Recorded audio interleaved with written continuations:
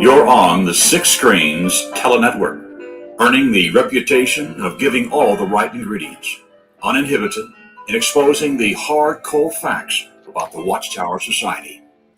And now, in Disney. Well, hello everyone, and welcome into our program, Healing After the Watchtower. We got Linda James, a pasta babe. Hello. We've got some noise going on in the background there, but we got Linda coming in, and she's got a program called Healing After the Watchtower. So let's say hello to Linda. Hello, Linda. Hi, Rick. How's it going? Going good. We had a good night tonight. Lots of people coming in, so we're looking forward to your program. So anything in particular you're going to be discussing tonight? I'm thinking I'm going to talk a little bit more about the shunning, a little bit more about what the subjects have been, and then I want to move on to what I heard during the midweek meeting, which was quite a few things. But I think the one thing that stood out or stuck out to me was they literally said to not pursue your own self-interest, like, to choose not to do that. And that's just very alarming. That's how we develop our own identity of knowing who we are, and that's what keeps us basically paralyzed and not having any personality. And it causes depression when you don't get to pursue any of your own self-interest, Well, of course. No, people like to express themselves, and when they're stifled, they get very, very depressed. So, well, I'm going to cut you loose. Yes. I'll be here in the background. If you need me, Linda, just let me know. I'll be here to help you, okay? Okay. All righty. Appreciate you. Yeah, Thank you. Hello, everyone. This is Apostate Babe Linda James, your favorite apostate. And I always repeat that so that you will be convinced that I am your favorite apostate. So I'm using ethical coercion because I'm explaining to you what I'm doing, okay? But once you hear something repeated so many times, you actually, it's like a jingle, like, the commercials on TV and, burger commercials or for a soft drink or a soda or whatever. Once you hear it over and over again, you begin to hear it in your head. So I'm actually giving it to you ethically because I'm telling you what I'm doing. I am an apostate babe Linda James, and I am your favorite apostate. So yeah, there's that. Oh, this is wonderful. There's 16 of you here in the chat here on YouTube. Thank you for showing up. Yeah, over the last few weeks, there's been a few things going on with me not being on the YouTube, so I'm really glad to be back. I've missed y'all. And even though I was on the phone, those were some good conversations, but I used to be afraid to come on here and to just be showing my face. And, I actually thought I would never show my face and just be this raw in front of you. But I actually like it now, and I'm comfortable with it now. And I want to say that many of you have given me positive reinforcement. You're on the sixth. So, giving me encouraging statements, and thank you for that, And yeah, there's a few weird comments and everything and stuff like that, but it doesn't even bother me. It's to be expected, And that's another thing, when you put yourself out there, which that's what I'm doing. I'm putting myself out there, and I'm happy to do so. There is an expectancy to receive some negative pushback, and that's just going to happen. But yeah, so earlier today we've been talking about shunning.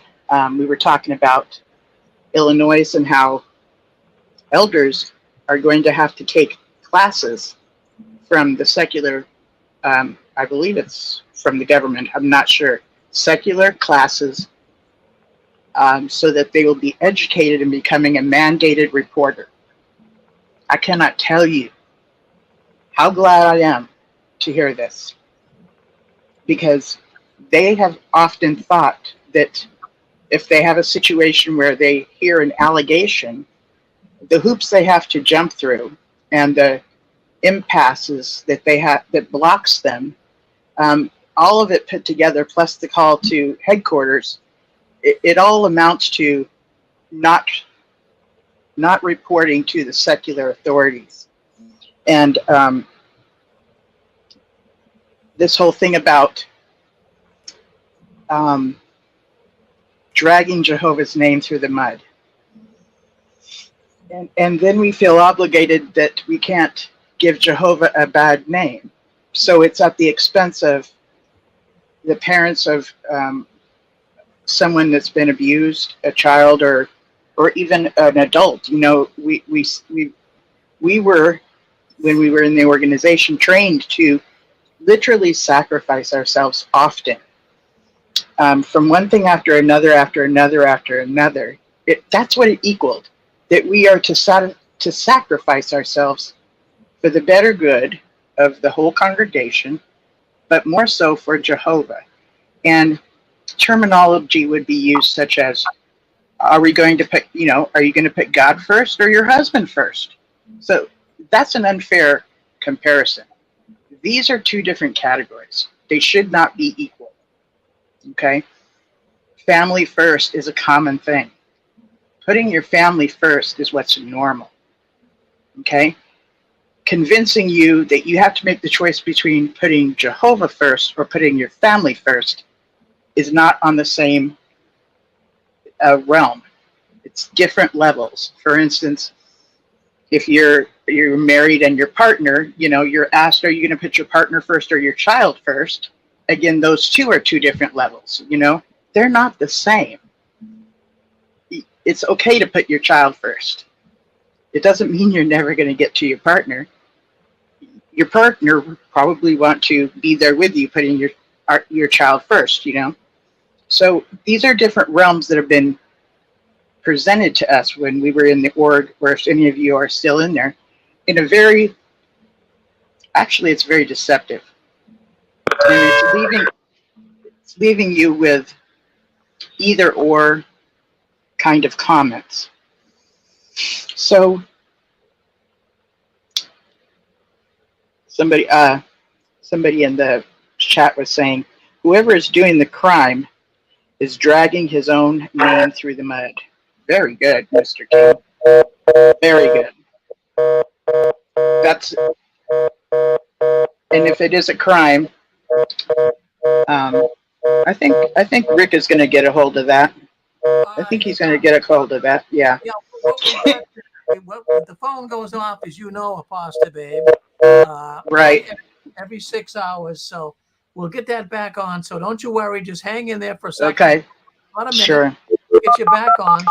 We just got to see kids. Yeah. Kids back in the day, we used to have phones that if we call somebody and they were talking on the phone, you'd hear that sound. It's called a busy signal. I know many of you have never heard such a thing, but on your telephone.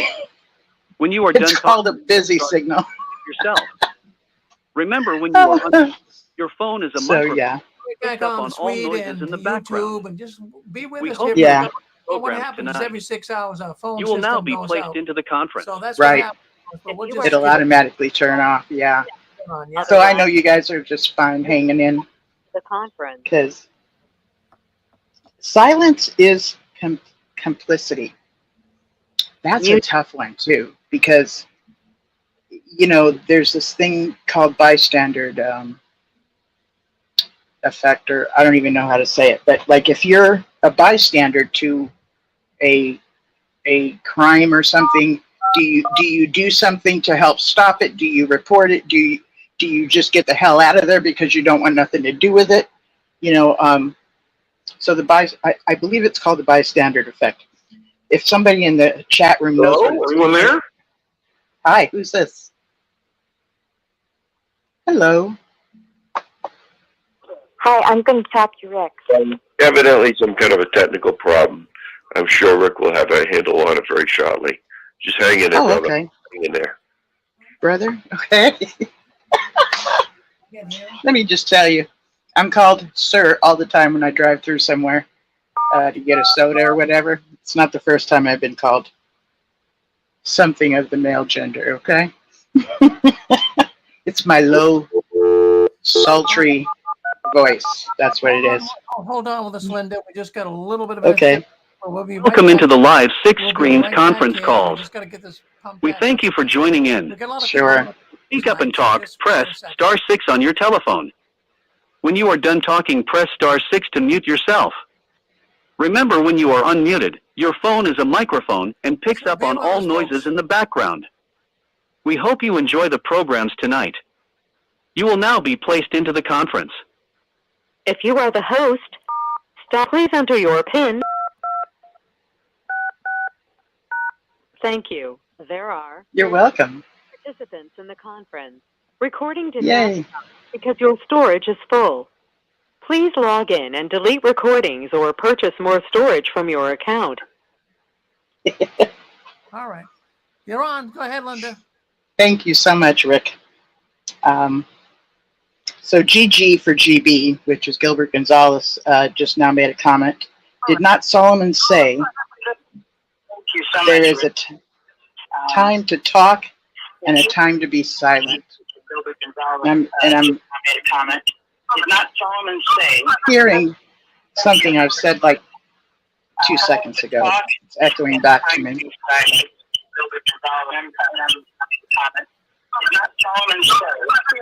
Okay, I'm not sure why that echoing is happening, Linda.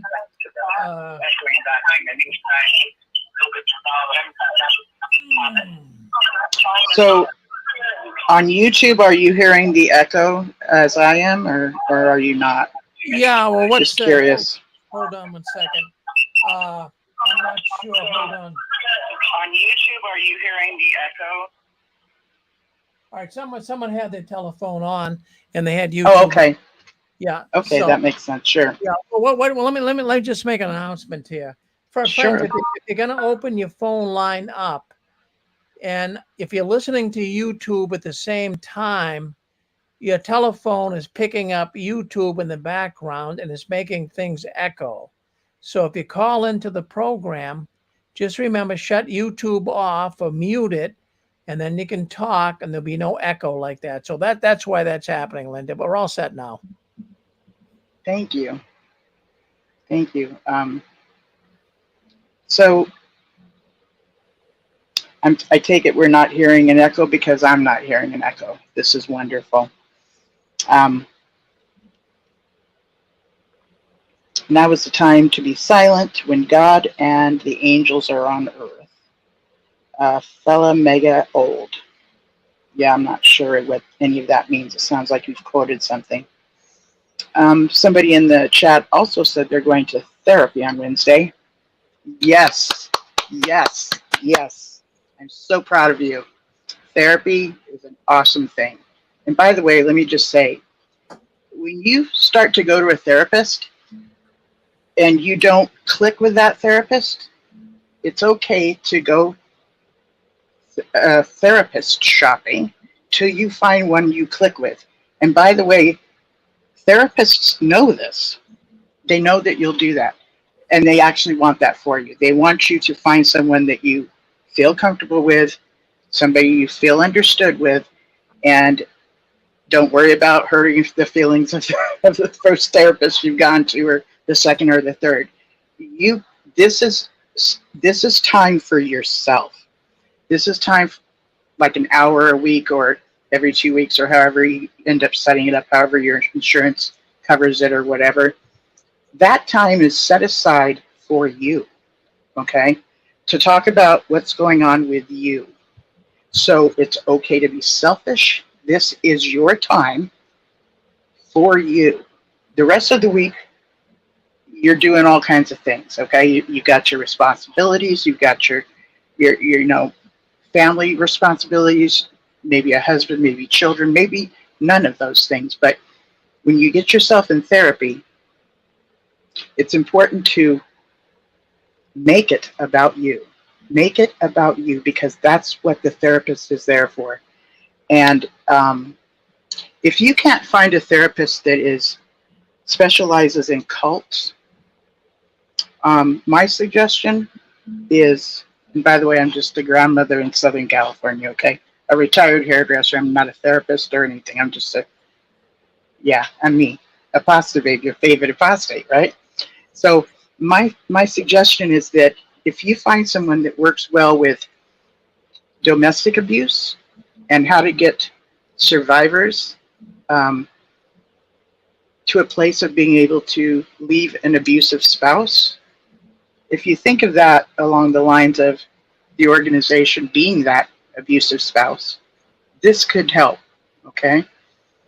The thing about spousal abuse, too, is that there's that thing called battered spouse syndrome, right? Battered spouses tend to, like 9 times out of 10, the attempts to leave their perpetrator, they'll actually return, okay? So if that happens to you, it doesn't mean you're a horrible failure. It's actually a statistic. This happens, okay? And it's not because you're stupid or anything. My belief is that when you were in the realm of your abuser, it's not because you came back and you wanted to get knocked around some more or talked down to some more. What happens when you're in those situations is that there's certain chemicals released in your brain during like the cycle of abuse, okay? And these things let off different hormones, different things, okay? When you leave the abusive partner, you're not getting those anymore, okay? And what you're actually doing is withdrawing. You're withdrawing from those chemicals that you're used to going off in your head when you're receiving the abuse, okay? I know you don't want the abuse, but you're actually withdrawing from something you have become used to and possibly dependent upon, okay? Possibly even addicted to. I'm not real clear. So let me ask the YouTube audience, does this make sense to you, what I'm talking about when I say that leaving the organization is much like leaving an abusive spouse, someone that you're partnered with that abuses you? I'm just throwing that question out. If I can get a little bit of feedback, that'd be awesome. So if you can find a therapist that works with that, that will help equip you. And if you go back to the org a few times, don't beat yourself up. Stay as long as you need to stay.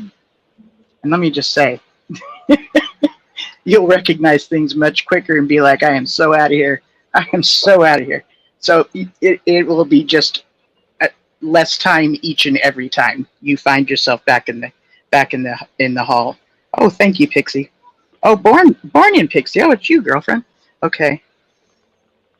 You guys are saying yes and that you absolutely understand. Good. I'm glad I'm getting the point across. I mean, born in Pixie, we've had like conversations. I don't know why.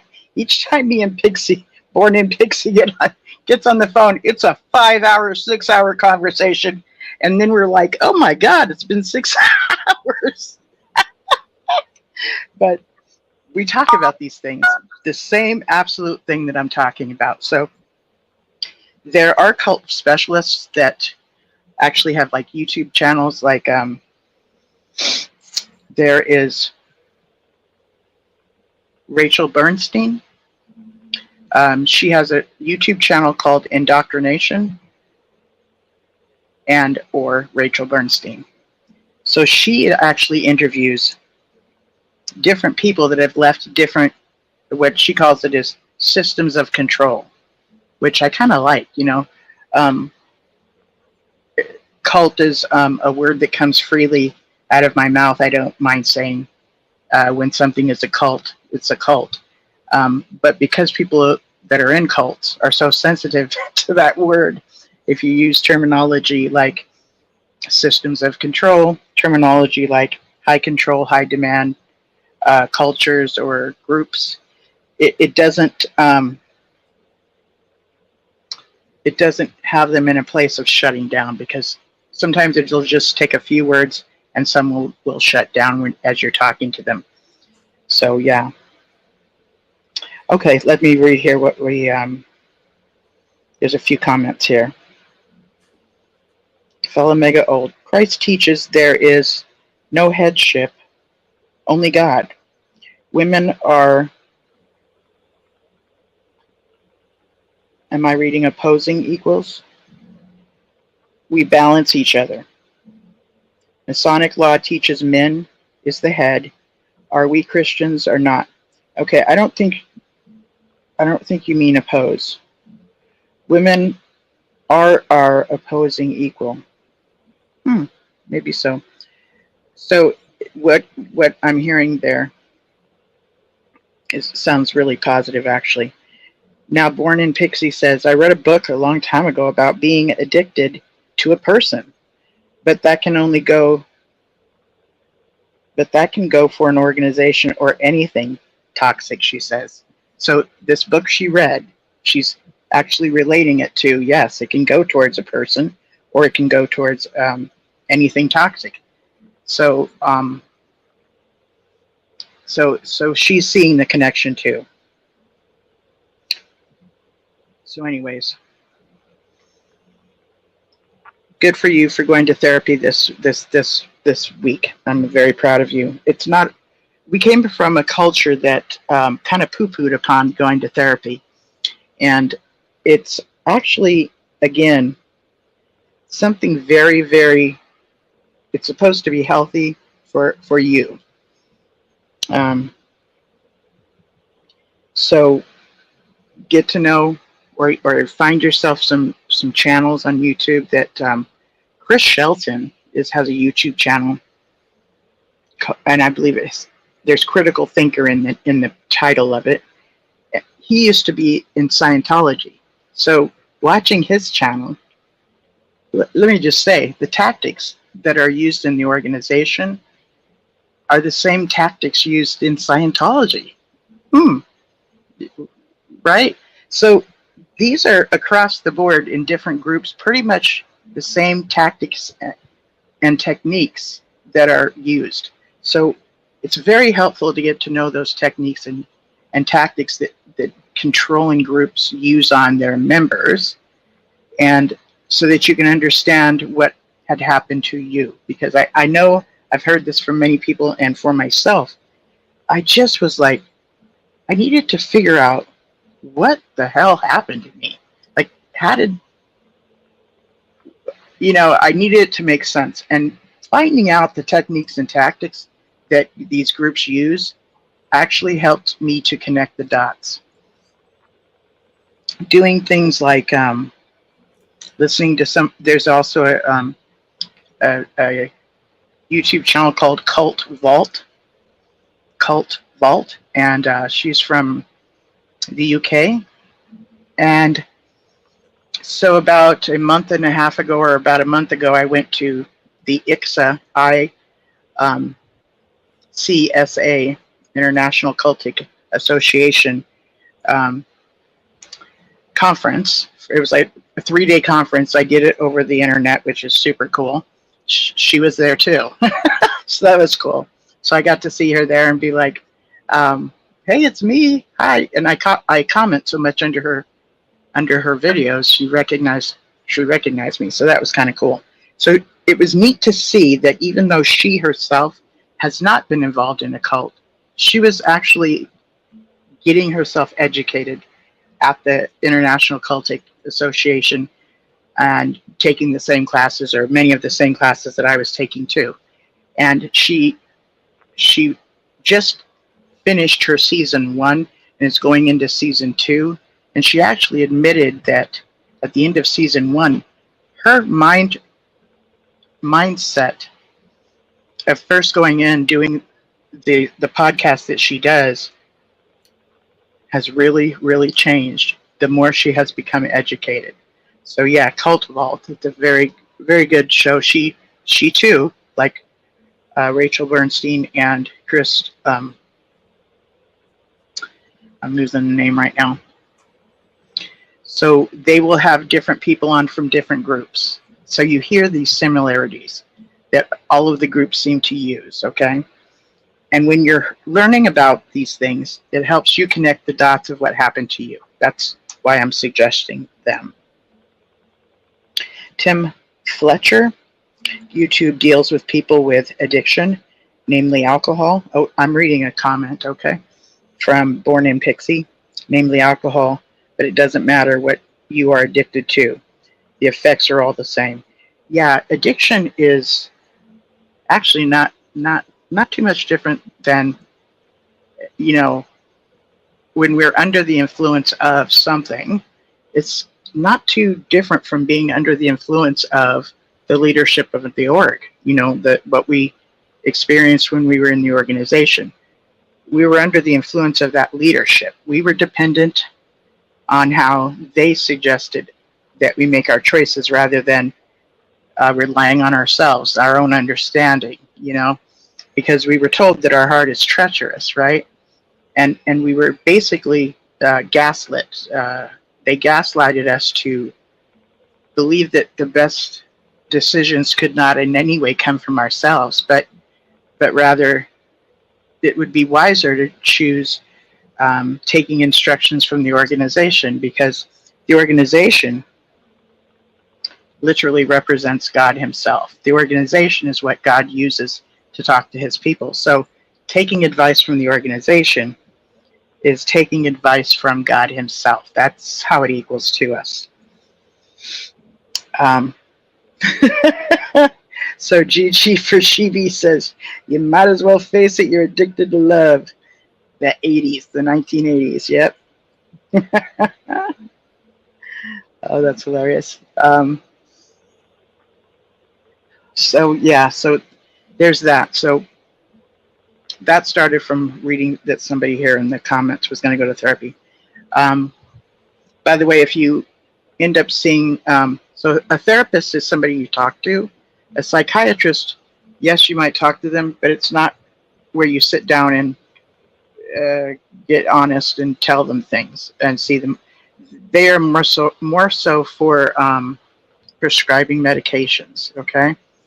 And if it is suggested that you take a medication, it does not mean you have to take it, okay? You can take the time to educate yourself. As a matter of fact, I started taking medication when I was 30. And so I had to read like a whole book. I was terrified to start taking psych meds. I mean, just terrified, okay? Because my mother, you know, always made me terrified of like the thought of maybe getting hooked on drugs. I associated it with that. And there are some things as far as medication that you can become addicted to. But if you, like myself, literally has a chemical imbalance and that causes depression, then it's okay to take a medication that helps to balance your serotonin level, you see. Much like somebody who's diabetic who takes their medicine to adjust their sugar level. It's really no different. So it's actually very wise. But I was terrified, so I literally had to read a book to understand how it works. So that's why I take medication, so that the serotonin level in my brain is at a better level for a sense of well-being, because that's what serotonin in your brain is there for. It's there to give you a sense of well-being. So there's different things that can affect your level of serotonin. Linda? Yes, hi. Honey, I'm sorry I'm interrupting, but I will forget everything I want to say if I don't quickly No say worries. it. It's scary. Sure. Hi, hon. Listen, you know, these psychiatrists and psychologists and those kind of people are not well versed in cults. Right. I don't think they really have the understanding. You know, even Dr. Phil, who I have watched with Jehovah's Witnesses on his show, he just didn't get it. Right. So, you know, I don't know what they have out there today, but it's certainly, unless they've gotten better. Yeah, we just don't know until we sit down in front of whoever our therapist is. Right, and it costs a lot of money to find out. So, I would search out some kind of somebody we could do some homework ahead of time, right? We could make phone calls. We could check internet on these different doctors. Okay. Go ahead. Right. I'm sorry. I didn't want to interrupt your train of thought, but mine isn't so great. So I jumped right in. Anytime. But you're right. You're right. It's a rarity to go to a therapist who actually gets and understands the dynamics of the culture of a destructive cult, because it's a totalitarian regime, and that should not be happening here in America. So as you sit there and tell them about the totalitarian regime you were in, it's unfreaking fathomable for their brain to even receive it. It's just unfathomable, like, this should not be going on. I get it. I think sometimes they think that we should have a lot more, I'm trying to think of the word, insight. Yes. Or see through these things, but see, they don't get it because it's a slow process of brainwashing, whether it's Mormons or the Scientologists or whatever. It's a very slow process, and you can get hooked. And that's what a lot of us did. We got hooked. Mm-hmm. And it was our only source because we were, I believe the Jehovah's Witnesses are trained to self-isolate, whereas other groups might have a compound or something. So if the leadership can get us to isolate and really only receive information from very few things, mainly them, we're not getting wisdom from other places. We're not getting education from other places. It's mainly them that we're. So we are kind of, for instance, my previous roommate would say something to me and I didn't understand the dynamics of it, so I'm questioning and asking about it, and she's like, it's common sense. And I said, listen, I grew up under a rock. I don't know what common sense is. Yeah, right. That's true. But you said something that reminded me of something. Isolation. Yes. I remember when I was studying, and I studied a long time before I got baptized, but one of the things that they told me I had to do, even though I hadn't been to, I was prior Catholic, they told me I had to write a letter to my church and remove my name from the rolls and completely remove myself. I can't think of. It's reminding me of the word disassociation. I never existed. Okay. So isolation. And it started there, and I didn't even realize. I felt kind of weird about doing it, but I did it. The organization expects that. If you are a member of any other religion, before you get baptized into this one, you are expected to go and disassociate yourself from that previous church. That's an expectation of theirs. So when you think about it, they're telling you to go get apostate standing over there and come over here. It's okay when it's done throughout a different church, but when you want to get an apostate through their channel, it's like bad. And I double was standards. Not disfellowshipped from the but excommunicated. I mean, right. I was never excommunicated even after I wrote that letter, and you would think they would. Yeah. But they didn't. I think a lot of Catholics and a lot of people that have been in the service are easily recruited into the organization. There's something about those two things that it's almost as if it's for, when they find the organization, it's another familiar zone, you know? Right. Then it turns even stricter and with more and more rules. And today, there seems to be more and more rules than ever. Mm-hmm. Well, which I think is a sign of desperateness. Associated myself from them. So, so there, you know. Say that again, please. Okay. Yep. And that's another thing. People that are recruited are not stupid. Organizations don't hire people that are stupid or that are disabled and can't. They need people to work for them. So they're going to get people that are that are good functioning people, because that's how they gain so much off of the backs of us. But the way that they get us to do their dirty work is they call it something else, and we think that they're correct because we've been convinced that our ways of thinking isn't. It's dangerous, you know? That's the gaslighting. Right. All right, honey. I will let you get back to what you were saying. I apologize for interrupting, but if I don't get it out when I get it out, I don't get it out. So. No, I appreciate it. Anytime you get a thought, bring it on in. Yes, thank you. Thank you, Terry. All right. You have a good night. You too. So, these are some areas. Listen to some podcasts. There's a few in the, for instance, there's a podcast called Shunned.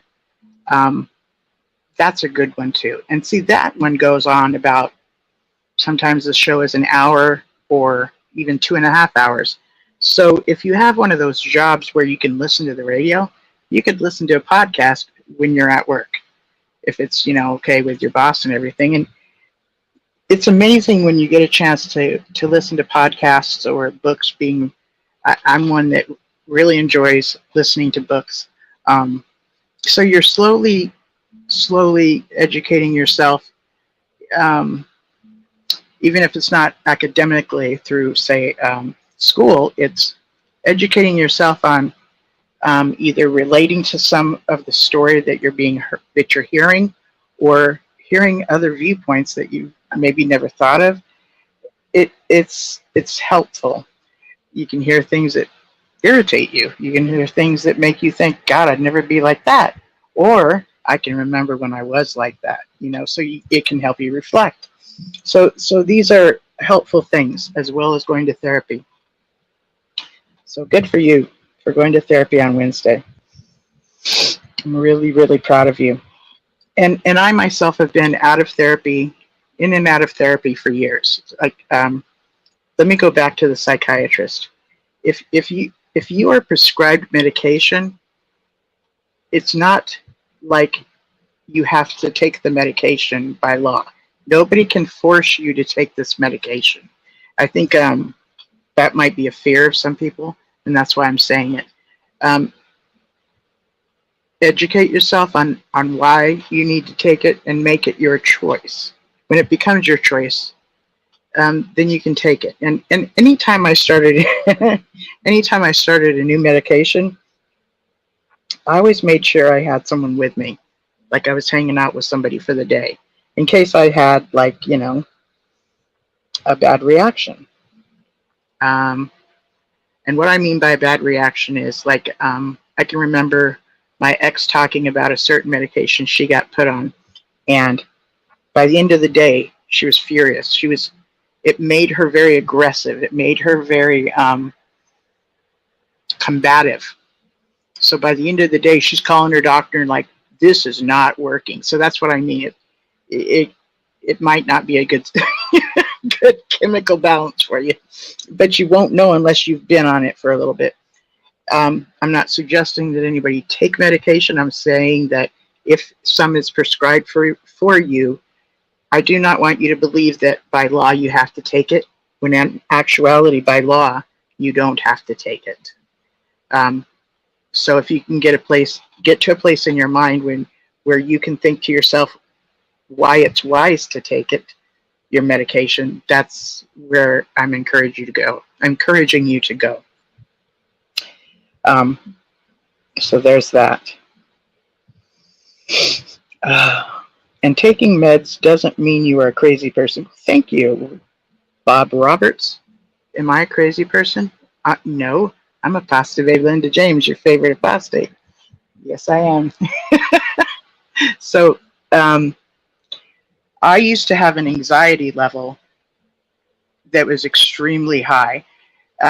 So if you can imagine being so anxious all the time, it was actually distracting. And it would exhaust me. And it made it hard for me to concentrate on doing certain activities. So taking a medication that would bring my anxiety level down is a wise thing for me. It really became a wise thing for me.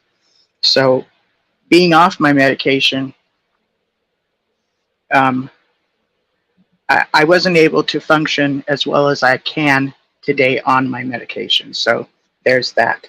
And I've always decided to educate myself on why to take them or not.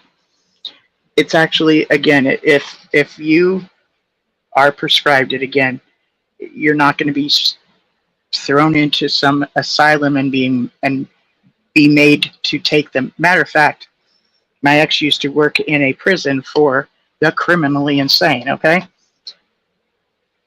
those people that they're called patients, the psych nurses can't even force them to take their medication. They themselves have rights, and they don't have to take the medication if they choose not to. It's wise for them to. Their doctors suggest they do. Some of them actually, if they have a court date coming up and they're going to be released, some of them will actually take themselves off of their meds so that the judge or whatever tells them that they need to remain in the prison system, because whatever got them there, they don't trust that they're going to be okay out there again. That happens. So, and by the way, people in prison like that, you get to have spiritual encounters. So there's different denominations that will come into the prisons so that you can have church. You actually have the right to have that. And so the Jehovah's Witnesses have that too. And that's an interesting thing. So you actually, if you find yourself in prison, I've never been, and I'm not talking from experience, and I never want to get there. Just from what little I've learned, it sounds like you have more rights in prison than the organization I was raised in, okay? That's just what it sounds to me.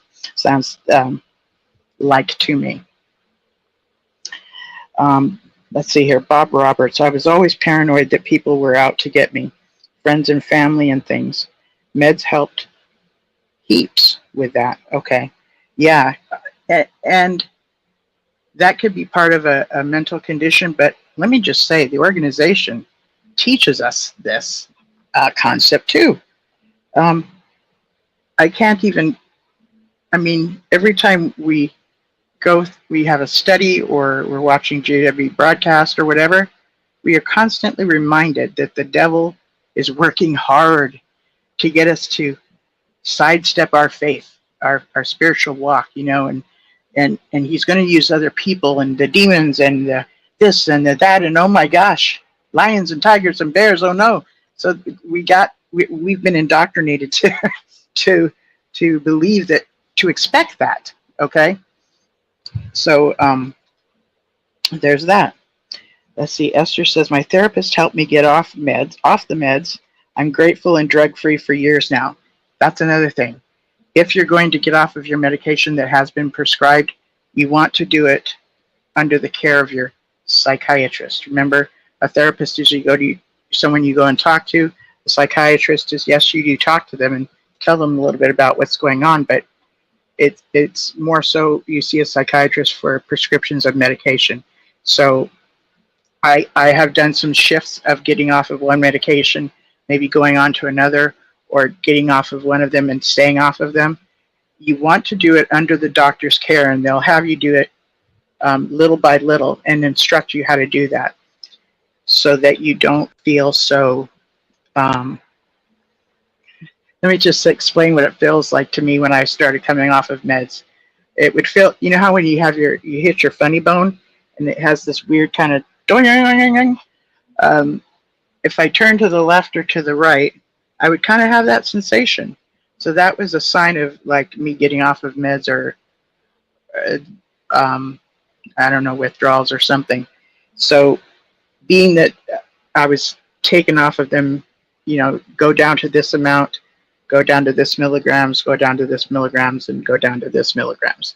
And you can stay in touch with your, you know, if you find yourself off of them and you guys have worked and decide, and that's another thing. It would be usually something that you would decide together to do. And yeah, like what she was saying is like Miss Esther was talking about how her doctor helped her and that she's been med-free for a while now. There's times where circumstances will bring you to a place of needing medication temporarily. So circumstances can affect your serotonin level. Before this pandemic, I remember seeing on TV therapists all over the place saying, "We're here, give us a call. We're here. Just give us a call." Not talking money, nothing like that. Because they knew what self-isolation was going to do to us, to our psyche, okay? They knew what was coming ahead, how it was going to affect us. And it did affect us, you know, quite negatively mentally. And some of us could do a brain shift, a mind shift, and, you know, just be like, well, what are you going to do? You know, we're going to do this. But there were many suicides, and these suicides were more so than to be expected. But I don't know what's to be expected during a time of a pandemic. So they knew what was coming up, and they were suggesting that you reach out. So I know for an example, some kids, when they were doing remote learning through school, going through the computer was really tough for them. Like, they really missed that socializing. The fact is we are social beings, and we didn't, so we cut down our socializing quite a bit, and it was encouraged for us to have like a group of people that were our people. Like, we call them, it seems like something to the effect of bubble. But I had like a few people that I would see on a regular basis, and I kept it to that. Like, for instance, my mom was older, so sometimes she would come over and visit me through my window, right? And she was sitting in her car, so we were doing that whole 6 feet apart thing. And but you know, those that are elderly were those that were more vulnerable. If they caught it, how it would affect them, and so there was definitely, it was suggested to really be careful about trying to avoid the elderly to catch what was going on. So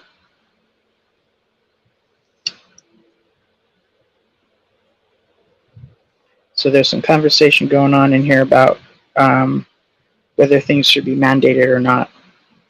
So what I did notice was there was a lot of encouragement. I remember hearing that it's going to be to a point of mandated, and I didn't see it become mandated, but I saw it become very like, look, if you still want to do this, you're going to have to do that. Or incentives. You're going to get a $25 gift card from Target with your, second dose or something to that effect.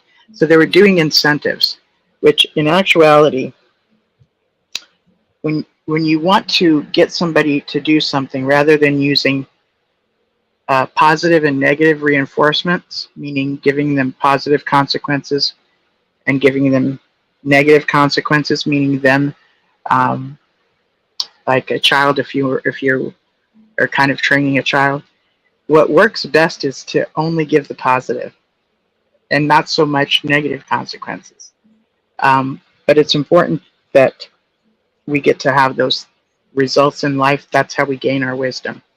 So I can remember being in school, and if I was doing my work on my table, in class, my teacher would walk by and set down 3 peanut M&Ms.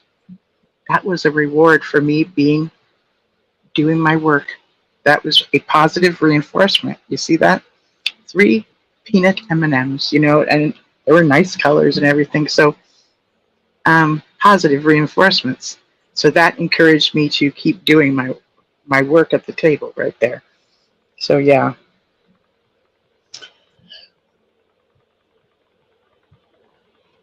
Okay, so there's discussion of that in the chat, and some are talking about nutritional routes before meds. I totally agree. And it can be, decide for yourself which way you want to go. There's this thing called St. John's wort, and that's that would be an herbalistic way of taking something to. So I believe it's antidepressant kind of a thing, but you have to look it up and make sure, because I'm just going from memories. Okay. Taking vitamin B vitamins, magnesium, stuff like that. All of them is all very good things, because sometimes we're just off because of lack of levels of vitamins. And men and women will go through stages where our hormones are off balance, and we really feel the effects, So there's some things that we can do that will bring up the good hormones in our brains. So you've heard of people that that will jog or run, and they get what is called a runner's high. Well, guess what? I love to sing, so I actually get that same kind of a high when I sing as someone gets when they run. So there's certain things that if you add them into your life, it's good for you. Like when you go outside and you can step into the grass, and if you could be barefoot and literally have your feet to the ground, it's doing something that's good for your soul, good for your body. So find your things that you can discover that works good for you, and things that don't, they don't, Take what you like and leave the rest, or listen to your friends, see what they have to suggest, but always do your homework and decide for yourself what you're going to do or what you're going to use. And I love the fact that there's conversation going on in here, in the chat here, just, giving opinions and stuff. Yeah, this is very cool to see. That's so cool. I love that there's that conversation going on. So I think that I want to shift to what I heard at a meeting last Thursday night. It was suggested that in one of those, either God or yourself kind of things, like to not pursue self-interests. Okay. That is not good for your psyche. That's not good for your sense of well-being. It's not good for, let me just say this. When you do pursue your self-interests, you're going to actually develop into who you truly are, okay? Some people are attracted to basketball. I am not one of them, but some people are. They love playing basketball. Other people are attracted to maybe photography or doing artsy-fartsy stuff. I'm in that category, okay? But if I was forced to have to do something academically, at a desk, it would drive me nuts. It would drive me nuts. So the organization has this, put on the new personality. And then you're trained what that's supposed to look like. And I say it comes in a one-size-fits-all, and it doesn't fit everyone. So when you're trying to do and be somebody other than yourself, that causes depression. That causes, it's just really bad for the psyche, okay? So if you don't get to pursue your own self-interest and develop who you authentically are, and you're told to wear something that's called the new personality that Jehovah approves of, but it doesn't fit, and you got blisters on your shoe, from these shoes that are the wrong size, and it's extremely painful, but you keep doing it because this is what pleases Jehovah. After a while, it exhausts you, it makes you resentful, and the organization always keeps people very, very busy. And when one is kept very, very busy, they don't have time to just lean back and reflect on things. Groups and systems of control always keep the members busy, busy, busy, busy, busy. And when a vacation comes up, you're pretty much expected to go find a Kingdom Hall in the area where you're going to take a vacation and go to that Kingdom Hall, and so that you don't miss your meetings. Why? So that you would remain in the indoctrination. Once somebody gets away from the indoctrination for a while, and they're not as busy, your mind will naturally reflect, and it helps you understand yourself better. When you get to pursue some of your own self-interests, you're getting to develop into who you authentically are. And we were robbed of that. We were robbed of that, and it was presented as a bad, selfish thing. So guess what? We did not develop. We didn't develop in a manner of knowing who we are. Knowing our personality, being able to stand in our personality, we were continuously insecure, counseled about certain things, told that if you wear earrings, maybe taken aside and told that those earrings are, yes, they're beautiful, but they could be very distracting, and that might take away from the message when you go door to door, okay?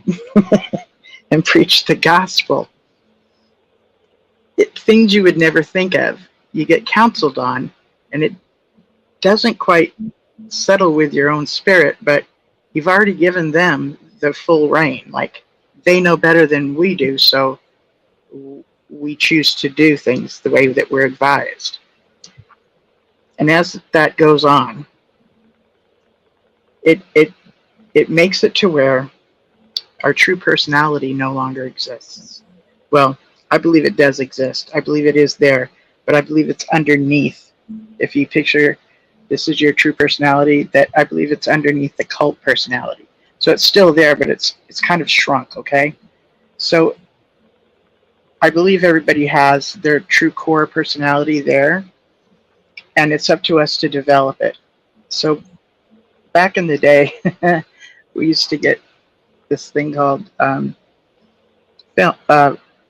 film for cameras, and then we'd take it to this development place, and then they would develop our pictures, or people would go into a dark room and develop their pictures themselves, okay?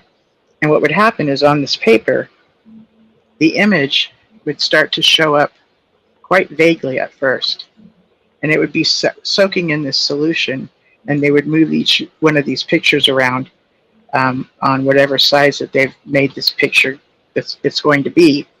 And as it develops more and more, it becomes more and more clear what that picture is. So the more you are able to pursue your self-interests and actually remain in doing things that you enjoy, if you can picture it as developing film that's kind of not so clear at first, but it does over time become a fully developed picture. Over time, if we pursue our self-interests, we're going to become that's our way of developing a clearer picture of who and what we enjoy doing, like who we are and what we enjoy doing. When we get to do these things, it's very centering. It gives you a sense of well-being, and it is okay. So what bothered me from, okay, Bob Roberts says, I used to develop photos as one of my first jobs. 1 hour photos. Okay, yeah. So yeah, there used to be, you could drop your film off at a place and pick it up in an hour. Now we're actually, everybody has most people have a smartphone, and we're getting the joy of having instant pictures, and that's, I absolutely love it. Getting to film something at the moment, that's enjoyable too. That actually has gotten us to where throughout society at large, things are exposed on the spot, uploaded to wherever, and it can go viral just like that. So the way things are today, we have more access to exposing the organization for the atrocities that they commit. The shunning is presented to us as being Jehovah's loving provision. Okay? It's not Jehovah's loving provision. It's not discipline, because that's the way it was presented to us, as though discipline doesn't seem fun at the time or nice at the time. Yes, it's tough to go through it. Let me just say right now, it's not discipline. Discipline is teaching and training up somebody, and to where they would develop certain characteristics. This is punishment. And not only is it true punishment, it's also a form of public humiliation.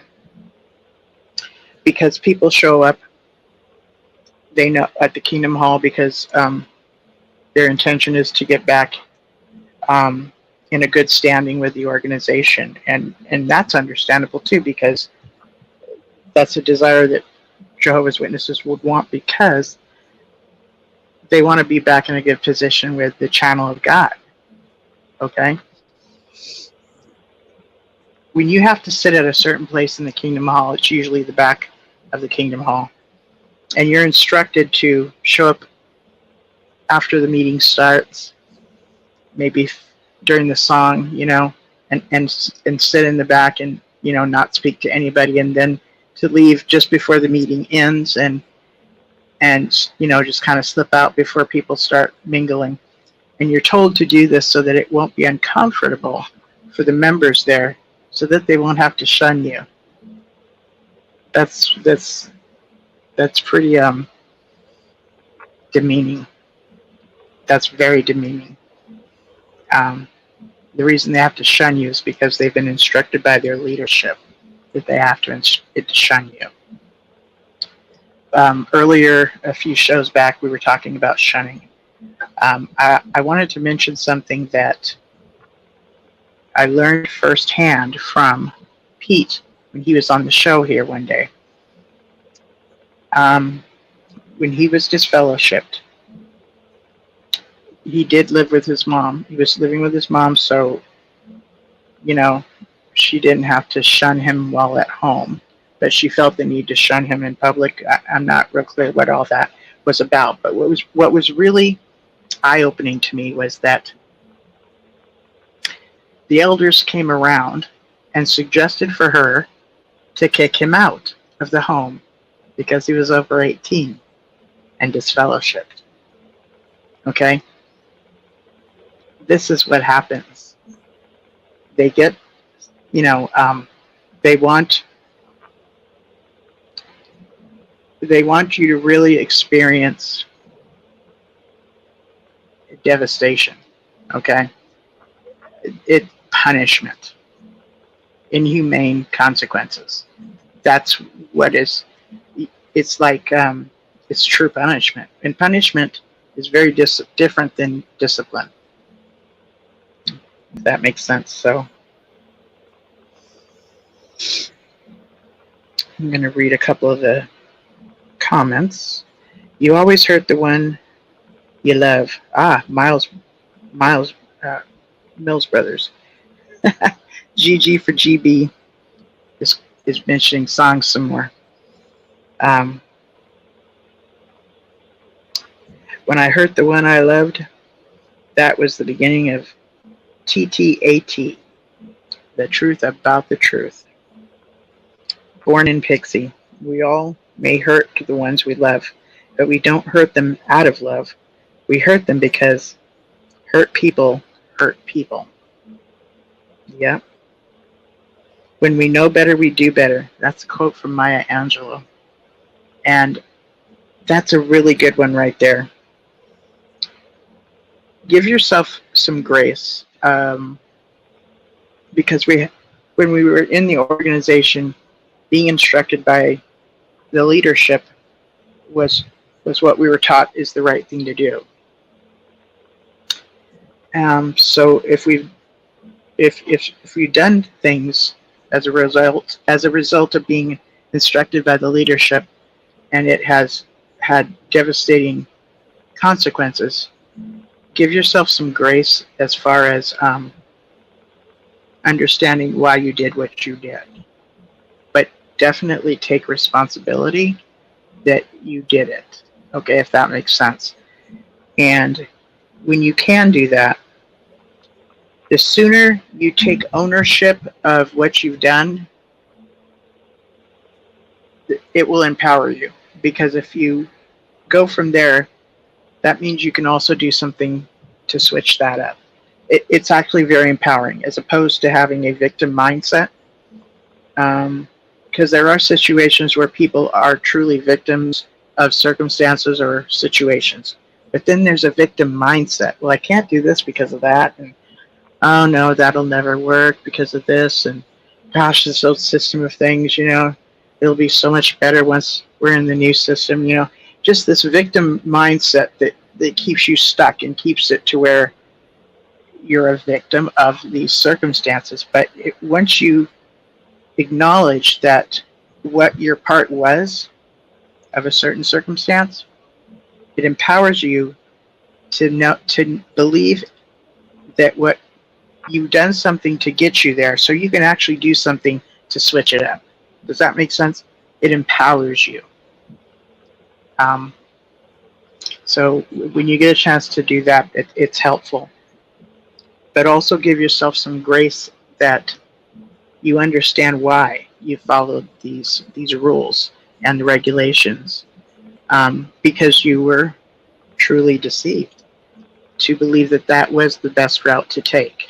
Okay, so if you're isolated and you're hearing the leadership say things like, we're the happiest people and this is the best life ever, and we're living in a spiritual paradise, and all this wonderful, wonderful, wonderful stuff, but you, on the inside, are not feeling that, because actually you're doing things that are counterintuitive. You're doing things per the instruction of the organization that are supposed to wear you down, that are supposed to exhaust you. These different things that are taught at the Kingdom Hall or through the literature causes fear, panic, okay? Those are little portions of trauma, okay? And the fact is if you can get somebody in a state of kind of like panic or urgency, or, the fire bell goes off in a building, which means there's a fire, okay? Anybody who takes the position of an authority figure, once they give directions, most people just follow it. That's a given. You don't think critically at that moment. You just follow directions, because you're in a state of, okay, what should I do next? And a person of authority figure directs you and says, go this way. Most people will. Even if it's a 16-year-old kid with an apron on that says the name of the store you're in, you're going to believe that he would know better, okay? That's something that the organization has done to us too.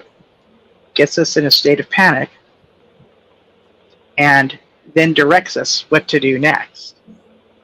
And we're quite prone to do it, okay? So there was these studies that were done in like the 60s. I don't remember what they were called. I think Miss Pixie called them the Milgram Experiments, where they asked students on a college campus to be willing to be part of an experiment. So, and for the experiment, somebody would come in, a student or whatever, and be willing to turn the knob up on a machine kind of thing. And on that machine, there's a wall and a person on the other side who receives like an electrical shock. With how high you turn it, the electrical shock will be even stronger, okay? So that's what you're told is happening, okay? So there's a man there with a clipboard and a long white kind of doctor jacket, right? Once the student says, I don't want to do this anymore because the person on the other side of the wall is now screaming and really talking about how much it hurts, they're not wanting to do it anymore. If the person in the white coat stands there and says, listen, you said you would do it, you must do it, people are more prone to do what the person of authority, especially if they're standing up over them and they're sitting down, if they're told they must do it, they go against what their gut tells them, and they'll do it more and more. That's not everybody, but like these, they were called experiments. So what they had found was like a larger amount of people would comply with somebody that was in a leadership position, okay? And it is traumatic. Yes, when we go through something that injures us, but when we hear something or know of somebody else being injured, that's also traumatic for us. So the student that came in and was turning the knob higher and higher and higher, listening to the person behind the wall say it's hurting her more and more and more, wanting to stop, but then being instructed to keep going, it takes everything. For them to ignore their gut, I take it back. It doesn't take everything. What the experiments have shown is that more people than not will follow the person with the leadership position, what they say to do, is where I'm going with this. So it's no mistake that there's an elder in the Kingdom Hall in a leadership position that directs us to do things. That's what they're there for, directing us to do things. Whether they make sense or not, from a human standpoint or not, they're in leadership positions. Now, when I was a kid, and I believe maybe many of you can recall being trained and taught that these elders were actually placed there by Holy Spirit, right? And so was the governing body, placed there by the Holy Spirit. What we know now is that the governing body are self-appointed, and then they vote other people in. That's how the governing body happens. At this point, we know that when somebody is considered to become an elder, they're asked, is there any reason why we wouldn't assign you as an elder? And now, even more so than before, they would specifically ask if they've ever done anything regarding CSA. That happens to be asked now. Above, would there be any reason why we wouldn't have you become an elder? Which is giving that person that they're thinking of as being an elder as a time for them to self-reflect. You know, they've been doing all these really wise things, such as being very good helpers to their elders, doing what's instructed of them. So they've become a very good yes man, a very good company man, and so they get thought of as for that position of being an elder. That's how they recruit an elder. They get to do it that way now. It used to be headquarters had to approve of it. I'm not sure if the circuit overseer has to approve of it today or not. I believe so. So the channels that they had to go through, the red tape that they used to have to go through is much less now. Let's see. Esther in the chat says, so true, Apostle Babe Linda James. We tend to follow authority figures when we would do better by following our gut instincts and our own inner guidance or conscience. Yes, yes. Miss Esther is a woman of wisdom. And Jay says, I'm going to go above Jay. GG for GB says, elders, they love their titles more than they love their brothers. Having a title is that's what I'm talking about. Just the title alone, whether they've done the training to earn the title or not, having the title is a really big deal. It's especially for men. So I have a friend of mine who, there was a few people that worked for her dad's company, and instead of giving this group a raise, these certain people in this certain position, which I don't remember what it was, just by changing their title, it worked on the psyche of them feeling more important. They didn't get a raise. They got a title change. That was a big deal. And it helped the psyche. It's a big deal, okay?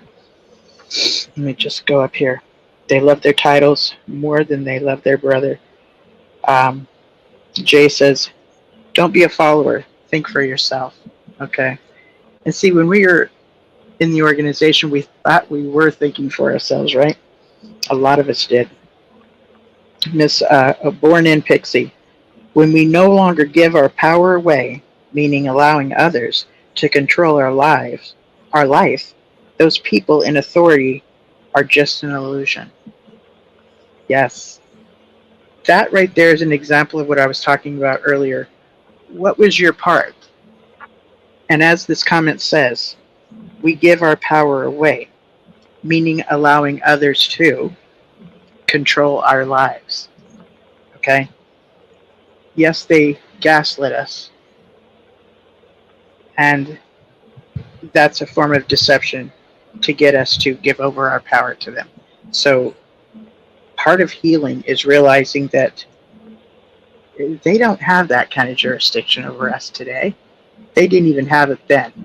But in our heads, we were convinced that they did. And in their heads, they were convinced that they did. And they didn't, you know?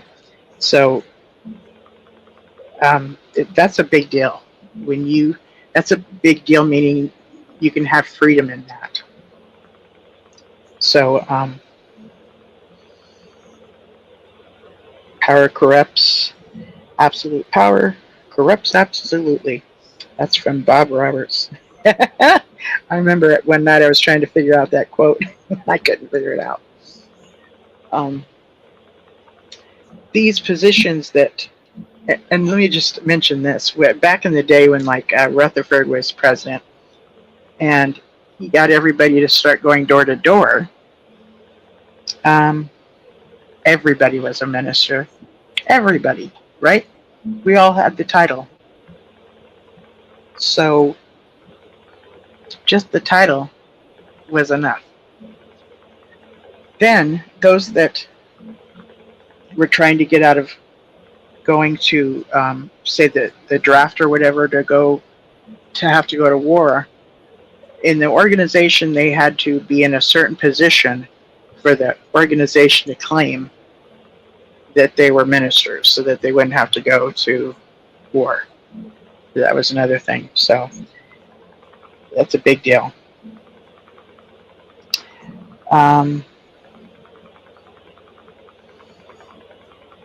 Esther is saying at GG or GB, yes, elders think too highly of their title. They are living in their ego, not their heart. Let me just say, giving people these titles is ego boosters. Ego boosters. I dare say it raises the testosterone too. And when a man has his testosterone level raised, they have a great sense of well-being. It's really good for them. You know, it's they feel like conquerors. They feel like they can face, the world and slay the dragons. It's a really good feeling for them. So they get this title, and if I'm right, that increases their testosterone level, which is a good thing. And living in your ego, not your heart. We got told that the heart is treacherous, right? Why would we live from our heart, right? I mean, it's treacherous. Who could know it, right? Thank you, Esther, and thank you, Bob Roberts. And what did Donna say here? Appointments are usually made right after the CO leaves. Okay, appointments. I believe she's talking about appointments for elders, being made elders. So that does sound like the circuit overseer will need to approve of this suggestion from the elders when the circuit overseer comes to their congregation. Born in Pixie said, "Hi." Hi, Linda. I just wanted to mention something quickly. It's a change in the CO and elder arrangement. I'm not trying to be a know-it-all here, but it's just recently that Rick learned this. Used to be the elders had to recommend a brother, and then the circuit overseer would okay it, and then it would go to Bethel, and then they'd say it's okay, and then you could be an elder. That's how it was used to work. Now it is that the circuit overseer can come in, and he doesn't even have to listen to any of the elders, and he can appoint any man, to be an elder immediately. That's how it works. They don't have to be really, or even go through the society. So if a brother decides he wants to be a real suck up and cater to the circuit overseer, he could end up being an elder. Wow. And that's just who you don't want to be an elder, is someone like that, but the CO appoints. Wow, like the elders don't even need to recommend. I mean, I'm assuming they would have some men to recommend, but COs can just walk on site and go, I like that one. That could be an elder. Yep. Wow. Yep. Okay. Okay. Thank you for saying that, because wow. Wow. Well, that's kind of a big change. Oh my God. You have to go through Bethel. You don't even do that anymore. Right. I knew that they didn't go through Bethel, that it just took the CO's approval at this point.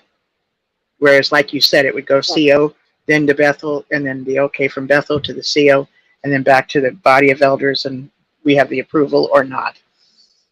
And that it went to only having to go to the circuit overseer, and then they get assigned as an elder or not. But just getting, like, walking on campus and going, I think that one will be a good elder. Like, do they even know the person? I'm sorry, say that again? No, I was saying, if you just walked on college campus and you walked in and you say, I want that one to be my boyfriend, he's it. I mean, what is that? Right. You don't really know the whole situation. You don't know them. They don't know you. They may look good from the outside, but you don't really know someone. and it would be better to have recommendation from the body, but not necessarily so. But I guess because so many elders are kind of going renegade quietly, so Okay. the CEOs are more involved in appointing these brothers, and they're getting younger and younger because Yes, more and that's more are right. needed. So, That's right. We're going to be looking at 23-year-old elders. I'm sorry, go ahead, Susan.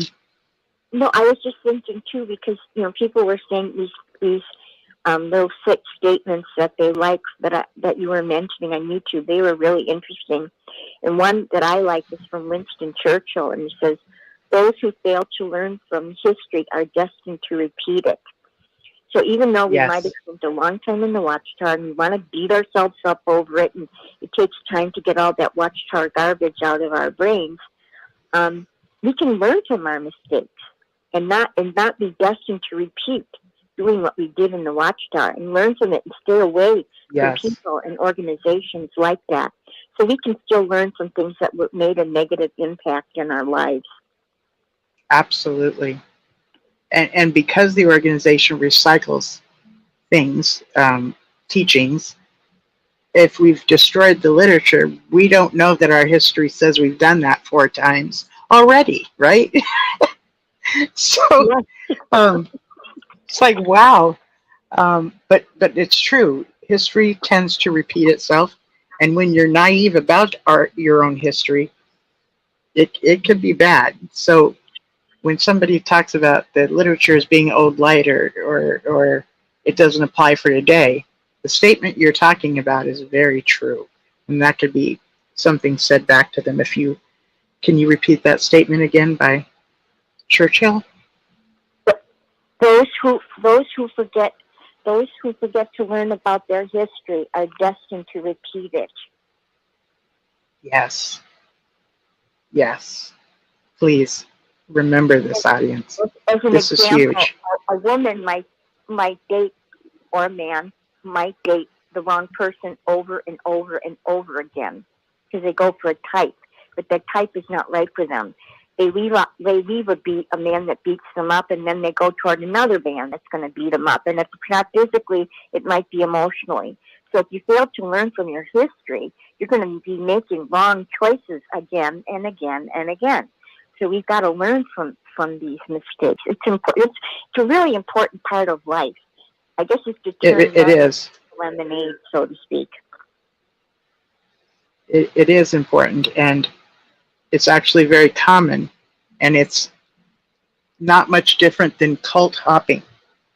People that leave one cult can cult hop, find themselves in another one, and they didn't want to be in another cult, but that's what happened.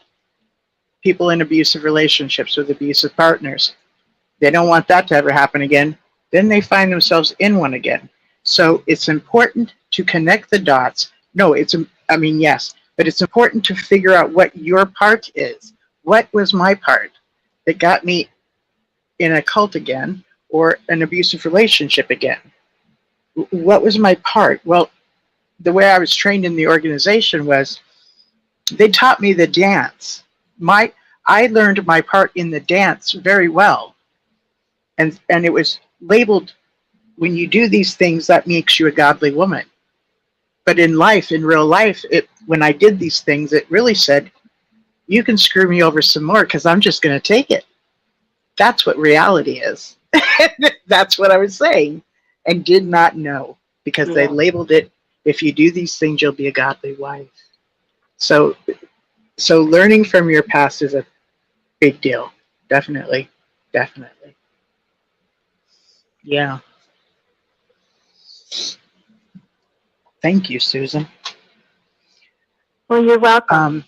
I don't mean to overtake the whole deal here, but I just wanted to share that circuit overseer thing. Oh, no. Can you just say a few more things? I need to... Esther said, those are wise words, Apostle Babe. So I'm passing that on to you, Miss Susan, because of what you just said. I just need to turn off my camera for a minute. And can you just say a few words and I'll be right back? Sure. Thank you so much. I am not I am not at the computer screen, so I cannot see the YouTube comments, and I'm sorry about that. But Rick has to sleep once in a while, so he's in the room with all the equipment, and I'm not. So sorry about that. So if anybody wants to join me on the phone, please feel free to do that. And maybe if you would, could you share some of your wise sayings or sayings that you really like that mean something to you? You know, like I like the one that where she mentioned that absolute power corrupts absolutely, something like that. That was a good statement. I like that one. And what else was there? Well, I just said the Winston Churchill. Oh, I like also the statement by Martin Luther King, where he said that a person is to be judged not by the color of their skin, but the content of their character. I love that, because today there's a lot of people that are almost worship, but they have no character. The content of their character is not worth being so over the moon for. So I like that statement too. I don't know if there's any other statements that people like or they live by. No? Well, maybe I can find. There's another one that I liked. I wrote down the other day by Martin Luther King. He's got a lot of good ones. If you study his life, it's amazing. If I can only find this thing here. So no one's going to help me out. Okay. Oh, I know one that I was thinking of. You know how people say karma's a bitch? That's something that's really popular. I finally figured out where that saying came from. It's from the Bible, actually, and it's you reap what you sow. This karma's a bitch is kind of updated a little bit. But that was a real good one. I like that one because really you do reap what you sow. If you do bad things, you cannot expect to reap good things.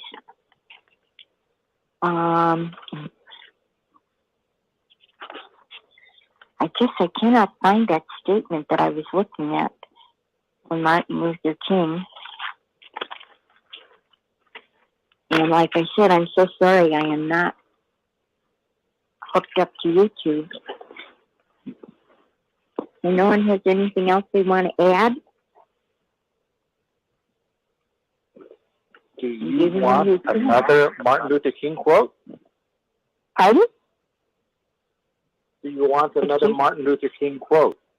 Yes, I do. I would love one. Well, Esther has one, and she said, this is from Esther on the chat, one has a moral responsibility to disobey unjust laws. And I just got one from a friend of mine, and it says, darkness cannot drive out darkness. Only light can do that. Hate cannot drive out hate. Only love can do that. Martin Luther King. Love those. Beautiful, yes. And my favorite Martin Luther King quote is that it pains some people to think. And it's true. When some people, you say, look at the truth about the truth. And they go, no, it hurts my brain. And a lot of people, and a lot of people, it really physically is painful to read, let's say, Crisis of Conscience, or it's too painful to watch a video where the truth is being exposed. It literally hurts their body. And Martin Luther King, he ran into a lot of people where he would see that they had physical pains. And same thing happened to Jesus Christ. Jesus Christ is over here resurrecting people from the dead, and the Pharisees are like all in pain because it pains people to think. Unfortunately, right. Yeah. Science Magazine came out and they did a piece on people thinking for 15 minutes at a time, just 15 minutes, or get a shock, an electric shock. Not a bad one, just a jolt. And they tried, and they said they'd rather have the shock and for 15 minutes and think. Yeah, correct. Oh my goodness. Now, that's scary.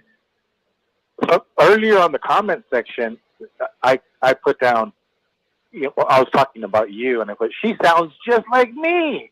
What a good caller. I did see him say something about the caller. Thank you. I thought I was listening to myself. And Bob Roberts says, hi, Susan, which is our Brad. Oh, Brad. Oh, good. I think Yeah. we hung up on him last week. Oh, okay. I don't think we meant, because we hung up, and then all of a sudden I heard something from the other room, and it was Brad. And I feel so bad we hung up on him. I didn't mean to do that. Oh, no. Did we hang up on you, Brad? That's too bad.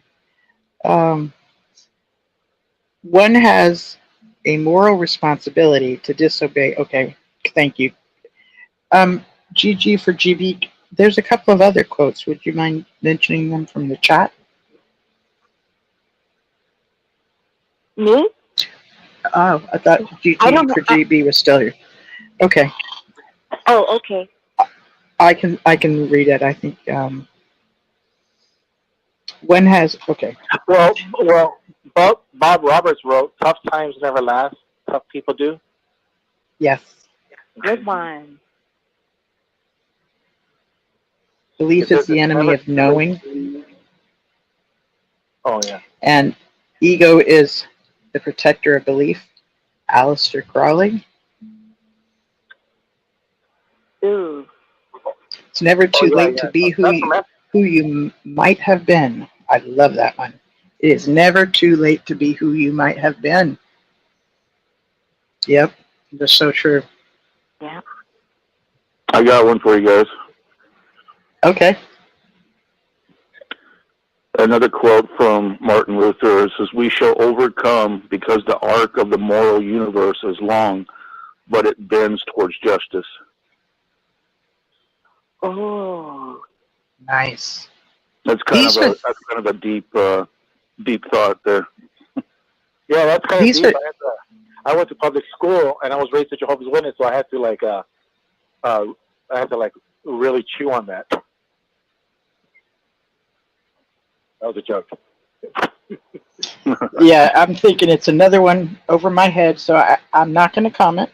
So I don't even get the joke, so you know.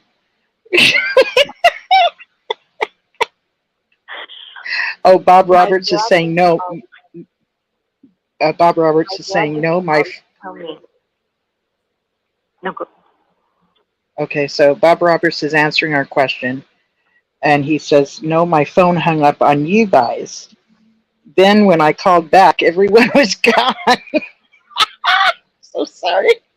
I'm sitting here realizing what a killjoy we are. You're like, oh, we're gone. Click. Okay. Suzanne, one thing I've been doing, and it's kind of like everybody has to have their thing, right? Everybody has to have their thing. And one thing I've been doing on my videos, and it's on my voting ballot, and it's a quote of mine, and it says, "Accept your birthright. God is your father. You are his son. Let no man get between you and your father." And it's just a basic teaching that, like, I think, because Martin Luther King, when he gave that speech of "I Had a Dream," what people don't understand or know is that he was practicing that speech for a long, long time. And there's a video where Mahalia Jackson, before Martin Luther King gave that speech, she was singing the song "How I Got Over." And then Martin Luther King starts talking, and then you could hear Mahalia Jackson yell out to Martin Luther King, "Tell him about the dream." Because what happened is Martin Luther King was giving a speech, but it wasn't he wasn't giving his stump speech. Okay. And so when Martin Luther King went to Washington, D.C., he had given that speech so many times that now it was the time to give it to the national audience. So, but he had gone with a different speech, like a prepared speech. But Mahalia Jackson told him, "Tell him about the dream." And that's when he just went on a tangent and he went on a roll. And he rolled with it. Wow. So the point is the point is that I've totally got goosebumps.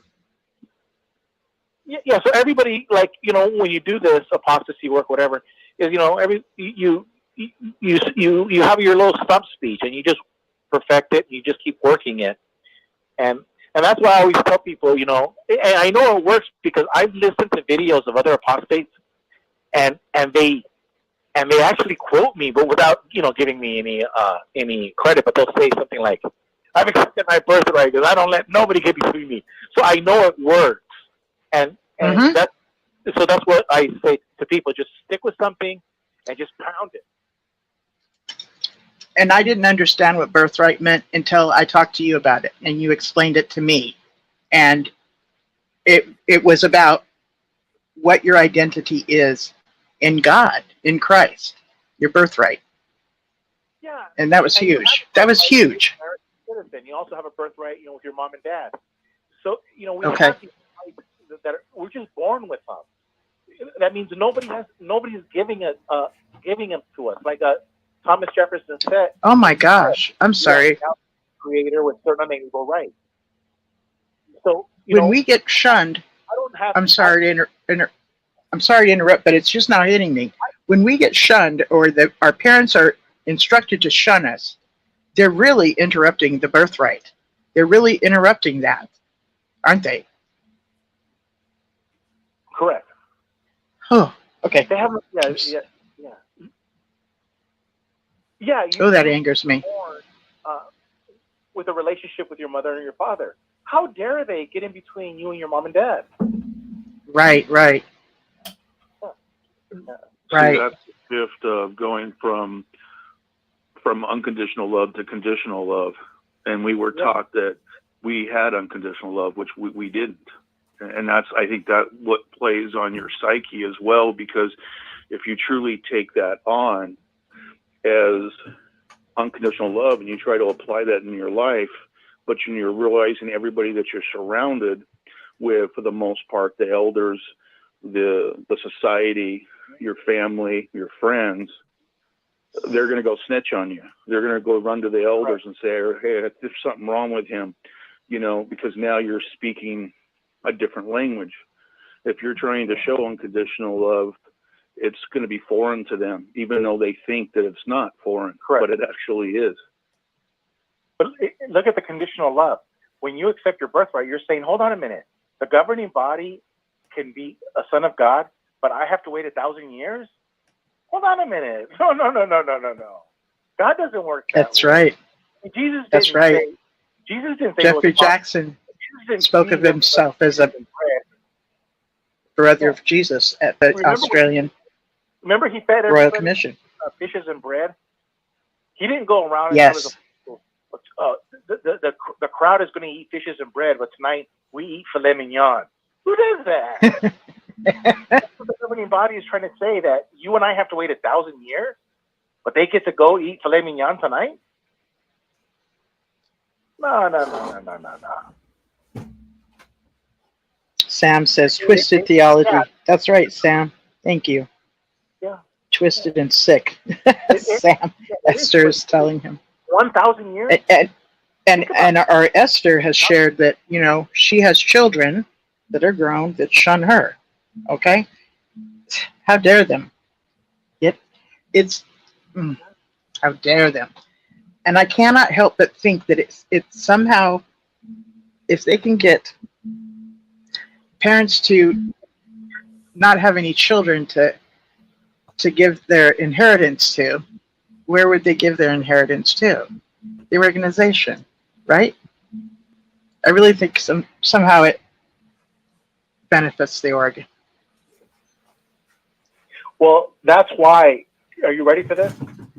Sure. Those witnesses that have a problem with inheritance thing issues, but they can email me. This is a real email. It's called the Office of Planned Giving at ggforgb.com. So, if it's good enough for them, why can't it be good enough for me? And it's just like a famous broadcaster would say, you're illustrating the absurdity by being absurd.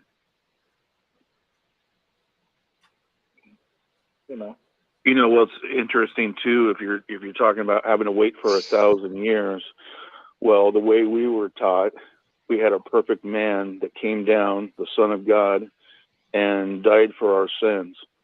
So that as long as you're not abusing that ransom sacrifice, if you sin and you repent, you're forgiven instantly.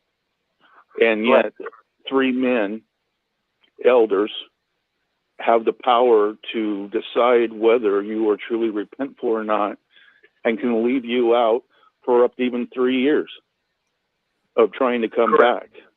How in the world what does that do to somebody? You got 3 men that cannot see your heart and make a judgment call, and the congregation has to follow that. So now it forces the congregation's hand into sharing in that abuse of power, abuse of somebody spiritually. You know, it's use of power and authority. What it does to somebody. What And you know what? saying too is Jesus. Oh, just one thing. Go ahead, Susan. What they're saying basically, that Jesus' sacrifice is not sufficient for you.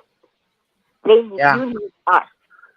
You need us. Yeah. You need the governing body. You need the circuit overseer. You need us, because Jesus is not enough, and that is just wrong. Well, Suzanne, so are you ready for this? Are you ready? Watchtower. Okay. Let me just add to that. Sure. Watchtower wrote a book, and it's called Qualified to be Ministers.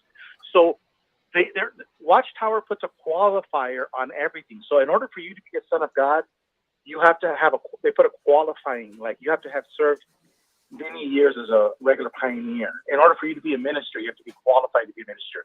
They're always qualifying Jesus' Qualifications. word. So Jesus says qualifications. They're always putting a qualification. You have to qualify. That's crap. Yeah. That is crap. I have this problem with yes, I even have this problem with Christian people. They say, well, but it's more complicated than that to be a son of God. No, it's not. It's not. Everyone wants to put a qualifier on the words of Jesus. Like they say, Gilbert, prove to me that it's that easy to be a son of God. Matthew 6. Go to your room and say, Heavenly Father. That's pretty easy to me. But that's what people do, is they're always putting qualifiers on Scripture to put handcuffs on you. Yeah. Exactly. Qualified to be ministers. You got to qualify to be an elder. And you got to be a ministerial servant. You got to qualify. Yeah. Qualify to be baptized. To qualify to be a member. Yeah. And see, this whole, you have to be a minister. You have to go out door to door. Yes, there are other denominations that do that.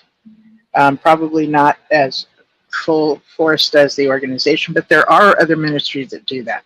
So using that as some qualifier for that's the organization God is using today, it doesn't work. But to get everybody to believe that it's a mandate, that it's required by God to do that, drives me nuts. Because it's just not the case.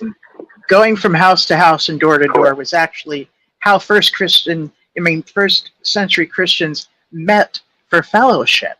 And they kept going from different houses to different houses, and from different doors to different doors, because they were on the down low. It's not about going out door to door like the organization does today at all. Good night, Esther. She's going to bed. But they take a scripture and make it mean, I forget what that's called, exegesis and the other, but basically reading into the scripture what they want their doctrine to be. So they're finding it and using it to back up what their doctrine is. And it's very deceptive. Correct.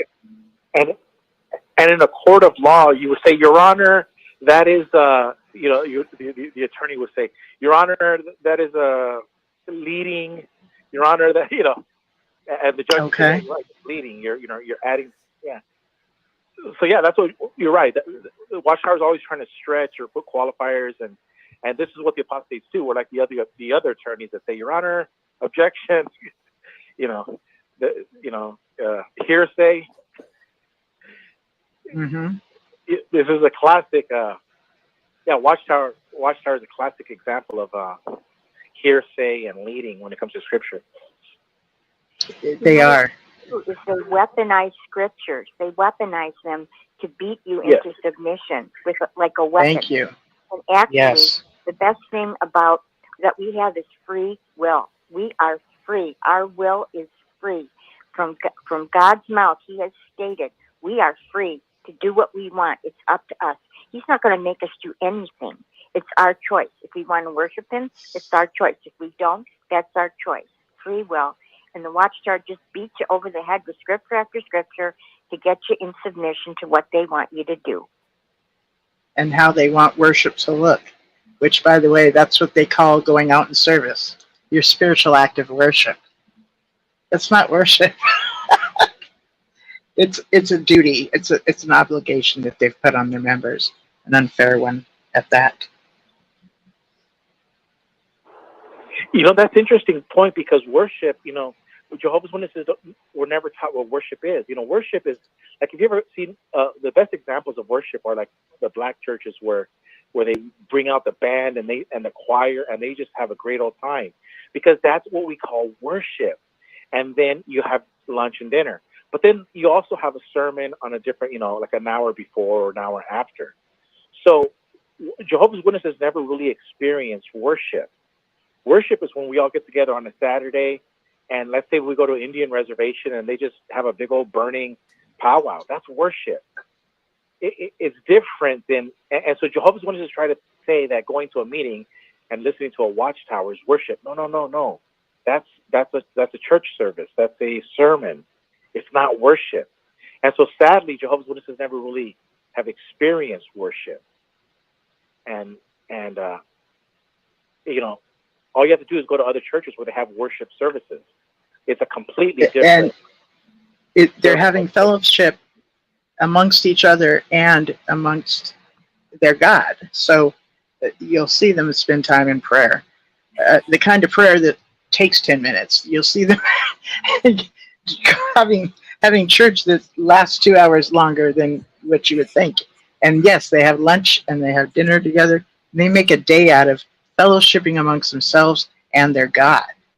And it's that's really what worship is the fellowshipping. And now I remember what I was going to say. One of the definitions of an antichrist is anything that is put in the place of where Christ should be in our lives. That's antichrist. The organization puts themselves in the place of the mediator, the place of where Christ should be in our lives. They're acting as an antichrist. I mean, look up the definition, and you'll see that. And so Sam says, Linda James, you are so right. They call peddling publishers or peddling publications for a book publishing company worship. Yeah, that's true. And Born in Pixies says next, we are free, yes, but our confidence and self-worth has been broken. Our spirit has been broken.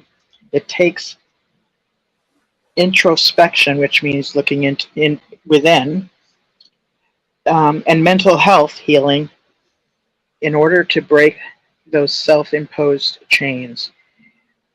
And hanging out with people that are encouraging. Because we heard so much, you're nothing but a good, you're not so good. You should think less of yourself and more of others. So we were taught to have a very lowly and low mindset of ourselves.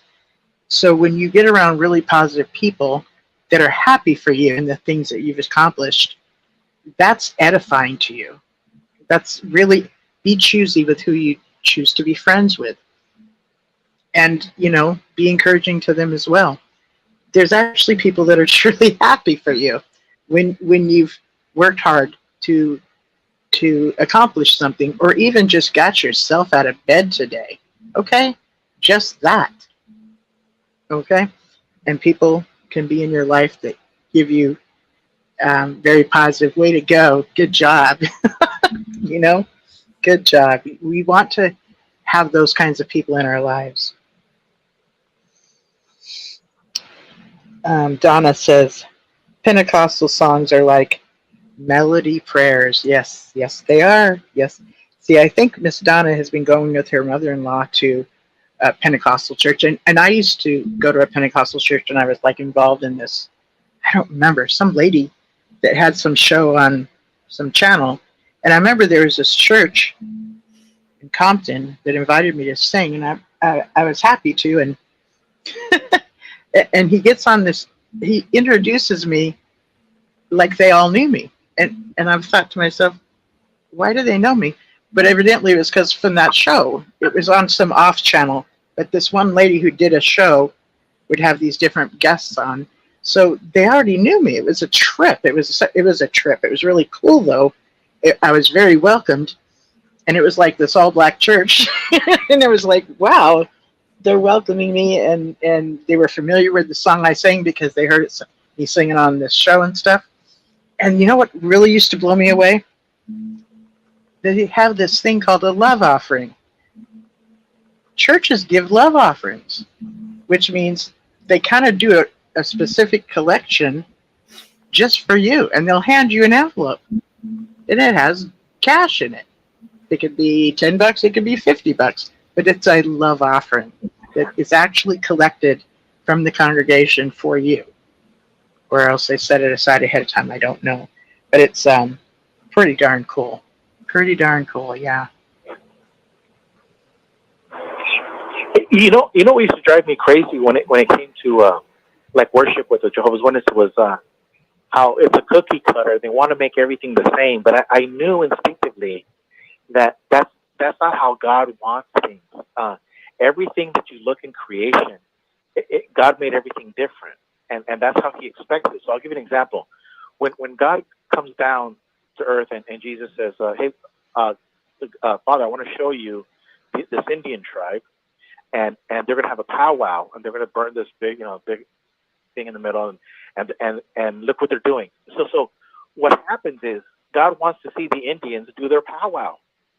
And then and Jesus says, well, let's go down to Mexico. I want you to hear this mariachi play. And then again, like earlier, the comment section, the Pentecost songs, we'll go to the white people in New England. Kind of boring. But let's go to Yep. And that's what God, and when God goes to Russia, He wants to see Russian men doing their famous Russian dance, because that's the way it's supposed to be. And Watchtower, what they do is they tell their members, oh, no, that's bad. No, that's exactly what God wants to see, in my opinion. He wants to see all of us in our own respective culture, in our own respective areas, to worship and praise Him like we're supposed to do, like Mexicans or like Americans or Native Americans or whatever we are. And they don't do that. They want everything to be the same. And that's how you know there's something wrong with the Watchtower, because they want, only an evil person will say, no, we will all do things this way, like Dr. Evil, That's how I knew there was something wrong with it. Yeah, exactly. And I really like the fact that, go ahead. No, I don't mind them having kingdom melodies, but to suggest that somehow me listening to Mahalia Jackson or listening to Aretha Franklin is wrong, no. Everyone needs to do what they need to do, and it's all beautiful. It's all beautiful. It is. I like that you brought up Native Americans or powwows. In actuality, they're worshiping their creator, and that's what they call their God, creator. and they're doing these dances and such. That's their form of worship. That's their form of relationship, and they have great respect for their ancestors that have gone before them.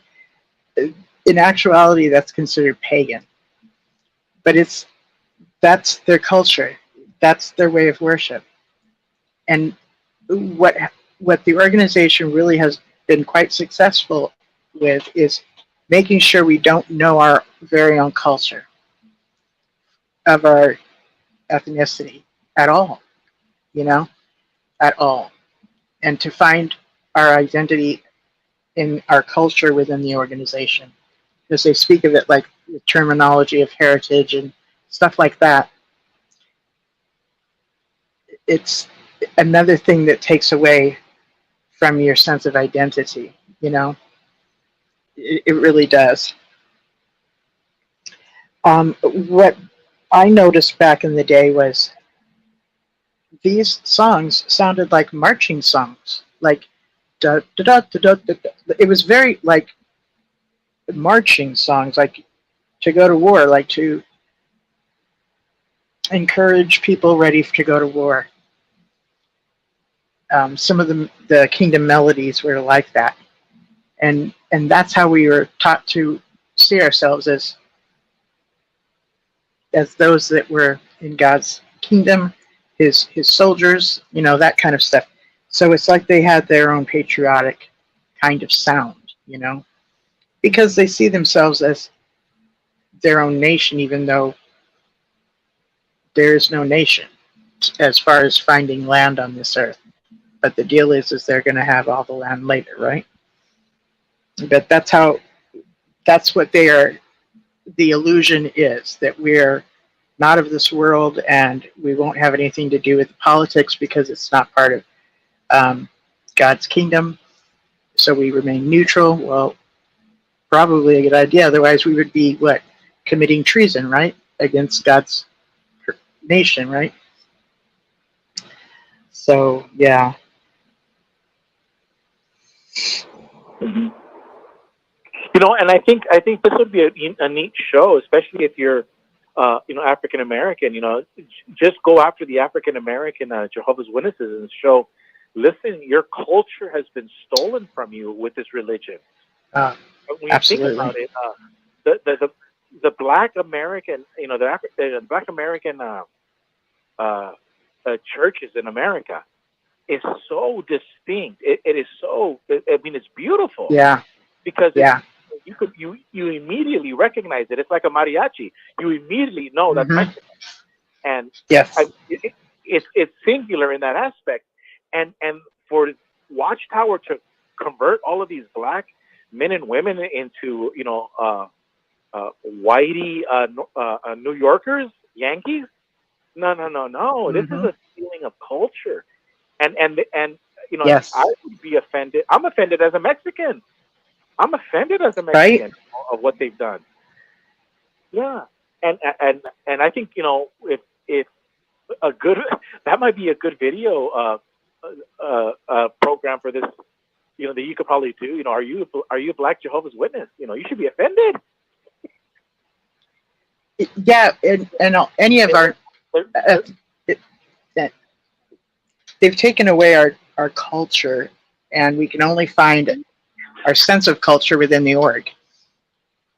I didn't grow up learning about my culture of ethnicity at all. At all.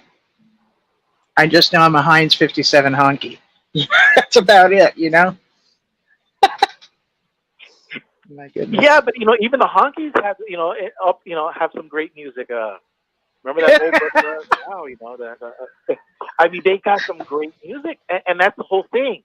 When in Rome, do as the Romans do. Mm-hmm. And it's such a, it hurts me so much to think what Watchtower has done, because in our congregation, the Mexicans dress like Mexicans, with the belts, and also the metal thing that goes on the side of your plants and your sombrero type, and the Jehovah's Witnesses used to look down on others that would dress that way. Like, no, never. we should look down on somebody who doesn't want to dress like their forefathers. This is what is that? What is that shirt, Gilbert? That's like the shirt that has the two pockets on the top and then two pockets at the bottom, and it's, you know what I'm talking about. Very handsome shirt that is so. Yeah, they're called guayabera. Guayaneta. See, I love those. But yeah, they're like you'll see them all over Cuba and stuff. Guayabera. Yeah. Yeah, that's something, and it's too bad. By the way, speaking of pagan, neckties have pagan origins. You think the organization is going to ever bring up that one? Oh, hell no. Well, no. Look at this. Look at all of the people. Look at all of the people in the United Nations and all of the damage that they're doing. They wear suit and ties. Look at all of the damage that is being done by the financial people. Every sort of scam, like a Ponzi scheme scam, all wearing suit and ties. Look at all of the politicians wearing suit and ties. Look at all of the corrupt religious people, suit and ties. So I did a video a long time ago, and I said I will never wear a suit and tie anymore. And oh my God, that's a trip. And I said I told her no. I go, I'm going to wear my guayabera. I'm going to dress like my grandfather dressed, and I'm never going to wear a suit and tie. Now a bow tie is different, but I don't want. And that goes back to John the Baptist. He doesn't want to look like them. Gandhi doesn't want to look like the people of London where he used to be, because they got so sick and tired of what they stood for. They didn't even want to. They wanted to make sure that nobody would ever associate them with those evil people. That's why they dressed the way they did, John the Baptist, and that's why Gandhi dressed the way he did. If you look about Elijah, everybody knew who Elijah was by the way he looked and dressed. He didn't want to dress like the priest, because they despised them so much because of what they were doing. Listen, I don't want to dress like Donald Trump. I don't want to have a red tie. I don't want to dress like Barack Obama. I don't want to dress like clowns. I don't want to dress. I don't want to dress like Billy Graham. Hell no. Yeah, and you do have a distinctive look. And where was I going to go with this? I was thinking something a minute ago. I lost it, but I'm going to find it in a minute. And that's why I'm saying that the Black Jehovah's Witnesses should be offended. You should look like a black man and should be proud of it. The fact that they're trying to convert you into a metrosexual New Yorker is wrong. They had like a one of those example videos of what it's like to get started studying with someone, and there was a black gentleman, and it wasn't too long ago. It seems like it was within the last 2 years, and this Afro-American gentleman had some dreads in his hair, had some facial hair going on, very handsome guy. And as time went on during this example video, his dreads were gone. He was clean shaven. Wow. His unique look was taken away from him. You know? You know what? Years ago, this is like 2014, 15. There was a young man that called me on the Awake hotline from Palm Beach, Florida, and he worked at the assemblies. And Jared Loesch goes in with a $90,000, Infinity. I remember the story. He called me, and he's a young black man, and he's a regular pioneer, and he's driving like an old 1980s, 90s car with no air conditioner, and he's looking at the governing body come in with a $100,000 vehicle, and he's in the back, and he told me that all of his family were Jehovah's Witnesses, and he always wanted to have dreadlocks. He's a black guy, young, like 19-year-old, 20-year-old kid. And he asked me, he goes, Gilbert, what do you think about dreadlocks? And I said, the Bible says whatever it is you're doing, work at a household to the Lord, not for men. So he goes, what are you doing? Well, you're growing hair. I go, so if you're a black man and you're growing hair, grow it and show the whole world what a beautiful set of hair God has given you. I go, but remember this, what God has given you, God will take it away. So you better grow your hair and your dreadlocks when you're 20, because when you're 50, you're going to be bald. And he started laughing, and he goes, Gilbert, you're right. I'm gonna get my dreadlocks. I'm gonna let my hair grow. See, he understood it. He understood that it doesn't matter what you do. Just be the best at what you do, and do it because you love. You want to show it off. And you will say, look, God, you gave me a beautiful afro. You gave me beautiful dreadlocks. I'm going to show it off. Mm-hmm. And Watchtower doesn't teach that. Your hair is a wonderful place to show some personality. Your clothing is a wonderful place to show some personality. Even the accessories you're using, such as a bracelet or earrings, and men wear bracelets too. Today, men are even using nail polish, and yeah, I noticed that.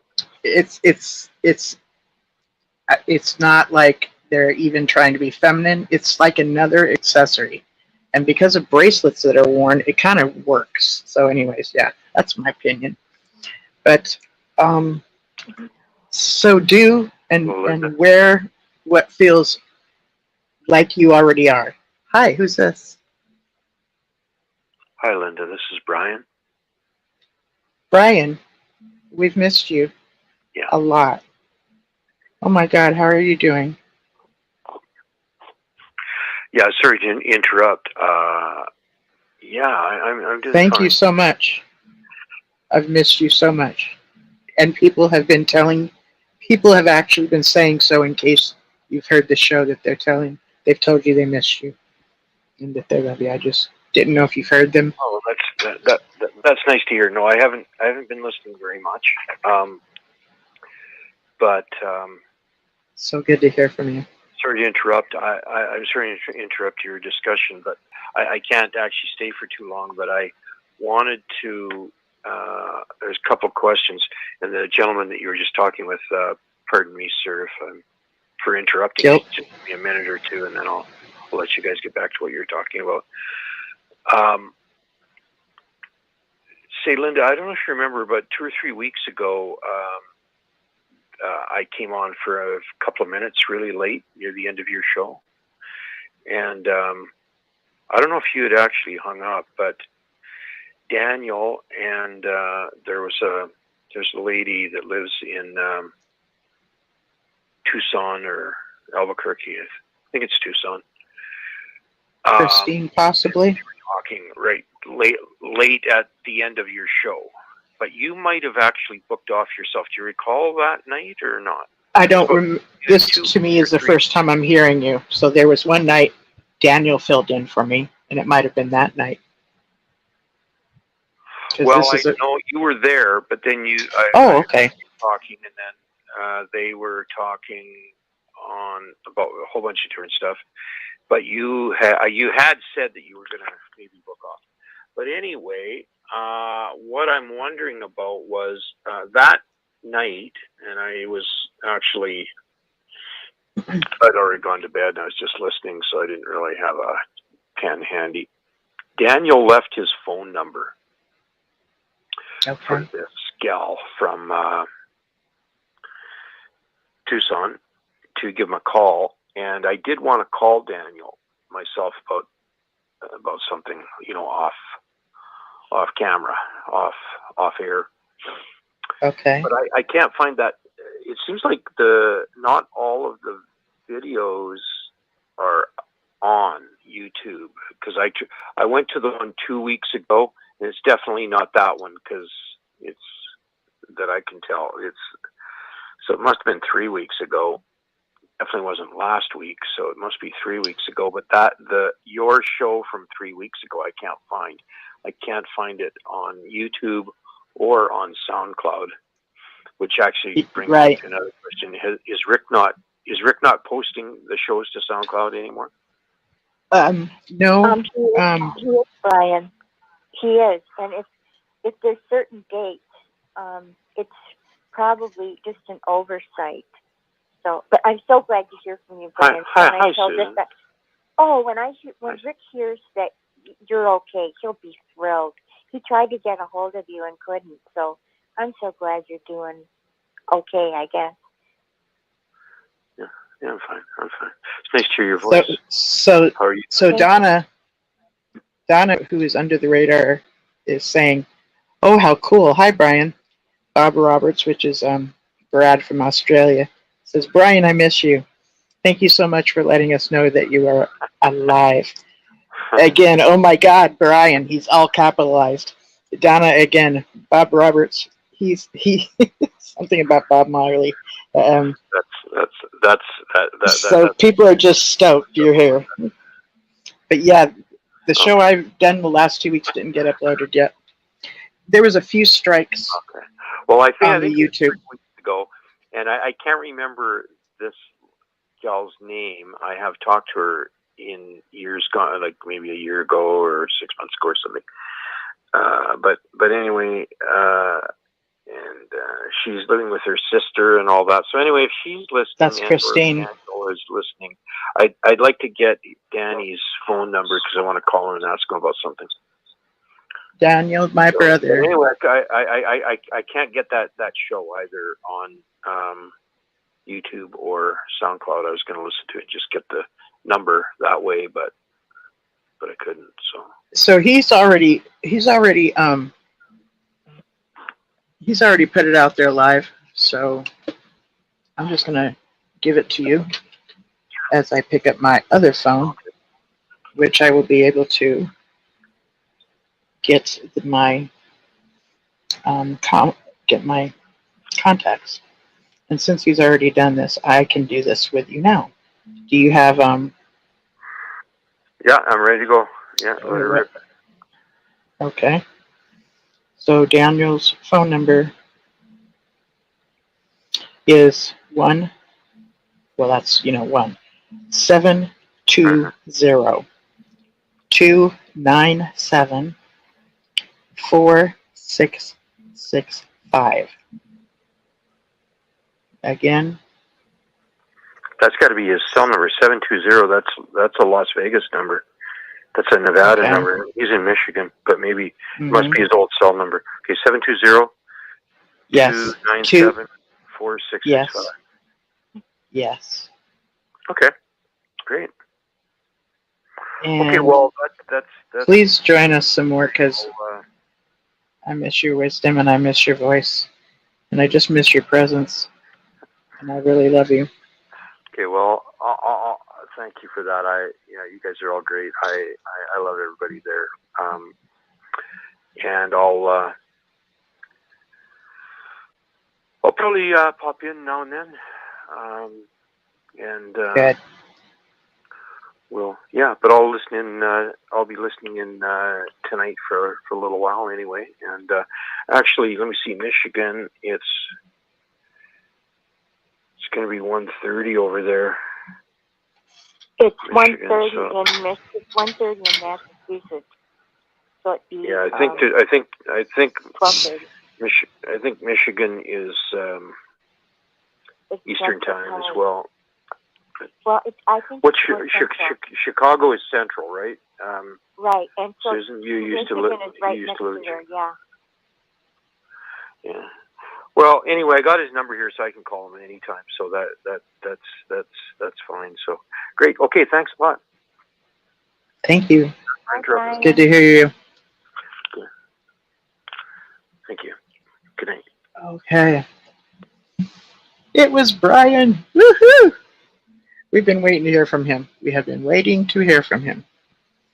It is trying to get a hold of him for a long time. Yeah, I'm so glad he chimed in.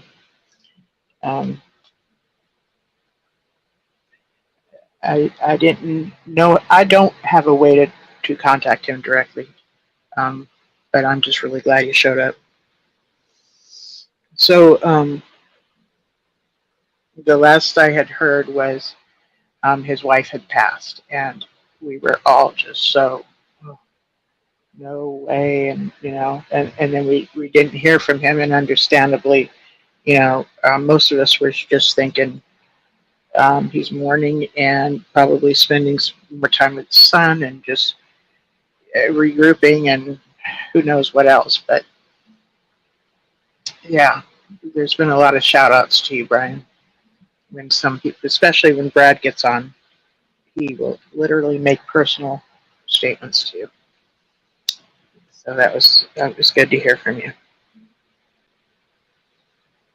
Yeah, and you got Dan's number. That's cool. And so the person that's from Arizona that you were talking about, Brian, her name is Christine, the one that lives with her sister. Yeah, her name is Christine.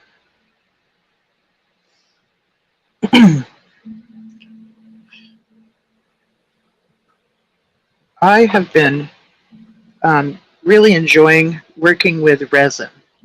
Okay. Speaking of finding things that you like to do, so here is something that maybe if you see it, you might be able to, I don't know. This is resin with actually some aluminum foil in it.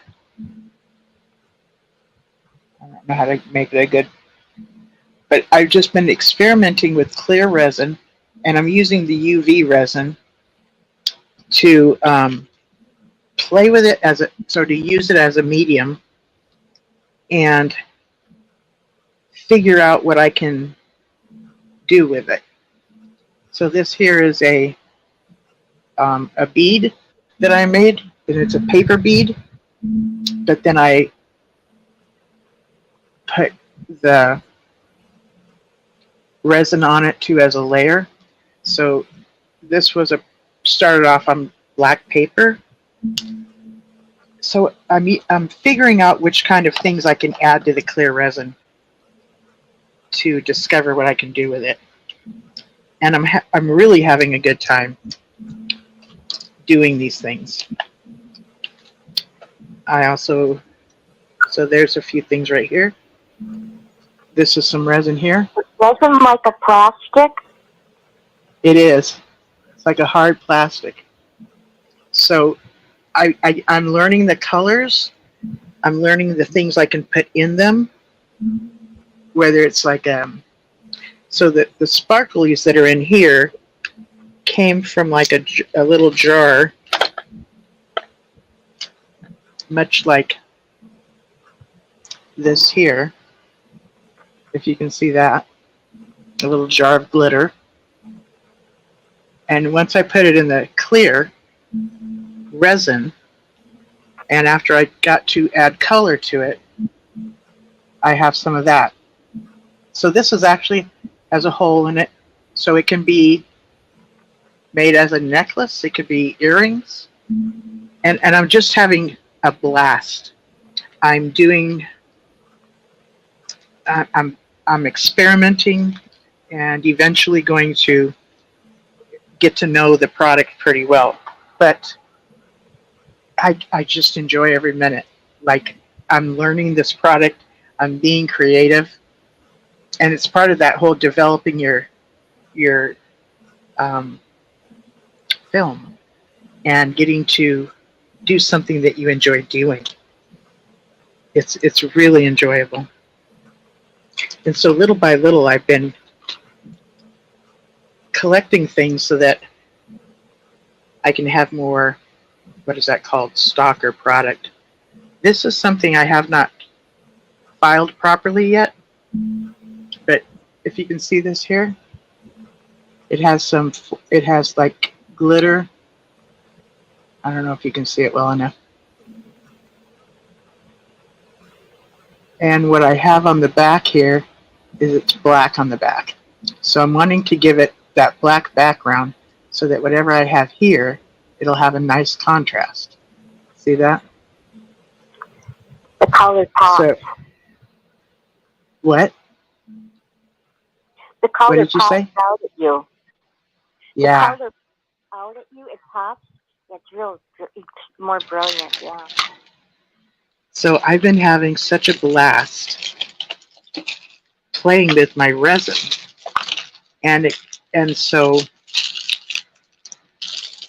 this particular little kit that I got lately came with the little hooks that have the earrings in them and some like brown backing and baggies so that I could set it up to look like something that's packaged to be able to sell them for later. So one of the things I'm wanting to do is to get to know my product good enough to where I can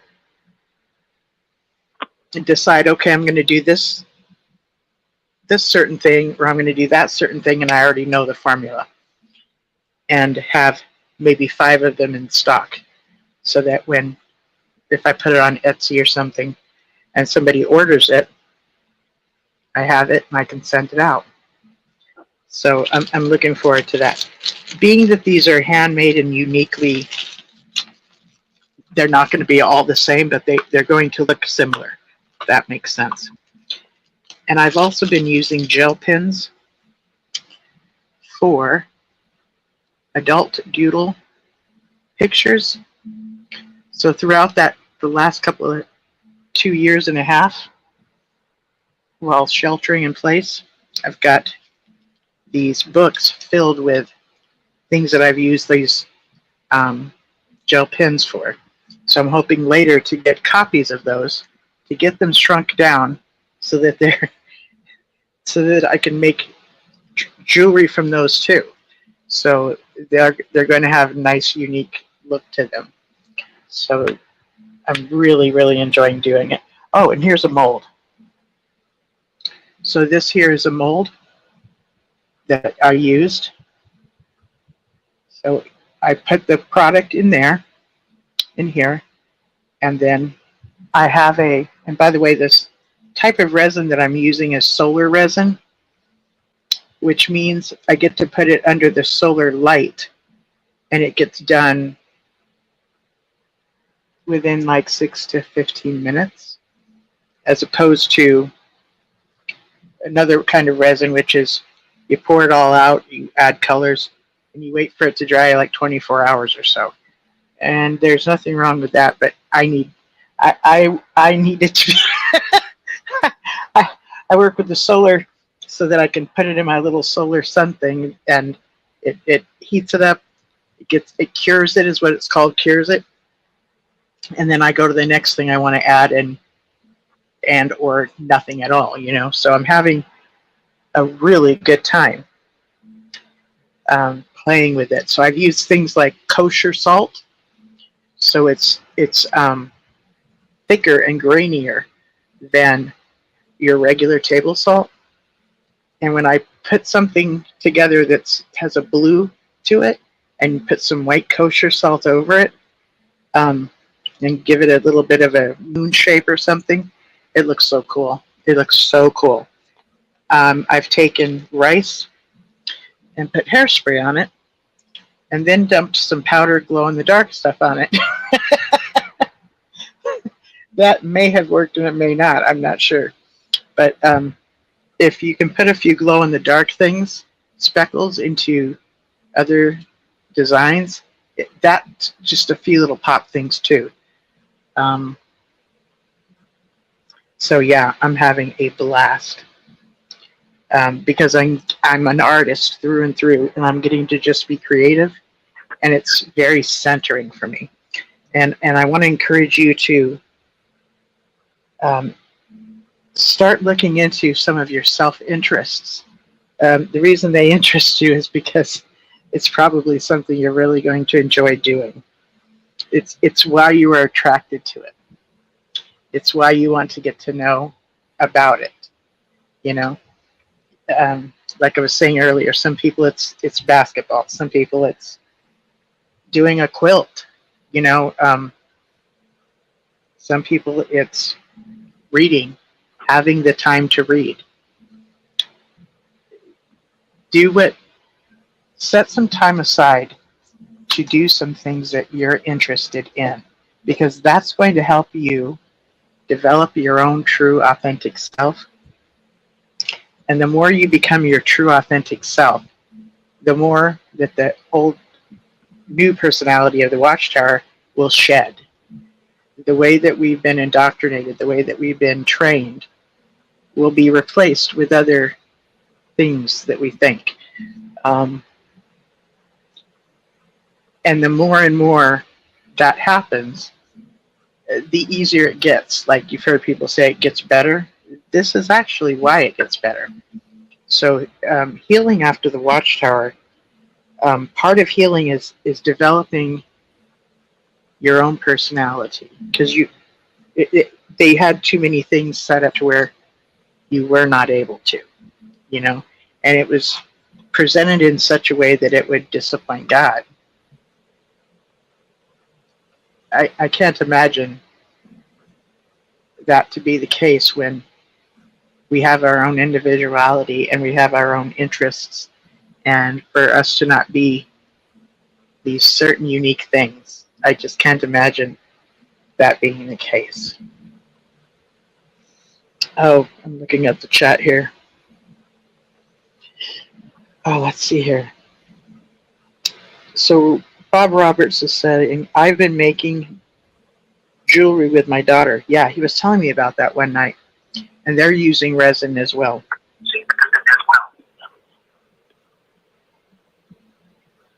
He said bugs look amazing in resin. Actually, that's true.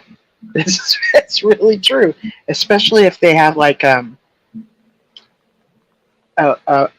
of the wings has like a little bit of green or blue kind of look to them. It really captures it.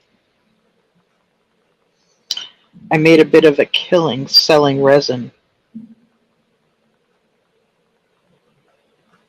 Resin stretchers on Etsy. Am I saying that right? Stretchers? My resin takes 48 hours to dry. Okay, so he's using the kind that takes 48 hours. And then there's some sanding too sometimes. Maybe not. I'm not sure what stretchers are. STRETCHERS. Stretchers. I made a bit of a killing selling resin. See, that's encouraging me right now. Even though I don't know what it is he's talking about, he's made a bit of a killing. Good for you. I don't know what a stretcher is. Yeah, so there we go. He's involved with something with his daughter. They're both using the resin. So he's bonding with his daughter, right? And then he's getting some benefits from it. That's very cool. That is very, very cool. Yeah. So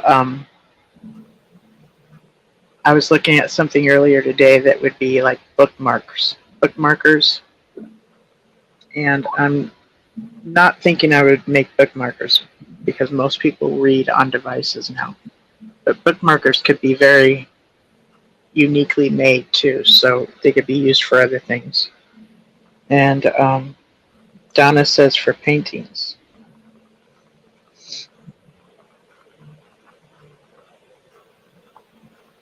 I'm not sure if what that means, Donna. Are you saying that stretchers? Oh, iridescent wings. Yes, the iridescent wings is what I was talking about. So, Robert, could you tell me what stretchers are? I can't think of what that is. I'm sure once I understand what they are, I'm going to be like, duh. Oh, maybe I could Google it because I've got a phone here that has Google. That's another thing. Anything that comes to mind, Google it.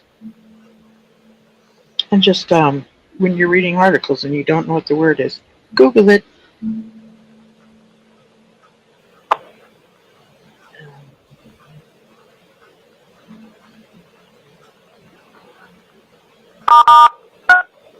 Hello? Somebody coming in?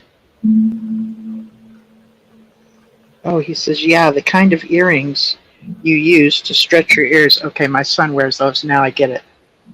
So that would be like if you get a hole put in like the loop of your ear especially. People will stretch out their ears a little bit more and put a larger... now I get it. Thank you. See, I didn't know what it was because I haven't been using stretchers.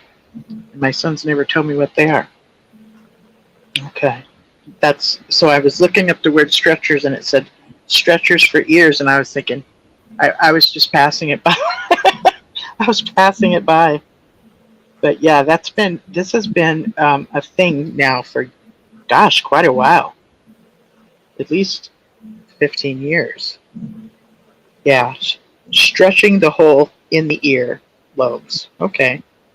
Like tribal earrings, he said. Yeah, that's true.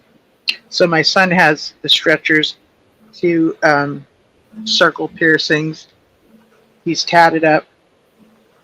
He wears his hair long. He's a musician, plays guitar and sings. He's actually being who he authentically is. And I'm quite happy for him. And so Donna says, I thought they were talking about canvas stretchers for paintings. Ah, that makes sense. So if you were making your own canvases, the material that goes across the wood, that's true. Stretching the canvas is what you would use. You would do that with. You would use that to do that. I think you know what I'm saying. I'm losing my words here. But yeah, I'm now looking at these things. Very unique, different stretchers. I have not thought about making stretchers, and because you've been making them, I'm going to now look for them. I'm going to now look for the molds to make them, because it's a very popular thing right now. So yay. Thanks for telling me about that, Bob. Matter of fact, I think I'm going to make some for my son. He's going to be so stoked. Today's tattoos are. I'm right in between the generation of. I grew up thinking that tattoos meant that you were either like a biker or prison tattoos. Okay, I didn't want any of those. But today's tattoos, the people that are wearing them, it's truly body art, and it's not associated to what I grew up seeing tattoos as representing. So I've actually I don't even have one tattoo. My oldest daughter doesn't have a tattoo, but my middle child, who's a daughter of mine, she's already started a sleeve, and it's beautiful. Okay, it's beautiful. And she let her daughter pierce her septum.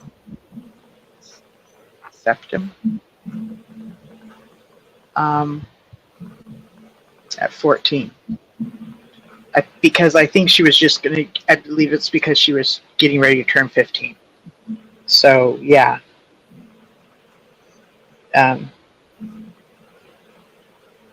Bob is like, yes, Skechers are expensive to buy. So they do really well on Etsy. Okay. Your son sounds like looks like me, actually. he might. Yeah, but his hair's curly. And, another thing. He wears these like a knitted hat with the strings that come down. And like that's the thing to wear, which to me looks like a bonnet, but he's been wearing them for years. That's one of those things. But yeah, I have no desire to make the hole in my ear any larger, or I have no desire to wear a tattoo. But this generation today, their ways of showing creativity is pretty unique. So yeah. Yeah. So anyways, I usually around this time go to the phones, but I've heard earlier there really isn't any room on there. Bob said, I grew up seeing more tribal tattoos, so my parents made them seem like an apostate thing. Good for you. Good for you. They made them seem like it was an apostate thing. Those tribal tattoos are quite handsome. Quite handsome. They usually have a thicker line to them, and they usually have some curves. So when you get a chance to Google some tribal tattoos, it's a very unique style. It's not just a little butterfly or pretty little rose. It's a style. It's a tradition. You'll find that different cultures have different styles of tattoos and stuff.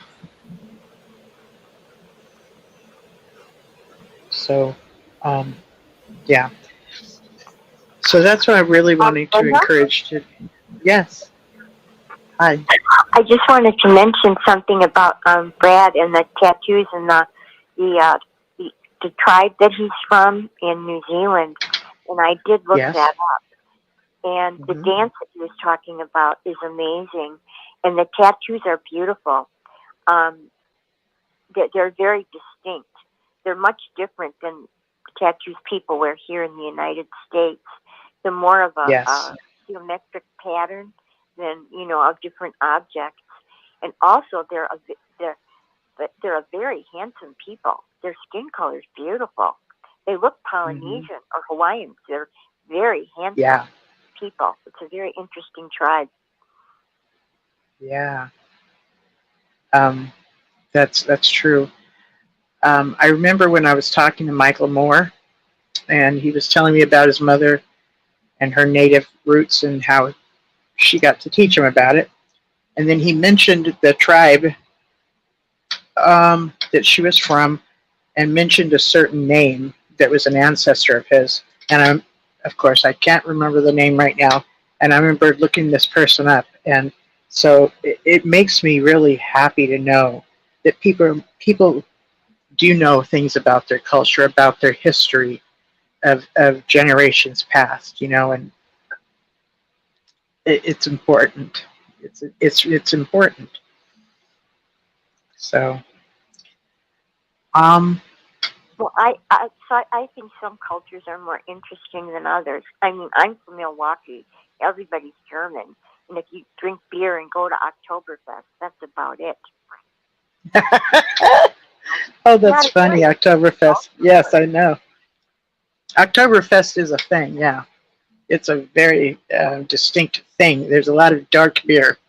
And the jugs that they put them in is, there's traditions in the jugs and how they look and the decorations on the jugs. And so my daughter's husband, he'll wear a kilt. And looks darn good in it, too. It takes a certain kind of man to wear a kilt and rock it, and he does. So, yep. Does he do the Highland Games? What did you say? Does he do the Highland Games where they toss logs and, I don't think so. Or whatever? No? I don't know about it if he does. And Bob Roberts said, thank you for looking that up, Susan. I really appreciate it. So, yeah. Oh, it was my pleasure. It was interesting. Very interesting.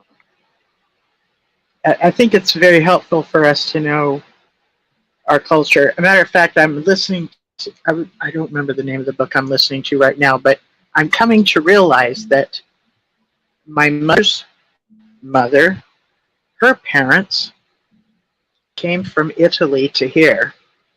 And I'm coming to realize that this book I'm listening to, they had to flee from Italy for something, like they had to flee. So the end, I heard that they were WAPs, meaning without papers. So I don't have like this clear picture of my great-grandparents who came here from Italy. I heard that he had made a spaghetti machine and was successful because of it. But I've got like these bits and pieces, and I don't know a whole lot about my culture. I do know that so my grandmother is the daughter of of those that came from Italy, and she ended up marrying a few Germans who ended up having some Nazi something or another in their past. Well, her oldest son, my Uncle John, worked for like Northrop And he was, in fact, a rocket scientist. Okay, so when you're doing stuff like that, they don't just do your background. They do your background and everybody in your family's background.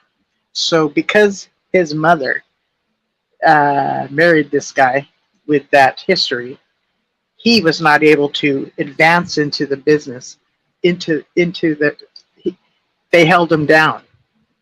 They didn't let him advance to where his knowledge and wisdom could have taken him. And I remember hearing that he was so mad. So mad. And, oh, that's hilarious. So we get to come from a culture that's literally don't go to college.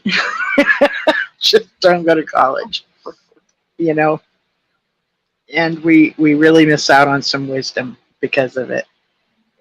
But it makes sense if the group wants to isolate you and make sure you're ignorant of certain things, they can explain college as though, gosh, I don't know, like it's going to erode your relationship with Jehovah, and as though you're handing your mind over to them, the college campuses or whatever.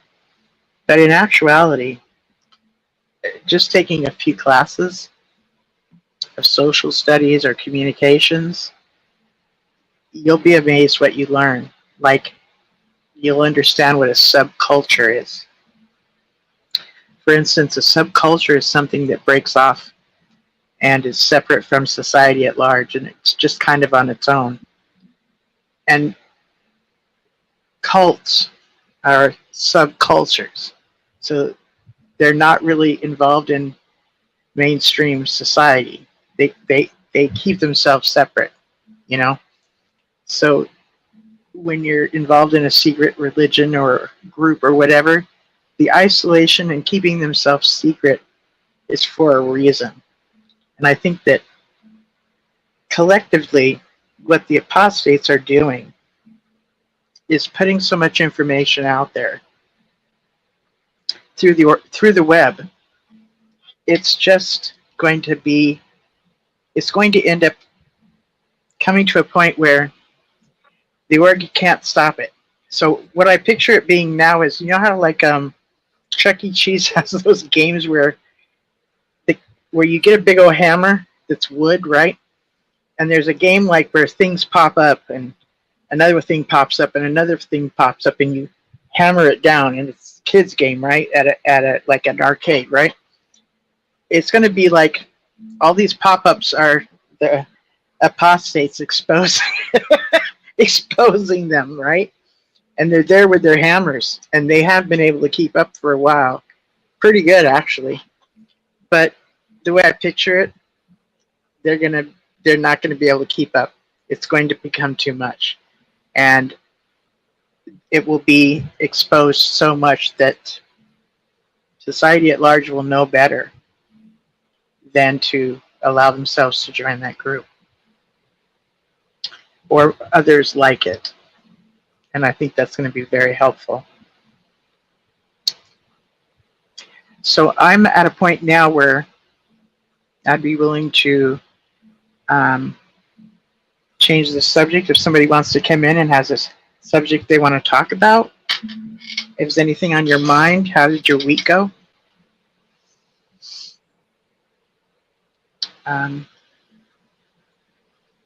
I think today's shows were pretty darn good, and I like that the professor came on too, just before we started tonight. Yeah, when you hear him speak, you can tell he is a man of purpose. I don't know what he looks like or anything. You can tell, I mean, yes, he's got other things going on in his life, but he's on a mission. He's got a direction he knows that he's going into, and I kind of pity the fool that decides to stop him. So yeah, I think that's pretty cool, listening to him. And what he was talking about was because he's a professor, he wrote a certain paper, and so he's going to be also someone that is exposing this shunning in the manner of it being a hate crime. So yeah, that's a good thing. So he was on before that. I think Anne Marie's show was, she got a lot of calls too. And so did Rick on World News. It was pretty interesting, today's lineup. But yeah, if you'd like to call in, the number is 727-731-6701. Let me make sure that's the case. One thing that I really enjoy is when new people call in. That's always encouraging because it shows more people are leaving the Watchtower. And ever since I've been on Rick's channel, since 2010, no, 2012 or 13, I started listening. He's Okay. never had as many people as he does now have come on. You know, there's like 2, 3, 4, 5 new people every week. Where it used to be like it took years to get that many people to call in. So that's a really nice sign. Yeah, it is. It is. So I'm going to share the number again, which is 727-731-6701. And in the comments, Bob Roberts said, "My week is amazing now because we heard from Brian," with a smiley face. That is so cool. That is so cool. I mean, I've been waiting to hear from him too. And it was just really good to hear from him. So I like the way Brian reasons. He reasons so well. His statements are so thoughtful, and I think he puts a lot into what he believes and what he thinks. Mm-hmm. I think so too, which is what I like about him, because I need things to make sense, and when he talks things out or through, I feel it gives me a place of it making sense. And if it doesn't, and I tell him so, it never bothers him. It never bothers him at all. He's willing to go a little further with me, and he's all too fine with that. And I really appreciate people like that. So again, the phone number. My TV tonight. What did you say? I said you're looking great on my TV tonight. Hi, Miss Pixie. Mwah. That's so cool. You on YouTube, Thank you, Miss. And I'm using a different phone, so. Okay, that is so sweet. Thank you, Pixie. Thank you so much. Well, the thing that's so interesting with a large portion of the subculture we were in is how people were smart people. Oh, yes. Be ignorant because of their lack of education, like not voting, not taking classes, having strange health ideas. I mean, if we sat down and made a list, there'd be a lot of things. Oh, yes. Not understanding that they could sue the people that have a kangaroo court that isn't a real court. Just the way people give their power away when they don't have a basic education. I believe that they don't know that they have any power. That's it. Yeah, so they had no clue that they were even giving it away. Because in actuality, the orc showed up and took it before we even knew we were supposed to have it. You know? They feel compelled to confess things that they ordinarily would be their own business.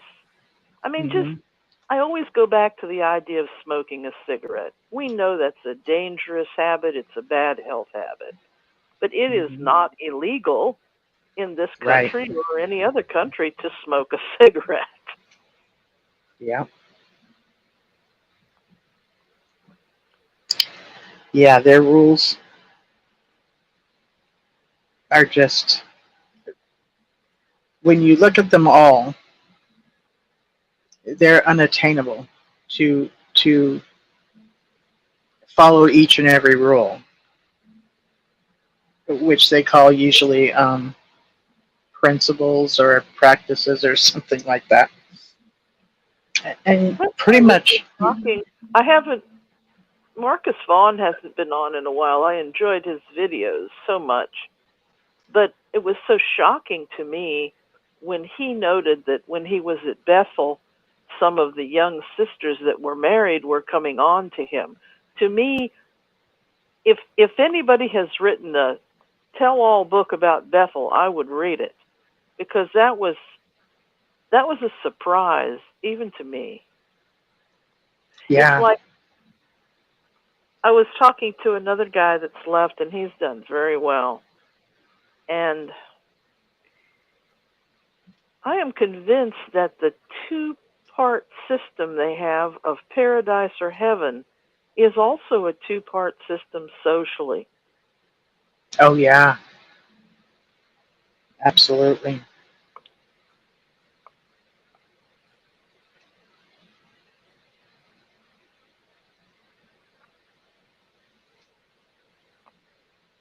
Well, I wonder what other people think about that. And again, like when I was growing up, I did not know that myself and my mother and my sister were considered spiritually weak, because my dad was not really a member much at all. He is now, but back then he wasn't. Well, my dad was help running the whole congregation, but my mom was sick a lot. And so if somebody got sick, they'd say, well, you're spiritually weak. Well, no, she was in intense pain. She was ill. And sometimes I would get ill, and they'd say, well, you're not putting any time in, you're spiritually weak. They didn't know what it took. They didn't know all the energy it took for someone that had an illness. They have no idea how much energy it took to show up and look half as good and do half as much as they were doing if somebody's like really strong and robust and young and male. They had no empathy at all for women or people with illnesses or anything like that.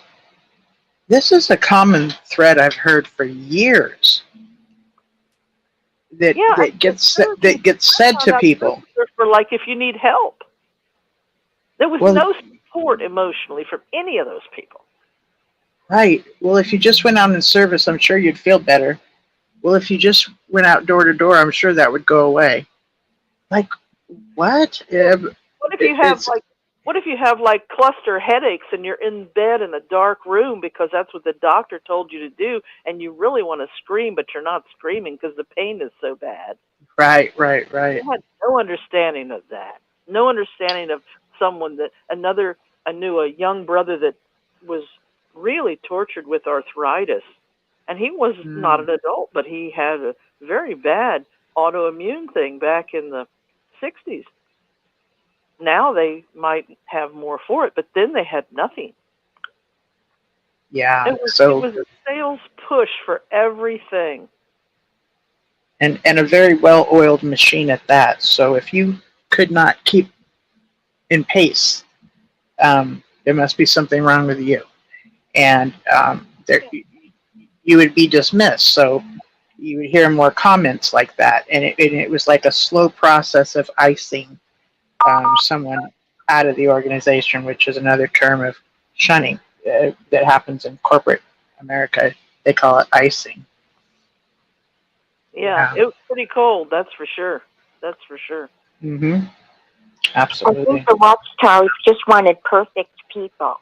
We're usually, a Christian faith will take people and say, come as you are and move forward, but you couldn't, unless you were perfect, you could never be sick, you could never have an off day, everything was always perfect, you had to have a smile, you couldn't have any problems, and if you reached out emotionally to anyone, you'd be so heavily criticized for it. They wouldn't take that well at all. Yeah, and yet they call us a family. But you can't share what's really going on, can you? Because if you did, it would imply you're spiritually weak, which is a form of behavior control. I think it's emotionally abusive. I think it was an emotional abusive thing, because I remember my dad sort of apologizing and saying, well, I just kind of wanted a safe place for my family like he'd had back in the West. You know, he'd had this nice church, maybe it was Lutheran or Baptist or something, but, you know, with nice people that made casseroles and you felt homey there. And I'm like, well, I think we have that downtown, but we sure don't have it in the Kingdom Hall. I think the town may have had some of that, but it wasn't what we had. And you were saying your fourth generation. Was any of that through your father? Yeah, I have Charles Taze Russell's autograph in the family King James Bible.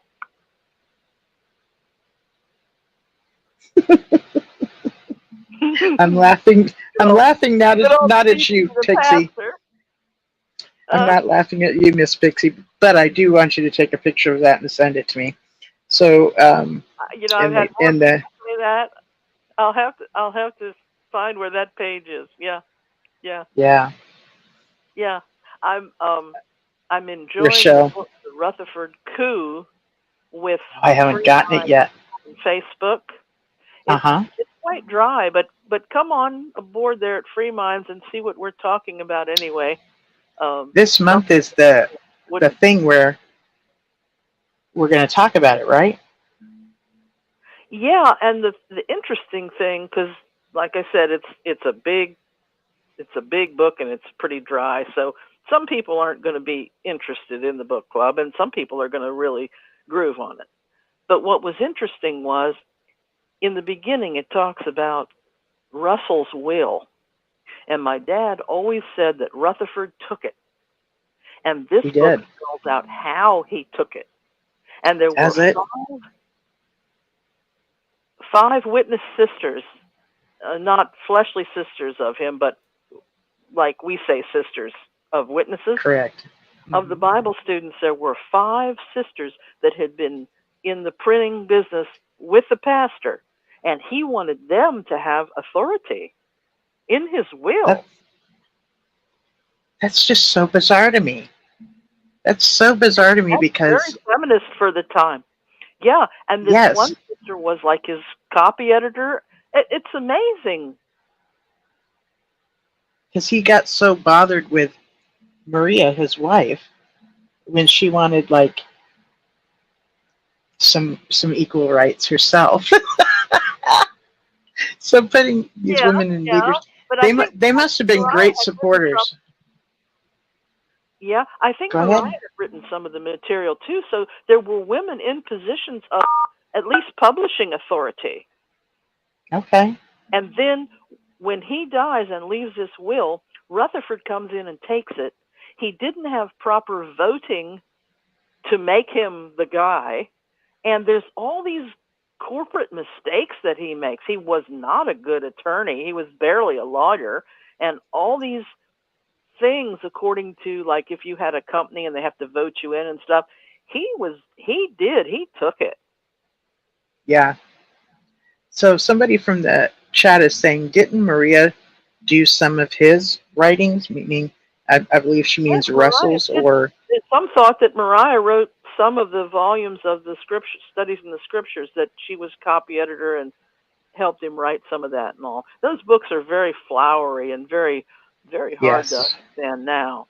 But the one takeaway from that is, before Rutherford, everybody had a SIP. Before Rutherford, everybody had a heavenly calling. Mm-hmm. When Russell had a two-party system there, he was talking about some were more spiritual than others. But as far as an afterlife, everybody was thinking heaven. Yeah. That's something people may not know.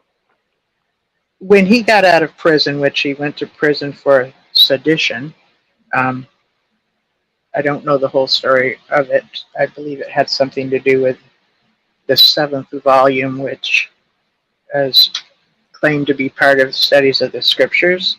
But my opinion is I think my opinion only, he added it on and said that it was already started. and that he finished it Well, up for Russell. That's in chapter 6, and Okay. in my opinion, it looks like they really were guilty of illegal phrase of sedition. They spoke very brutally of the U.S. government. He was very brutal in his paragraphs against war and things, and so they were sent to prison, and they had good lawyers, so I guess they had an appeal and got out. But the book goes into all the little tiny details, and we're only on chapter 6. We've got, everybody's got to do the first 6 chapters. But it's not an easy read. But he was a scoundrel. I think I can honestly say he was a scoundrel. It's fascinating because you're right. It was, he just showed up and took over. And Donna in the chat is saying it was a hostile takeover by Rutherford, which is true. And you were talking about him not being suitably voted in. Well, after you dismiss and fire and kick out people that was already on the board that was, in the will that Charles Taze Russell wanted, after he got rid of all of the ones that had any nerve to say anything to him, and he's only left with the yes men, and then he has a vote. Of course they're going to vote him in, right? Well, yeah, and some people even walked out after the pastor's funeral. Yeah. They said, we don't want the new guy, because, the whole thing was messed up. Yeah. From what I understand, he, meaning Rutherford, helped Russell get his, let me just say his money, somehow into the church organization, so that, because Maria did take him to court to do a legal separation, so that he could say that he just didn't have enough money to pay her alimony, so. Well, I don't think he wanted to pay Mariah. I think the money was there, but he didn't want to pay her. But then she couldn't, that was in all the papers way back in the day. It was back when women had bustles on their dresses. Yes. She wasn't attractive. She was a very attractive and smart woman. And I think she was trying to prove adultery when he was with Rose Ball, because she was like 14 in their house, and this was a big scandal in all the papers. So the witnesses tell that one way, and then you look at the newspapers of the day, and it's very different. And I don't guess she could prove adultery, but she didn't want to be destitute, and I think she should have really gotten some alimony from him. And she did go to his funeral and put some flowers in the casket and, felt sad because, yeah, she'd been married to the guy. But she got the short end of that. Yeah, she did. Miss Rose Bell was one of those people that looked younger than she actually was. But she was over 18.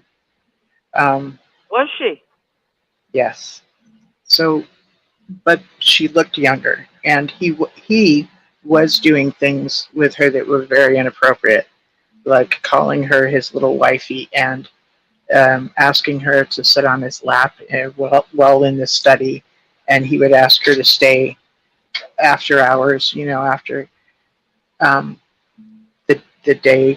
work day, and then there'd be times that Marie would be up in the middle of the night and find him in her room, and he's like, "Oh, she was sick. I was just here helping her out."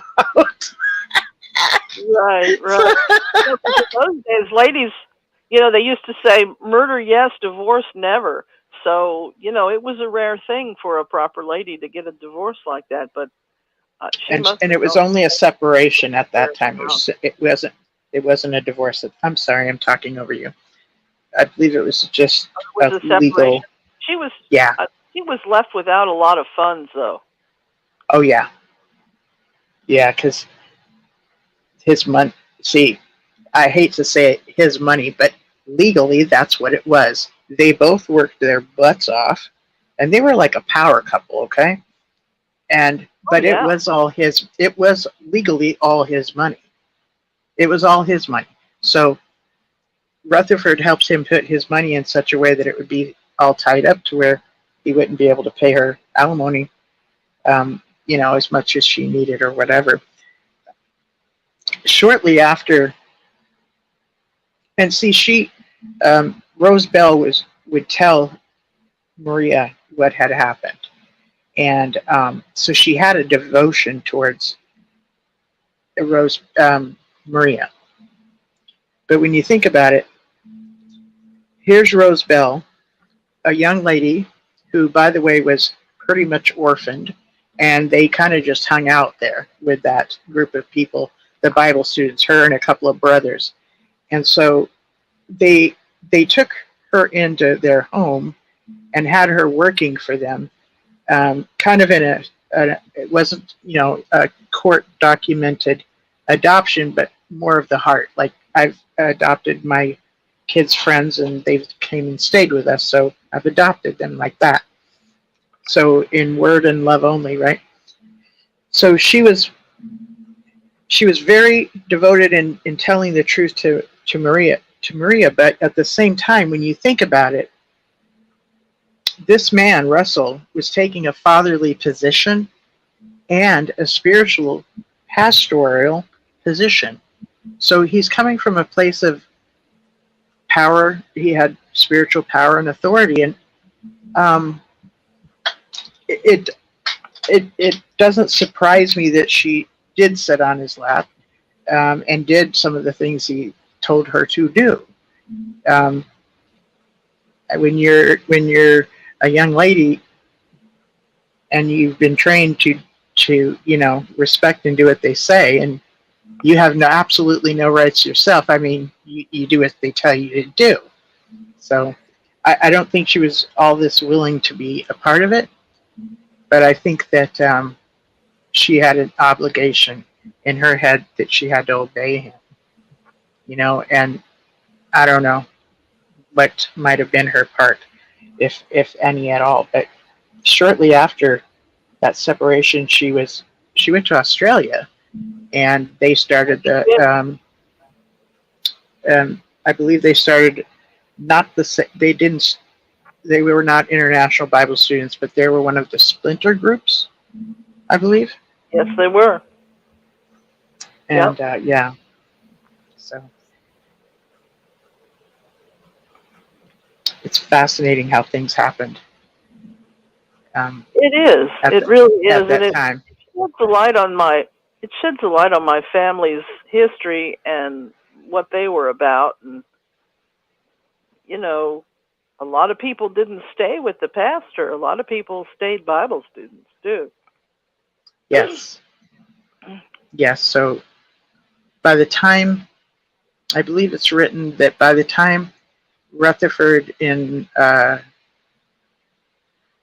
gave the organization the name Jehovah's Witnesses, he had lost about 75% of the following that was there when Russell passed. So that's from 1916 to 1931 or 35 or 32. I don't remember which one it is when they became Jehovah's Witnesses. So right, my dad was about in it. 75. Okay. So people like your father were like true blue believers, and well, yeah, but technically he started as a Bible student. Right. So he really knew the Bible, and the Berean Bible. I think another relative has that.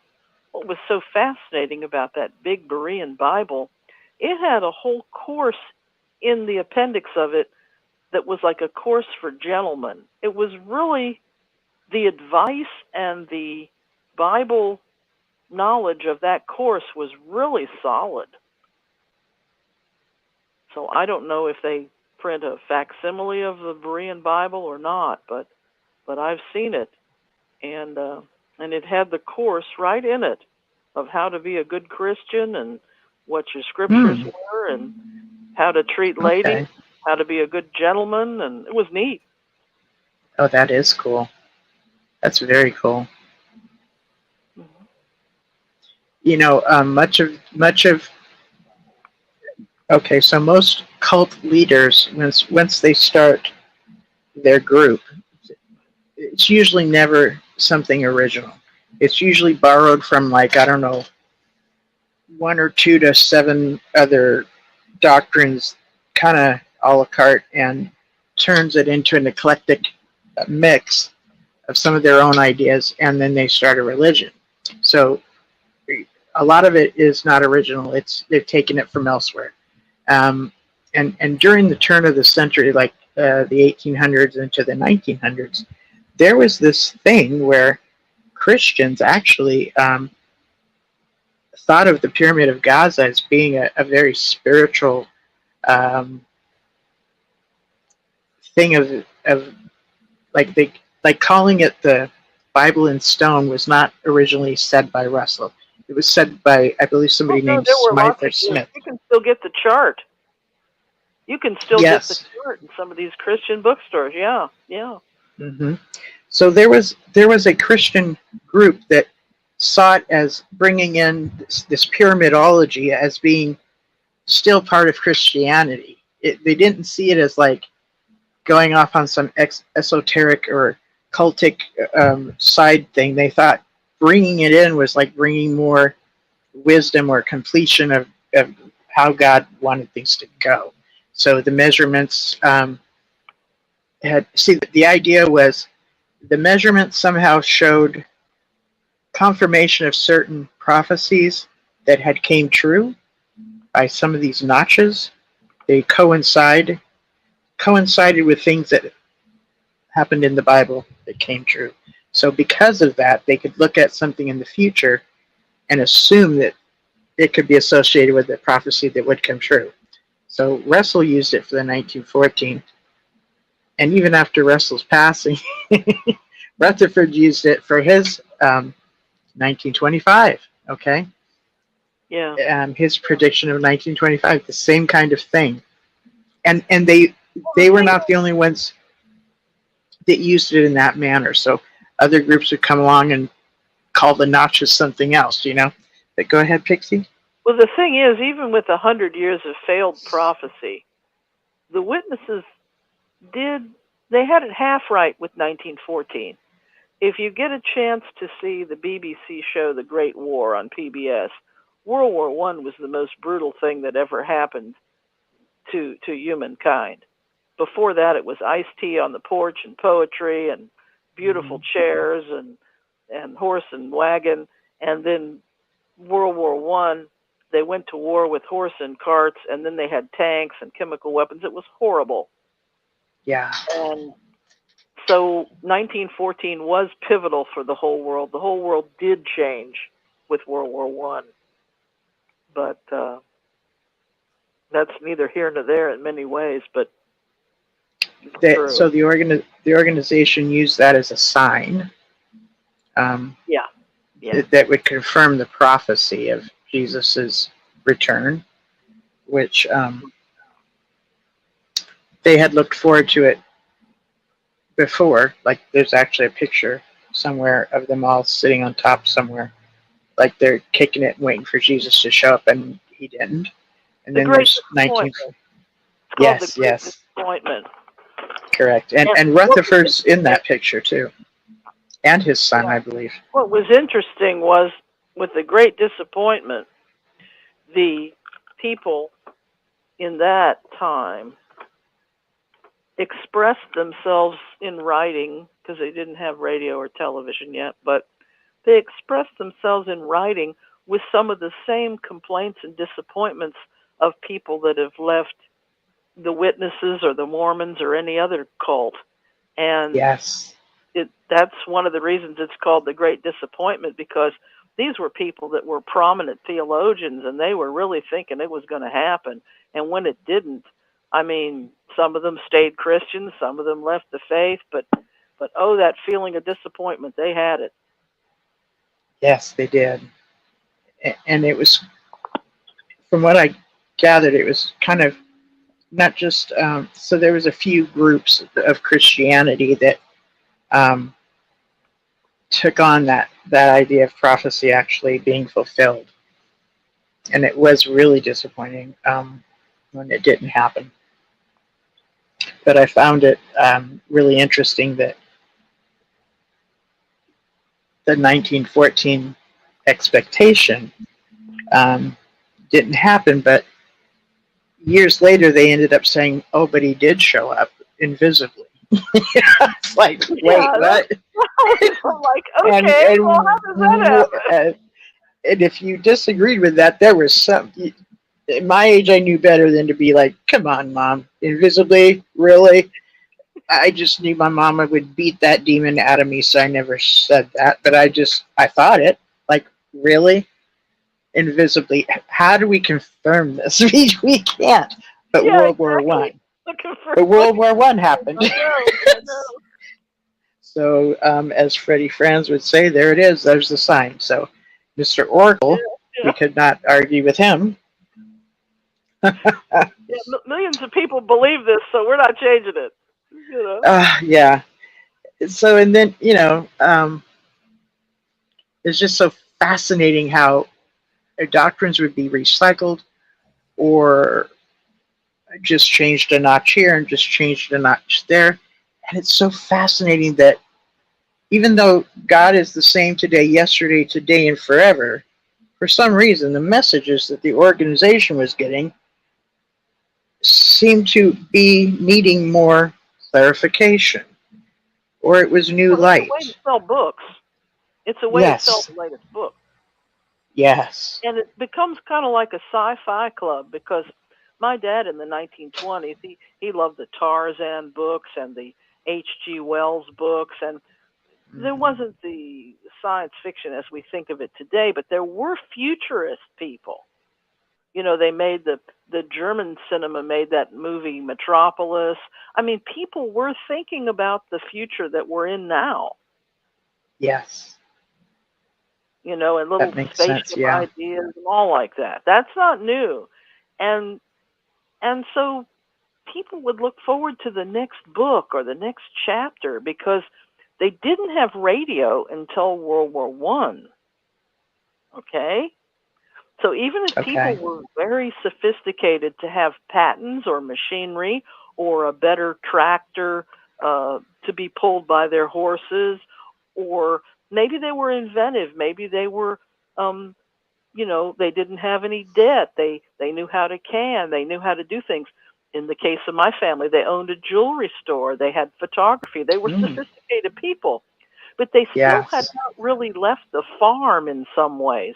People were not, even the most sophisticated person at that time and the most educated person at that time, even if they were a physician or a dentist or something, there was still kind of a naive thing. They didn't have the science we have now. They didn't have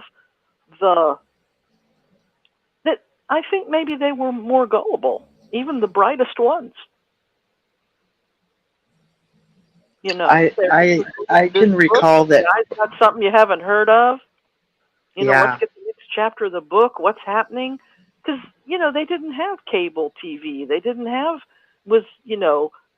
I remember my grandpa saying that if something was in the newspaper, he loved getting a daily newspaper, because when he was a boy out west, it might take a month to know what happened in a foreign war or something. Right. That's, yeah.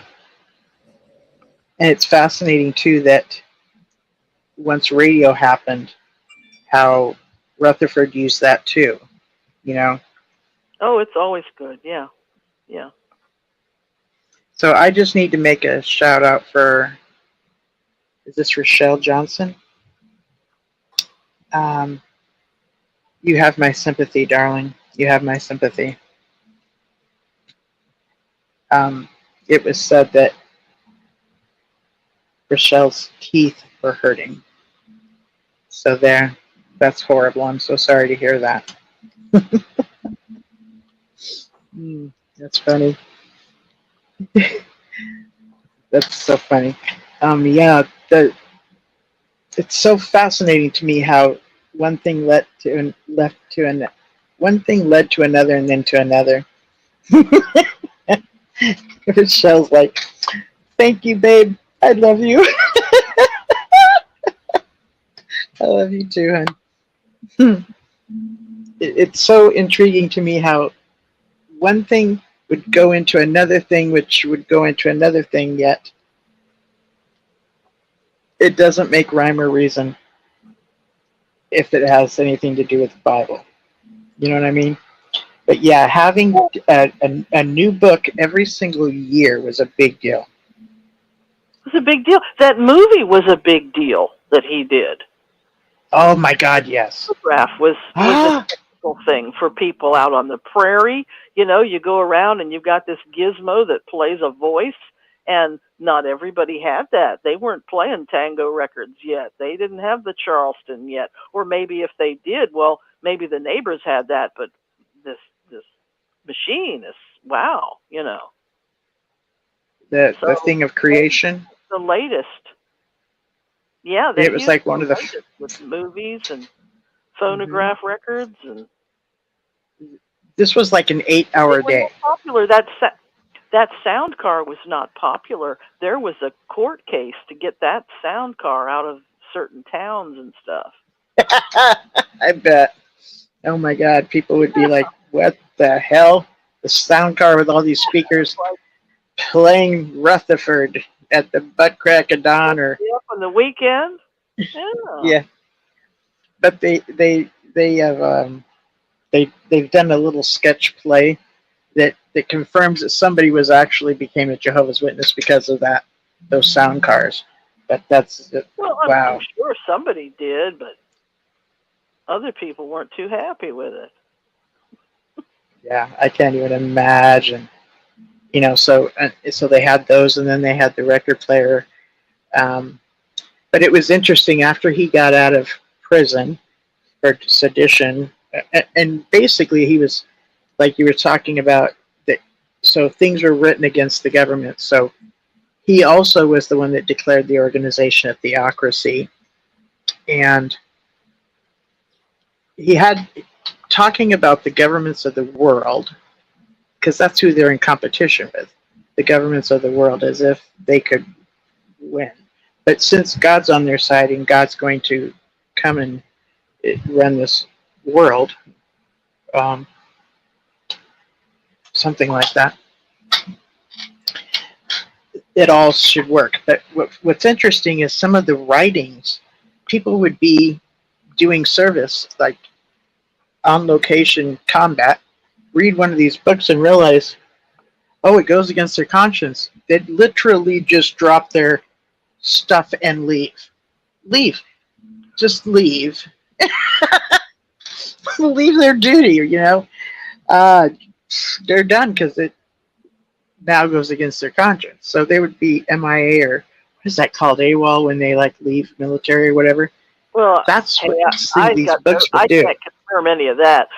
I do know from the Ken Burns documentary, the recent thing that he was doing, I do know that World War I, there was a lot of what's called isolationism at that time. People from these farms, they barely left the farm, and it wasn't a popular idea for Americans to go over to Europe for World War I. So maybe he was playing on that sentiment too. Okay. But he was a clever SOB, because after the book was banned and he got out of prison, he just cut that chapter out of the book and ran the presses again without those pages in it and sold it again. Yeah, that's true. But it's New York. It's Crooklyn. These people were in Crooklyn. That should give you an idea, right? Yeah. And let me give you one of the reasons why I suspect that the the 7th volume is an idea that was only Rutherford's rather than how it was presented as. Oh, definitely. My dad said so. Oh, really? Okay. Oh yes, you're Oh, correct. oh. Do you have the writing the style. book? Do you have the studies in the Style is scripture? totally different. Oh, okay. So I remember The seventh volume is more of a crisp journalistic sentences. With the pastor, he was writing in that Victorian flowery style. It was like poetry and big words, and it took 3 paragraphs to get the point across. And that Yes. seventh volume is like crisp, turn the page, crisp. So it's totally a different author. Okay. Also, so do you have those books? Like, do you have access to them? Because Oh, my you have the dad seventh was one. out on the train with him when he came east. That was the book he was reading on the train. Who was reading? Your My dad. your father? He Oh, was okay. reading on the train. Yeah. Okay. So I don't have the other 6 volumes, but I have the last volume, and I have a couple Okay. Russell books, and the style is totally different. And again, Russell is always stressing the blood of Christ and some Yes. basic Christianity 101 in a flowery Victorian style. Absolutely. So Russell plus Rutherford spoke of worshiping Jesus, like as if that's what Christians do because that's what they do. But they it was only later that. But also Rutherford changed lots of doctrines. Now Russell said of himself that he felt he himself was the faithful and discreet slave. Okay. Which Yeah. is a bit of ego, but it's right there, you know. Mm-hmm. That was part of what made the Russellites different from, let's say, Baptists. And then the 2 classes were that some of you are going to be more spiritual than others.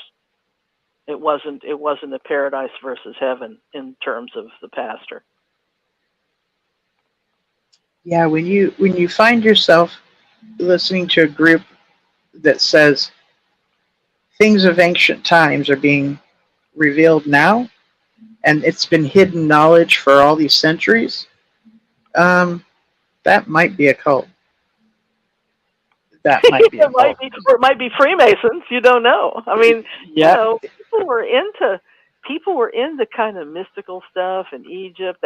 Carter had just found the mummies in Egypt. King Tut and all was the 20s, and so. Yeah, that's right. In the context of that, and I'd love to have a facsimile of Millions Now Living Have Never Died, because if I dress up in a 20s flapper outfit, I can put that in my little statue, you know, because that was, you know, we don't think of that, but those were flappers and you know, gentlemen with those little bowler hats and going to silent movies. And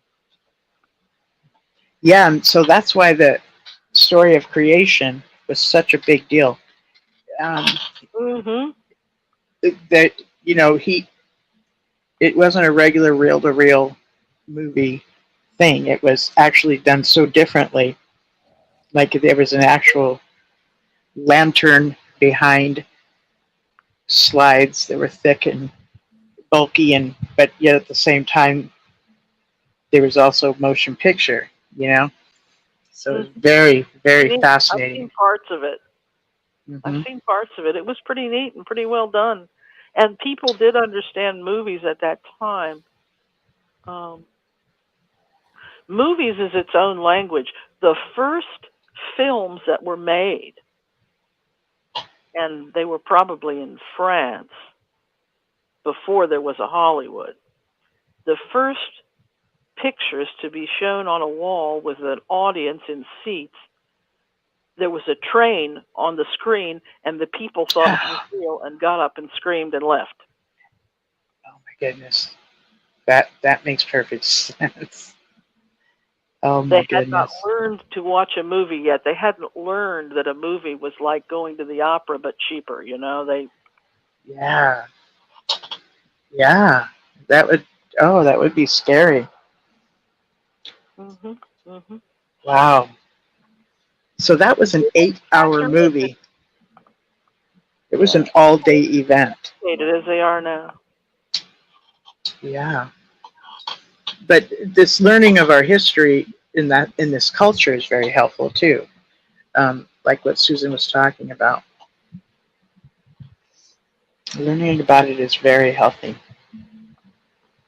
Mm-hmm. It's fascinating, all the things that Rutherford really switched things up. He made it. He's the one that made it to where it was mandatory that people were going to, no more co-parters. Like Russell had co-parters, which were hiremen to sell books, but he just got the members, like they're going to be doing it. This is a theocracy. They're going to be doing it. And he just had a whole lot of things going on, and people, if they disagreed with him, he just dismissed them and got rid of them, just like that. He had that cult leader, totalitarian, authoritarian thing going. Mm-hmm. Absolutely. He did. And con man, total con man. Yep. Yep. But that's so fascinating.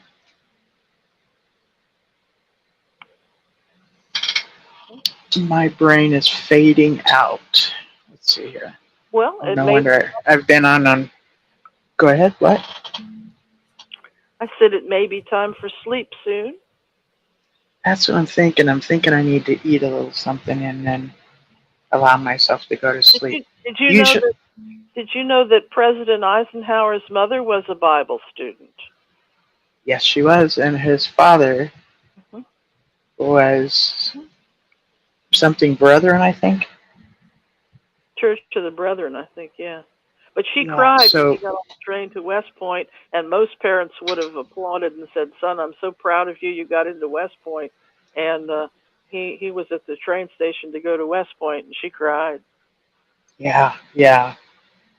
I believe she had all boys, and none of them remained in that. They were handsome boys. That was a handsome family. Yeah. It's amazing how that happened. I like Ike. I think he was a good president.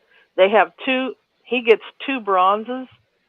His new statue, it has one of him as a gorgeous young man looking, dreamily at the other statue, which is him as a general and president.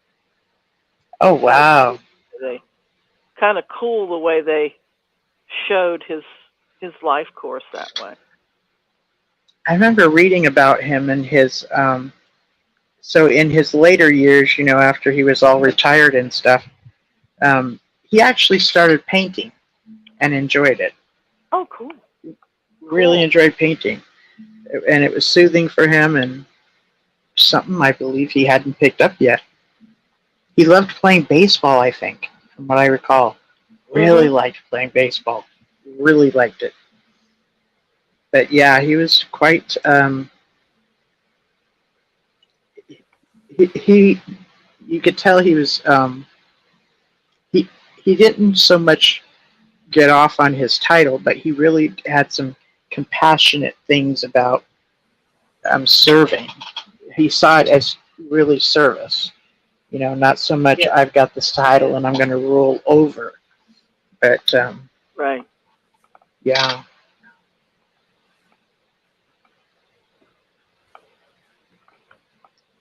Yeah, I think I'm going to. Time in history. That was an interesting time in history. And they used to have big conventions with tents. Oh, my God. Camp before you went into the convention. Yes. And then they would feed all the people. I mean, it was a big deal. It was. It really, really was. I just turned the camera off a little bit so they can see my face, but I'm going to be chomping down on some food, and I didn't want to do it on camera. And maybe if I chomp down on some food, it will give me a little bit of energy. But I think a lot of people don't realize that in the times of when they wrote, when The Grapes of Wrath was written as a novel, there's a line in there about the Jehovah's Witnesses. So I don't think people realize that when our country was in the Great Depression, I think in a way the witnesses were giving people hope, and they were looking for anything. You know, before our country went into World War II, there was a lot of hunger and drought, and people from Oklahoma went to California, and people don't have a history card on how bad that was.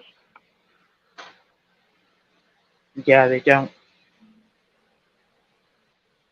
And churches of all kinds were getting lots of members because, you know, it was about all that people had was church at that time in a lot of regions.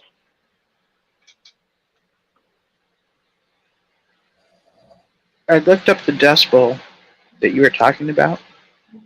That your parents. Well, they had a 7-year drought, and church was a big deal, and you know, people needed hope.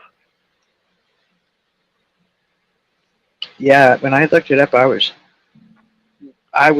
humbled. I'm like, oh my God, life looked like that. It was like this cloud of just dust all the time there. Yeah. Weirdest thing. Weirdest thing. In the Ken Burns show, the guy in the fedora, that's my dad going through that storm. I'm not familiar with that. It's in the beginning of the Ken Burns documentary. Oh, I haven't it shows seen the dust storm.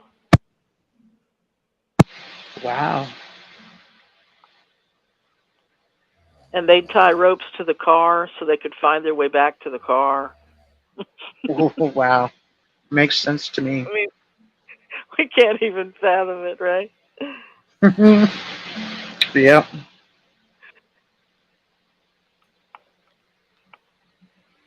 There was a time when, like, everybody got their picture taken next to their car. That was a thing. A real thing. Absolutely. Absolutely. And people didn't own a lot, you know, people had what they needed, and they usually wore their suit, you know.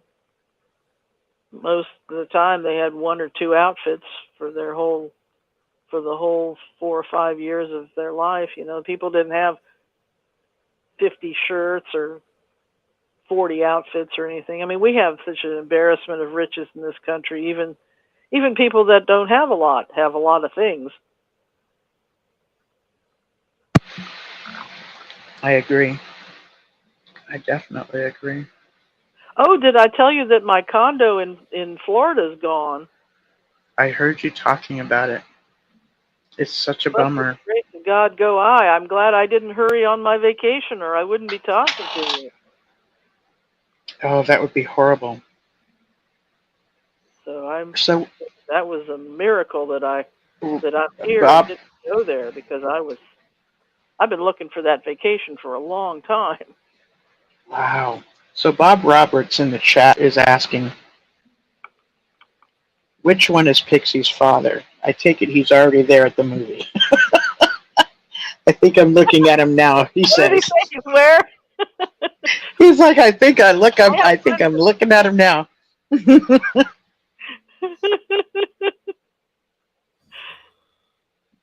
So, which one would be your father? It's just a Dust Bowl picture in the beginning of the Ken Burns documentary. Okay. And Dad told me that somebody took footage of him in the storm, and years later there he is in Ken's show, and it's just the fedora. You can't even see his face. The dust is so thick. Okay. When you see the fedora, that's Dad. I know it's him because he remembered the storm and the footage, and he says, "Why is this guy trying to shoot a picture in this dust?" That makes sense. But it's neat that Ken found that footage and put it in the show. Wow. He says, I'm watching the documentary now. Oh, it's him. Oh. He's the only one in a fedora. He says, that's super cool. Yep. Yeah. It is great. His work is just the best. Oh, Dad showed up in the country music one too, because my dad never had Casual Friday, and in the country music one, my dad had a radio when nobody else had one, and he says, "Yeah," he says, "this guy was making some pictures, and he says I'm in clothes that I didn't own because I never had overalls, and I'm with people I didn't know." And I thought, what a way to describe show business: clothes you don't own with people you don't know. Mm-hmm. Yeah. Wow.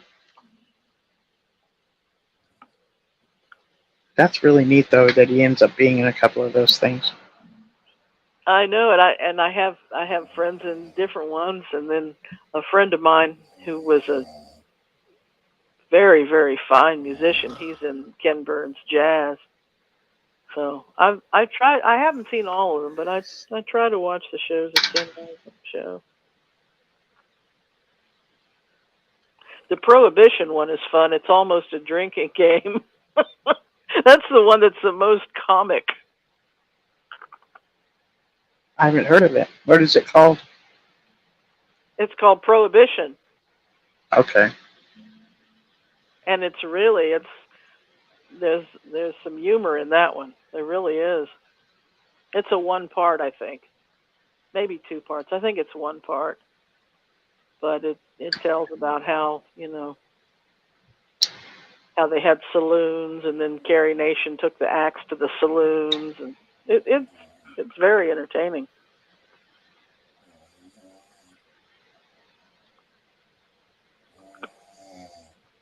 I can't imagine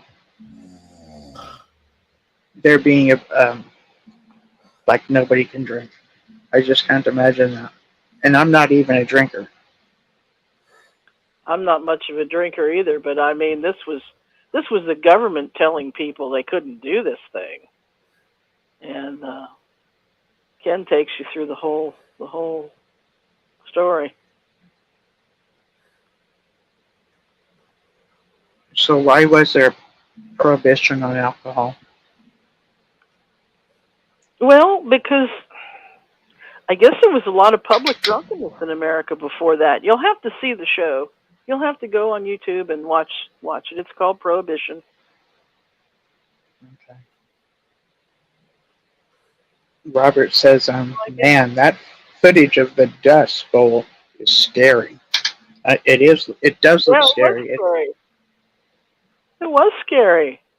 And they didn't have water, and animals and people died, and people moved out of their towns to get work, and people moved out of Oklahoma to go to California, and it was in Nebraska, Iowa, Oklahoma. I don't know where else it was. Colorado, maybe. And the thing is, they raised the food for the whole world. People don't realize that.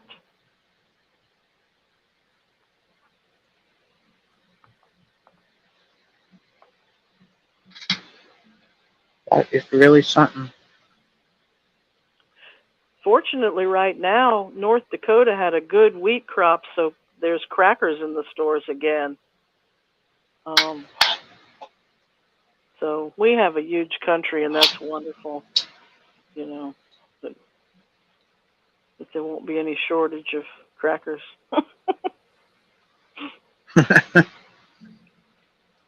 So Robert just put in the chat, Prohibition, or the Noble Experiment, was undertaken to reduce crime and corruption, solve social problems, reduce the tax burden created by prisons and poorhouses, and improve health and hygiene in America. Okay. Well, what Ken shows is that a week after Prohibition, they had more organized crime than they'd had in the disorganized crime. I would think so. I would think so. Again, you've got to see it. It's a witty little show. That would be awesome. I have a picture of young Ruth, goodness gracious, RBG. A young RBG, and she is beautiful. She was Absolutely gorgeous. Did you see the beautiful. movie about her life? No. I have not, but there's I've been. a biopic about her and her going to law school and her husband and everything. And you've got to see it. It's a one-part. It's a movie. Okay. I didn't even know there was a movie out. I've been listening to books. I think it's called Yeah, there's a movie. She's like, I always wanted to be a diva. I'm like, wow. She likes, going to the opera and all this stuff, and I'm like, really? So when they made a musical with her in it, she thought it was the most awesome thing ever. Ever, ever, ever.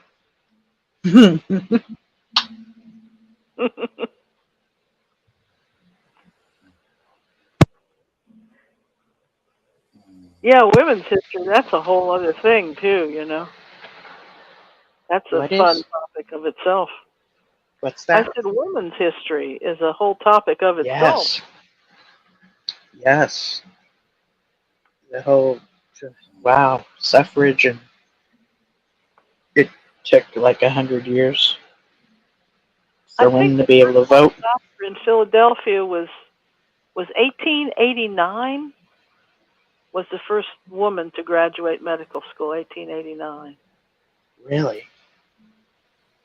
And there were two other ladies there, and the two other ladies, I think one went back to India, and the other one went back to some other nation.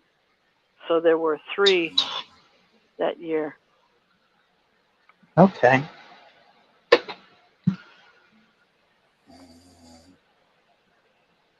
Yeah, it was hard to break into things as a woman, to go to Harvard or anything like that.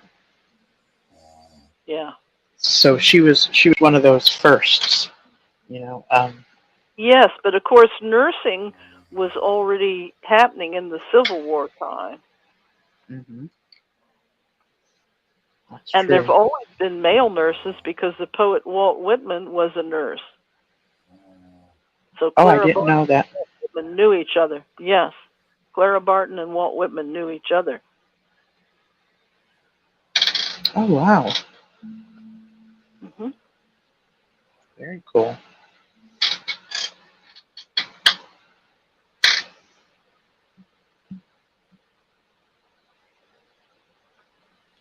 I'm pretty sure that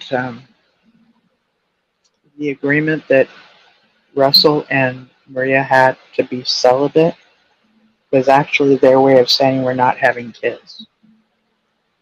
I might have brought this up before. He was old. They didn't have Viagra then, and he was getting old, I guess. Was he? Because I think at that time, it was actually considered like that playing patty cake shouldn't be happening unless it was for the purpose of bearing children.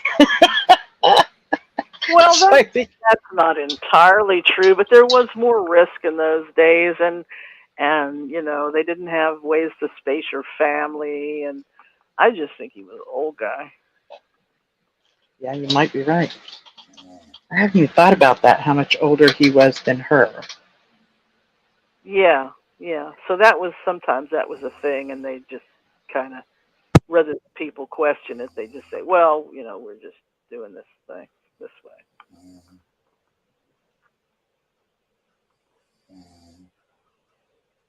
Yeah, it was a totally different world. Yes, it was. It's a totally different world now than when I was young. I was in the big city the other day. It looked like the Jetsons. I didn't see one. Everybody's got like comfy shoes on. I'm a fan of comfy shoes now, but they all had the Skechers comfy shoe. They all had the skinny pants and a sweatshirt kind of thing. This is in the big city, and they had those little scooters. Do they have those little scooters where you live? What kind of scooters are they? They've got these little green scooters, and it's the first I'd seen them. And the people rent the scooter, and they go down the path, and then when they're done, they leave the scooter there, and the next person comes and rents the scooter. It's really neat. Is it something they sit on or stand on? I've seen the ones that they stand on. Yeah, it's a scooter, and they get across town. If it's flat, they can get across town with this scooter. Yeah, I think that's really economical, and yeah, that sounds awesome. Yeah. I'll have to look that up. I did see, like what you were saying about the suits. I didn't see too many of the suits. That's kind of, we're in a different, I think after the crisis in the world, we are in the reset. It's different. Oh, do you think that's happening now? Yeah, that's how I felt this week when I was in the city, because I hadn't been in the city for a couple of years, and it was it felt different. It was different. The work environment, the people, the way they were dressed, the way things were going, it's different now. Yeah, I think after this last 2.5 years of, for the most part, most people dressing casual, except for, those that were on duty and wearing uniforms and such for whatever position they were in. I think we've gone into a more casual state. And some of us has gained a little bit of weight, but we ain't talking about that right now. But it's been but yeah, I think the state environment looked different to me. It looked very different. Yeah. It really, really has it has a different look to it. I agree. And I bet it felt like you were. How often would you go to town? I had not been to the big city in 2.5 years. I want to say 2.5 years. Okay.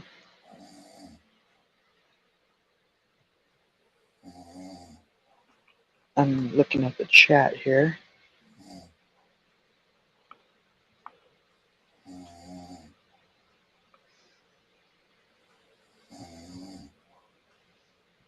That's Rick. Yep. Okay, so that was somebody answering somebody else, and I'm kind of not making sense of it. So, because it's kind of answering somebody else's comment.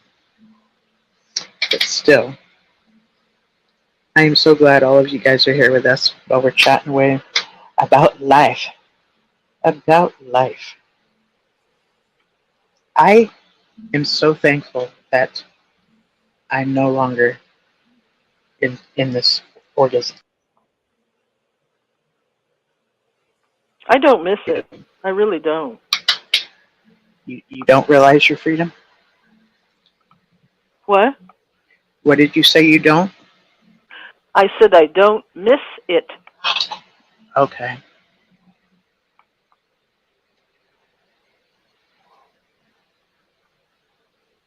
Okay. The screen was doing something weird, so I took myself back on the screen. I've eaten a little food. Y'all didn't have to see me eat it, and I'm feeling a bit better. But I can tell I'm going to fade early tonight. We're getting about 4 hours. We're at the 4-hour point. I've missed being able to be on the YouTube each weekend. Like, I didn't even know I was going to miss it, but I did. So I might even be addicted to this. Might even be doing some on my own channel. I'll be doing some on my own channel, which is Apostate Babe Linda James. I should add your favorite apostate. I need to make one of those back pictures that go on people's YouTube channels that says things. Yeah, I got to make one of those. It says your favorite apostate. Apostate Babe Linda James, your favorite apostate. But all of this time that I've had my YouTube channel, I have not been disciplined like people such as Pete and JW Thoughts and a couple other people out there that will do videos. Lady C and stuff. I'm losing my words. My neurons. That's a sign I'm tired. My neurons are not connecting, so I'm forgetting names. I'll have to catch up on Pete's new videos tomorrow. Did you see the Shunned video? The title of the show title is Shunned, and I had not watched it before. You'd have to send me. Is it on YouTube? Yeah, but like Pete's is XJW Curious. Well, Yes. Title the channel. Group of videos is Shunned. The channel title Yes. is Shunned. And they I'm glad you brought that up. Of a gay witness at Bethel was the title of the episode. Mm-hmm. I think it was episode 136. I'm not sure, but it was. I think anyone, straight or gay, or any person who has been a witness would get a lot out of this, because the guy that does the show Shunned is a real trained counselor, and right. That he was bringing up with. Well, he's a life coach. I'm sorry, he's a life coach. Okay. And he's real good at it too. He's really good at it. Yeah. The points he was bringing up on that specific episode, it was not about sexuality, but it was about how confused this young man was with some of the methods of control. And it was a very interesting and insightful episode. Well, our Bob Roberts here in this show, in the chat, this man is always on it. He says, episode 126, it's called Gay at Bethel. Yeah. Okay. He's right on it. I cannot tell you how thankful I am. The stuff that, like, he'll come up, and sometimes Chad's just listening. He's like our rockin' awesome ally, and he's teaching on Sundays and stuff. And here's the link to that episode, he says. He might try to. He's right on it. He might even try to put it in the chat. Sometimes you can do that. But yeah, those are interesting. About a few years back, maybe 5, Lloyd Evans did a really good interview with someone from Bethel, okay? And that person, which I can't remember his name, actually runs the group, LGBTQ, I guess, XJWs, ex-Jehovah's Witnesses. So there's a support group on Facebook for those of us that are, part of the letters. Well, this was the first Shunned one I had seen, so there's a whole bunch of shows out there that I haven't even seen the channels yet. Yeah, he says, Bob says, oh, damn, I don't think the link is being posted. So that makes sense. There's something about the way the channel is set up that will allow posts, links to show up in the chat, and those that will not. So it must be set up in that way. And Shunned Podcast is a YouTube channel. It's a really good one too. He and his wife, first off, he came up with his own, like, he gave his testimony, my JW story or something, my JW life or something to that effect. And it was like 6 episodes of just him talking about his journey out of the organization and stuff. And then started and I mentioned it earlier too as being a really good podcast to listen to, because it's one of those ones you can be doing something and listening to it, or you can be watching it. It used to those are great when you can do either or. So he has had, and they're all pretty much Jehovah's Witnesses. Every so often he'll have somebody from a different group, but it's mostly Jehovah's Witnesses. He also has a support group on Facebook, but there's a lot you can get out of that. And hearing people's stories is so helpful to know that you're not the only one going through it. tomorrow, isn't it at 1? They're going to have the show where they're going to talk about the God of the Old Testament versus the God of the New Testament. That's going to be interesting tomorrow. On what channel? On 6 screens tomorrow. Oh, okay. Okay. That'll be cool. Because I don't always listen, but that one at 1 o'clock sure sounds good.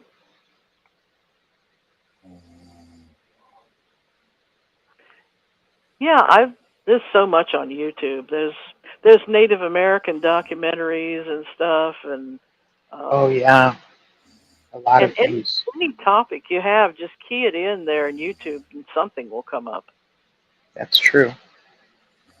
That's very true. Matter of fact, that's how I find new channels, because I literally. So in other words, if you want to find out about a certain subject, there's always the suggestion, Google it. But YouTube is also a great place to Google something too, because lots of people have made videos on lots of different things. Like Did you anything. get the audiobooks? There's free audiobooks that they read to you? Yes, I have a whole playlist of them. Good. And then documentaries on everything. Yep. I actually have a different playlist for the documentaries too. And yep. Susan mentioned earlier the book about how to win friends, and I looked that one up on Scribe. I've mentioned before I have a subscription with Scribe, so I found that book as an audiobook, which I'm sure is on YouTube as well. Yeah.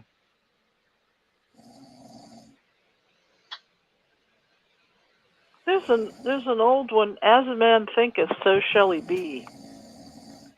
What is that one about? It's a scripture from the Old Testament. As a man thinketh, so shall he be. But that was also a 1920s self-help book. The idea of these think positive, have confidence, that's not new. And there's many terrific books that are really good to listen to them and have new habits for being more confident. And when we were talking about the quotes earlier too, those are inspiring. Having a few quotes around the house or memorizing a few is very inspiring. Yeah. Yes. The book that I found the other day was called Go For It. And it was a 1980s paperback. But it was it was a good little $3 read. And I don't even know if it's still in print. Oh, wow. Okay. Where did you get it from? But if you can, it was an Avon paperback called Go For It.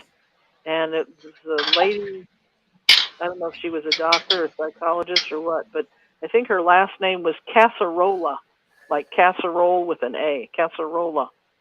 Okay.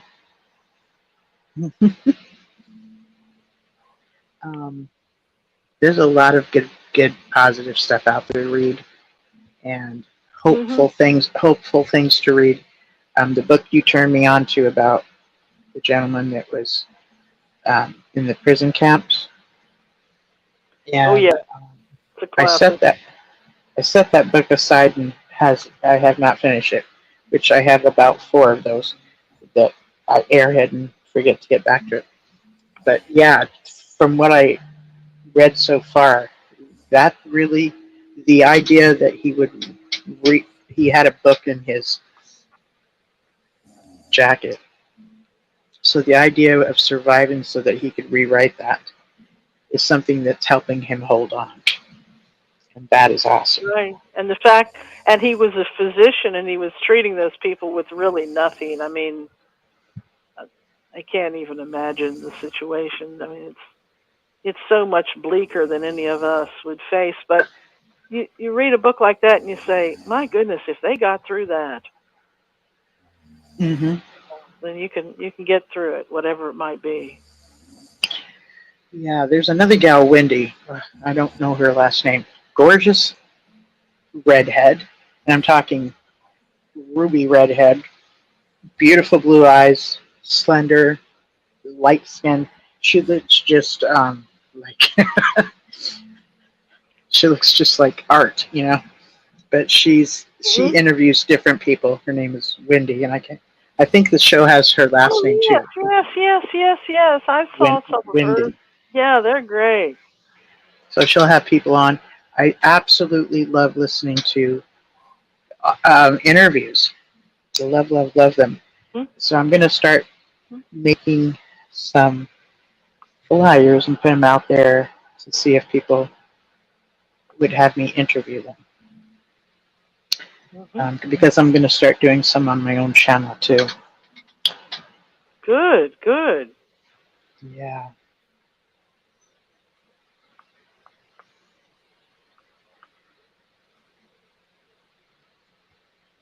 Go for it. Okay, Bob is in the chat. Is it Again, still in print? Because that's a great little book. He has the info right here. It says, "Go for it. How to Win at Love, Work and Play," by Cassarola. Kassorla. Yep. And he said it's still in print. Get that book. Yeah.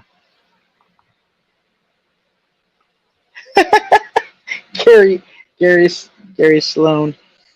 That's too funny. Says, I just got home, so I'm going to listen to Linda's Gems of Wisdom. Thank you, Gary. I'll have to remind my kids, look, honey, I have gems of stone. No, what is it he said? Gems of wisdom. Yes, I have wisdom. I have gems of wisdom. So, you know, you do want to listen to me on what I have to say to you now. Maybe I'll say that to the grandkids.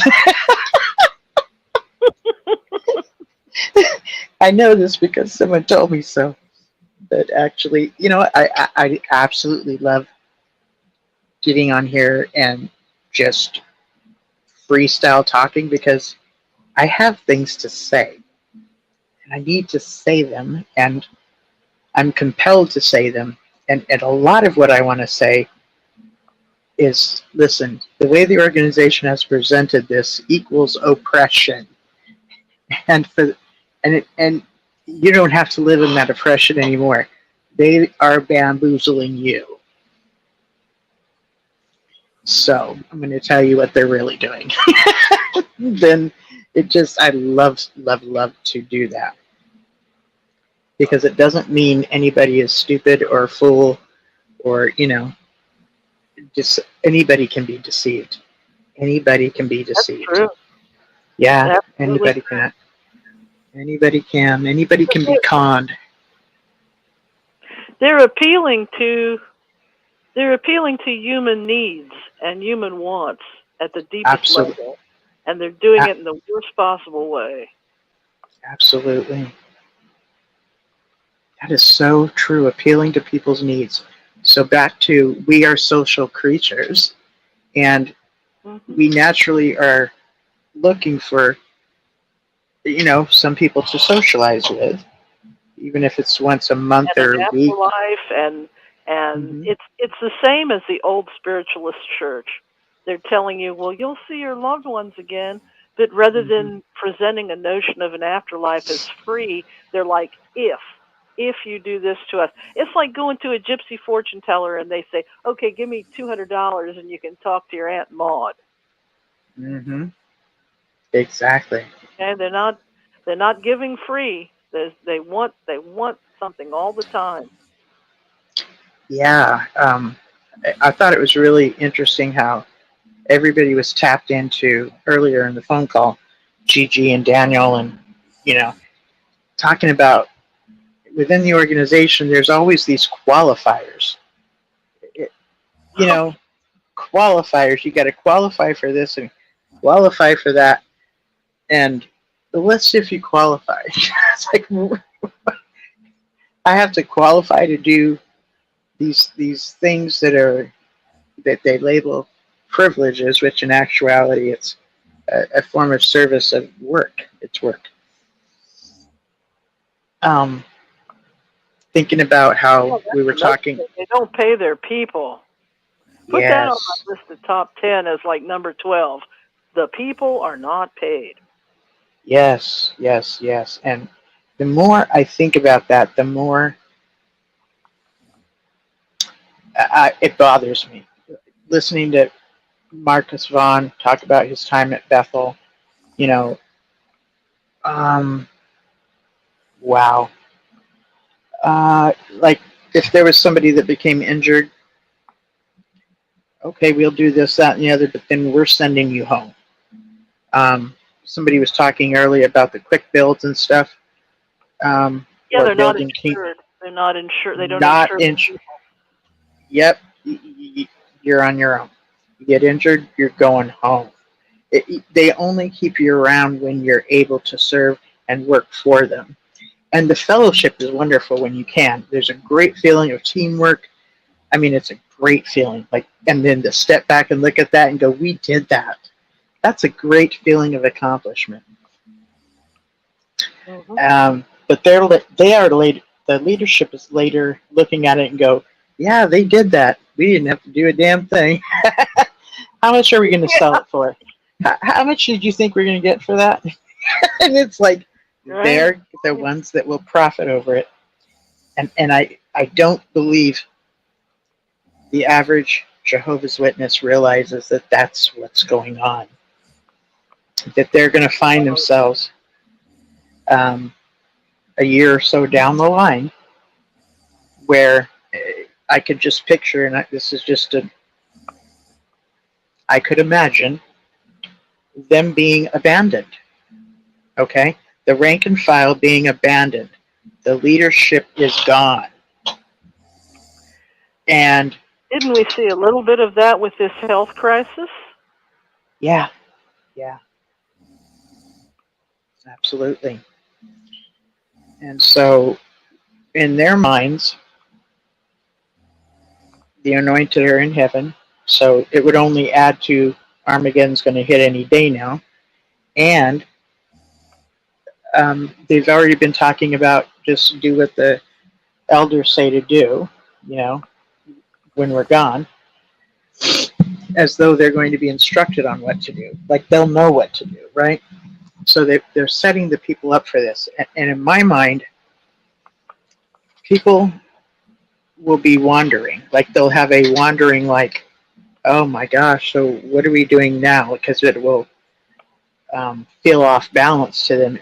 And that's the time that some will, a good amount, I think, will be checking into XJW, Reddit, Facebook groups, different things, right?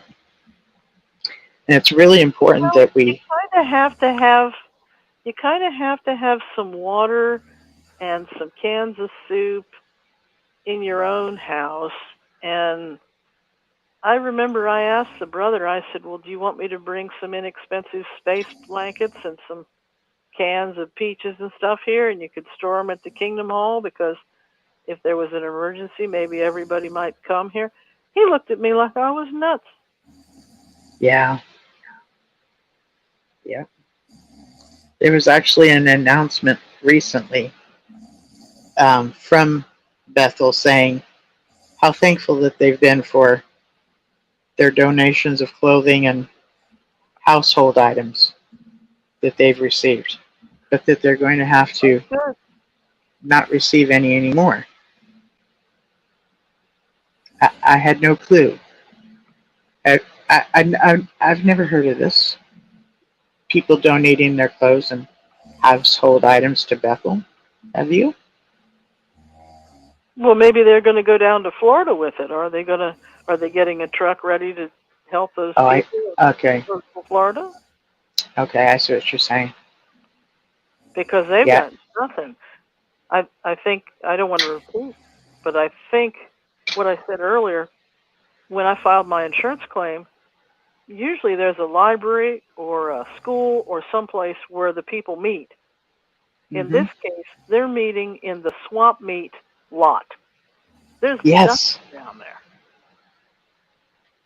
Oh my God, yeah. Wow. I'm really glad you weren't there either, Pixie. And I hope there's home insurance that however things go, I hope it goes we well call for that a you. miracle because I had been looking for that vacation for years. Wow. I needed to be down there sooner, but I had to do care and I had things and I had business I had to tend to, and I'm like, finally I can go down there. And then I'm like, I'm so tired. Let's wait another week before I get the plane ticket. And then yeah. Mm-hmm. So somebody was looking out for me, I guess. Yeah.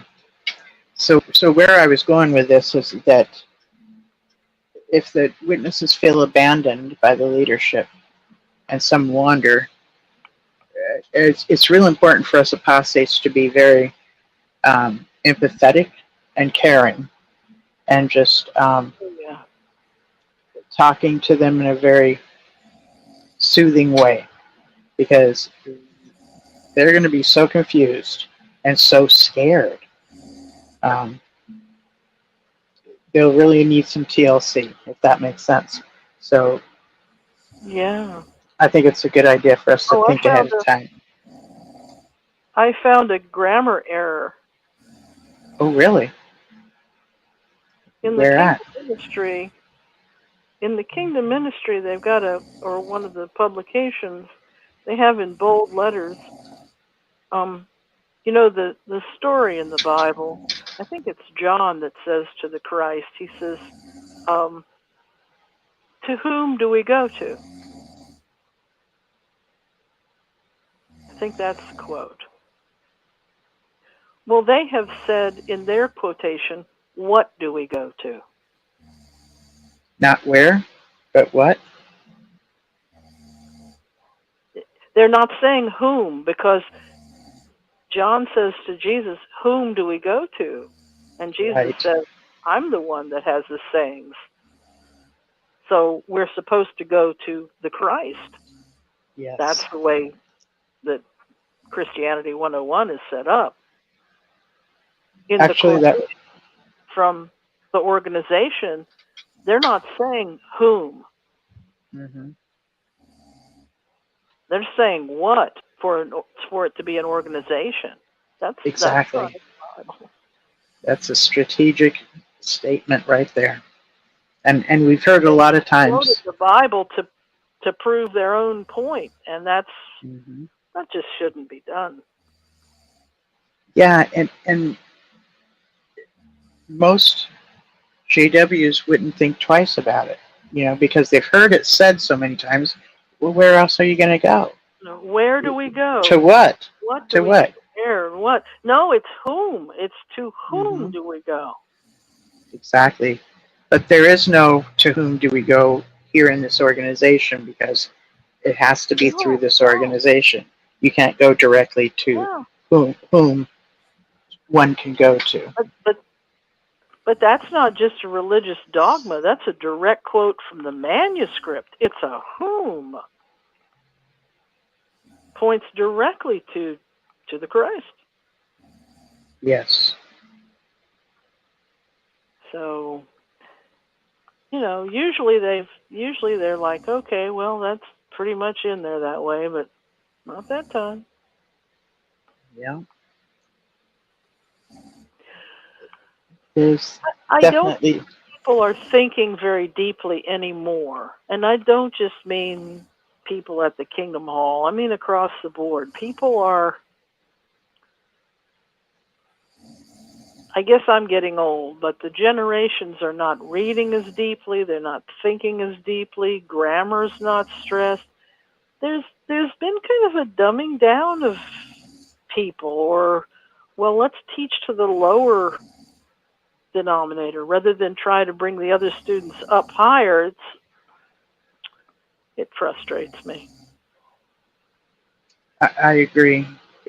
But what I have noticed is there's this kind of things where those that are like book smart and like learning things, like they take pride in calling themselves geeks, the geek squad or a geek group. Sure. So they see that as their identity and take great pride in it. Like they don't look at it like they're uncouth or square or anything like that.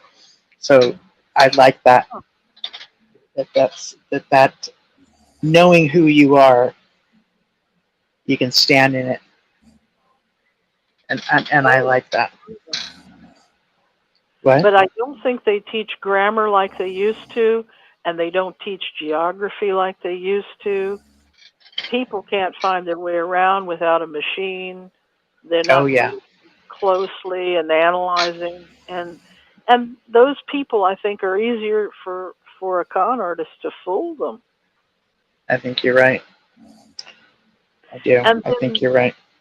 And then there's a lot of single parents, which is fine, but it's not as safe as having, you know, a two-parent family. When there was a two-parent family, and there's always been single parents, but, you know, back in the 50s and 40s and even into the 60s and 70s, like the dad was there as kind of a buffer from the world, Mm-hmm. you know.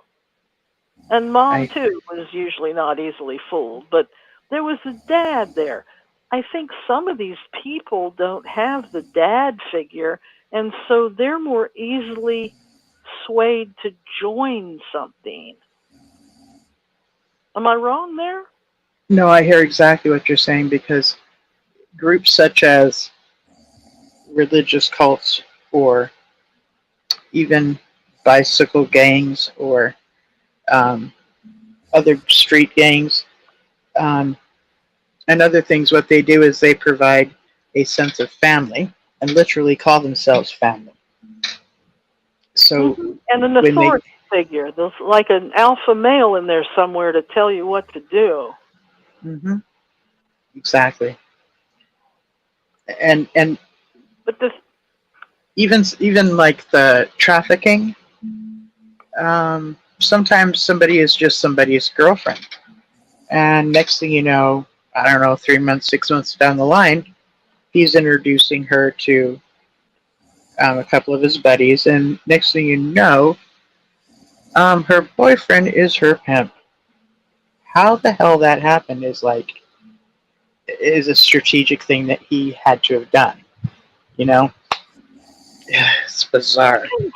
I kind of feel like the Watchtower is kind of pimping too, because not so much in a sexual way, but in a work cult way. Are you familiar with how these work cults would get these kids and, you know, work that? It's yes, and you're right. It's very much like the leadership is our spiritual pimp, and whatever we do, which we are expected to do, and we do it in this mindset of being loyal to Jehovah, and that's how they are tricking us to do it. But in actuality, they're gaining profit off of our backs of labor, just as a pimp would. Just as a pimp would. So it's like being a spiritual pimp, absolutely. Yeah, very, that would very much the same. That's the sign I'm going to carry. And the payout never comes because you're always putting more into the doing, so the payout never comes. Yes, and when you put more into it, got to get another suit, got to get another dress, got to get more shoes, got to put more gas in the car. Oh, that's not a service car. I can't have a 2-door car. I guess I better get a 4-door car or a van.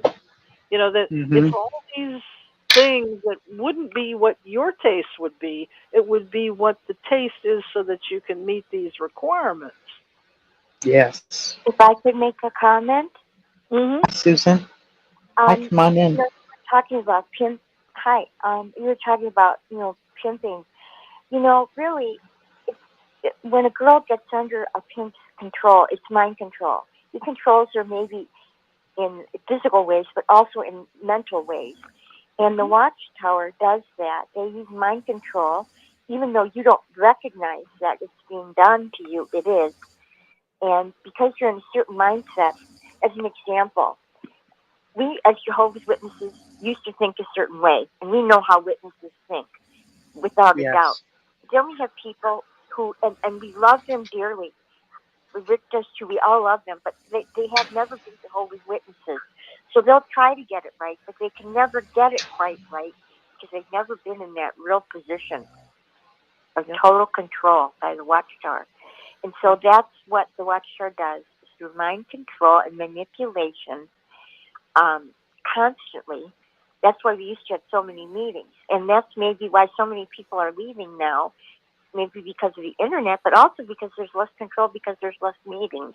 And there's less magazines to read, there's less books to read. They just don't have the control that they used to have over us. So we were used to that kind of a lifestyle.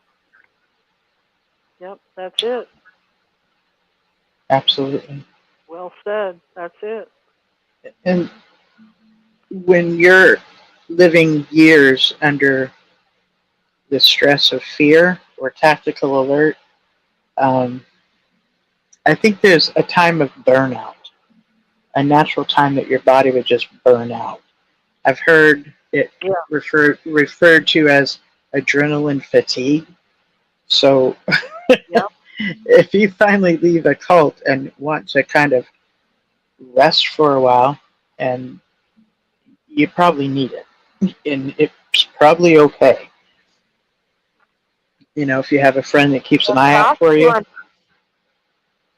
sorry, It's not on purpose, because when you're tired, you're that much easier to control. Absolutely, that's what that sleep deprivation is. You want to do anything. If you're exhausted, you don't want to do anything. You come home, you want to lay on the couch. You worked hard all day. You just want to veg out. Well, they keep you in a vegetative state all the time. So you're not going to rebel or say anything or do anything against the status quo, because you're just too darn tired to fight it. Yeah, yeah. I agree. And see, entertainment, whether it's going to see a movie, a play, dancing waters, anything, that's like an evening out, and it's like a mini vacation for the mind. It rejuvenates you and gives you a little break from the everyday grind, and it really helps you face the next week or the next day to get up and go again.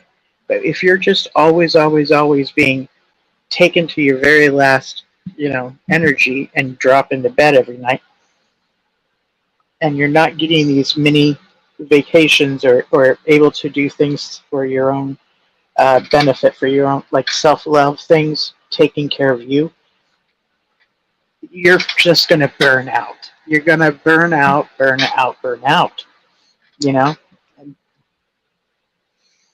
then when you're too exhausted. Go ahead, what? I just remember as a witness when we were doing things like the mental vacation thing where we go to the zoo or, a play or something. And you're there, but you feel guilty the whole darn time you're there. Because I should be doing this, I should be doing that. I don't want to have too much, recreation, because that's not good either. And it's so important. It's about families and too much recreation. And I used to say to myself, what recreation? My family is guilty of no recreation, because we never did anything. We were out every Saturday, every Sunday. I was out every midweek. I read all, read all the books, you read all the magazines. You just never stopped. Clean the house for the book study. I had the book study in my house for 15 years. Wow. Wow. That's impressive. No, that's not impressive. That's stupid. No, it's not. I don't know why this is so funny to me right now. Oh my goodness. I don't think enough has been written or said about what it's like to be a witness sister or an elder's wife. Oh, yes. Elder's wife. Those women are run ragged. My mother was just run ragged to have a perfect house and a perfect pot roast and 3 meetings a week. And then thinking back on it, she was such a marvelous cook, but I don't think we had dinner on Thursday nights, because we had to go to the meeting. So it's like nutrition. Some nights we didn't, and then sleep. I don't know how my dad had a full-time job and took care of everybody's spiritual needs, and day or night, if there was something, he'd run out to help other people, and I don't know how he did it. I don't either, and I would think that, somebody like your father or Susan was your husband at the time an elder? He was an elder from the day I married him. He was Okay, a so Bethelite elder. did you say a Bethelite elder? Well, he had just gotten out of Bethel and began regular pioneering when we met. Okay. So he was diehard. He got married. My first husband was 11 years older than myself. Okay. That's not So unusual.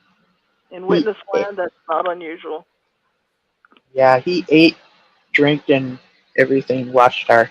So, but I have this theory, and maybe you can confirm it or not, that in order for a man to be an elder, having the support of the wife is definitely expected. That's what makes you godly in the whole nine, right? But I think it makes it to where the husband gets taken away from areas that he could be at home for, like doing some things that are a man could do, or like I believe I believe it affects the family. But you're supposed to support him in these things, right? Well, and you have to pick I up the slack. Better than you are. I would tell him, I make you look better than you really are. And I did. Yeah. And, and then every Sunday they would have an elders meeting, and we would sit in the, I had the kids, and we're sitting in the Kingdom Hall waiting for hours while the elders jaw away in the back room. I don't know what the heck they were talking about, but every week there was some meeting after one of the meetings that we had, Tuesday, Thursdays, or Sundays. There was always a meeting. That's why I got to know the other elders' wives, because they were all sitting there too. I was just going to ask you, would that give you time? My ex-husband was always a Watchtower study conductor, so he had a lot of responsibility. Okay. And I would think that because the husband is pulled away, so whether he's, whatever his job, or so simply the time of being committed to the congregation, I would think that the wives would have to pick up some of the slack that they would ordinarily do. But in order to support him, they're doing everything they're supposed to do, which, in my opinion, is you have very little control, but a huge amount of responsibility. And then you take on some of their responsibility, because that's what being a helper is, right? And they can't get to it because, of course, serving the congregation comes first, because that's for God, right? Did you feel like that, Susan? Yeah, there are a lot. The things that I didn't like is when somebody would call up on the phone and they want to talk to me about something, and that was the hardest part, because I'd say to them, unless you want me, I said, don't tell me that you don't want me to say to my former husband, because if you do, I don't want to hear it. Because you say don't tell him, but I am going to tell him. I'm not going to take that burden on myself. The emotional burden doing that was what was most difficult. Oh, people would call you and say, don't tell your husband, but da da da da da da da.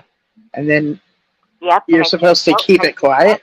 I'd say stop. No, I would. I'd say stop. Do not tell me anything you don't want my ex-husband to know, because it's not going to go that way. There's not going to be any secret. I'm not going to play that game. Mm-mm. Yeah, that's no way. Good. And that was constant. Yeah. Good for you. My mother's notorious for that. Brothers and sisters, if you give them an inch, they'll take a mile. They will. Mm-hmm. And then they'll be. If you listen to them and you don't tell your husband at the time, then they're going to do it again next week and the week after that, and then it's going to be on a daily basis. And then you're going to be their pseudo parent, and it just doesn't work that way. That's really the most difficult. I'm really glad you said pseudo parent, because I believe that's the role that the elders do play or do have in the organization, like our spiritual parents. And simply calling us brothers and sisters makes, only confirms them being a parent. And when we... some brothers were needier, and I understand that. But, it just cannot be a constant thing. And we all need support, and I understand that. But the Jehovah's Witness organization is not set up for us to support others and others to support us. It doesn't work that way. It's for us to judge others and for others to judge us constantly. And that burden never lifts, ever, the whole time you're in that organization. That's really sad, too, isn't it? Because it used to be a long time ago that there were some supportive aspects to it, but it changed and got real judgy. Well, as their different doctrines change, so did the people. Yes. They created their own monster, and they cannot blame anybody else for the mess they have on their hands except them. Well said. Well said.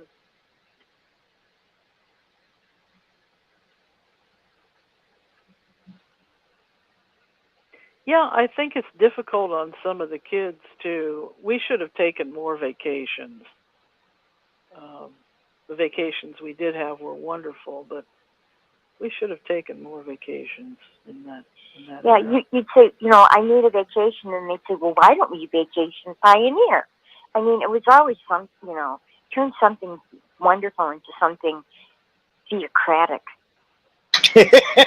Yep. I have to give it to my wonderful, good-looking parents. When we would go on vacation, we did not attend meetings. Oh my goodness, that's Our vacation. Yeah. Your dad's old school like that. He was. It's like he got in before An interesting, a ton load of rules. Couple interesting books about preachers' kids. Yeah. There's an interesting dynamic growing up where the dad has to be shared with the whole congregation because he's on call. Oh wow, okay. I have not given that thought. What is that like? Well, you just know that your dad's a really good guy, but sometimes he should be home and he's not because he's out helping someone else. Okay. So that was one phase of my life and my parents' marriage and the history. But he retired and we moved and he didn't have all that responsibility, and that was good for him because he was the guy that would show up if somebody needed something. Yeah.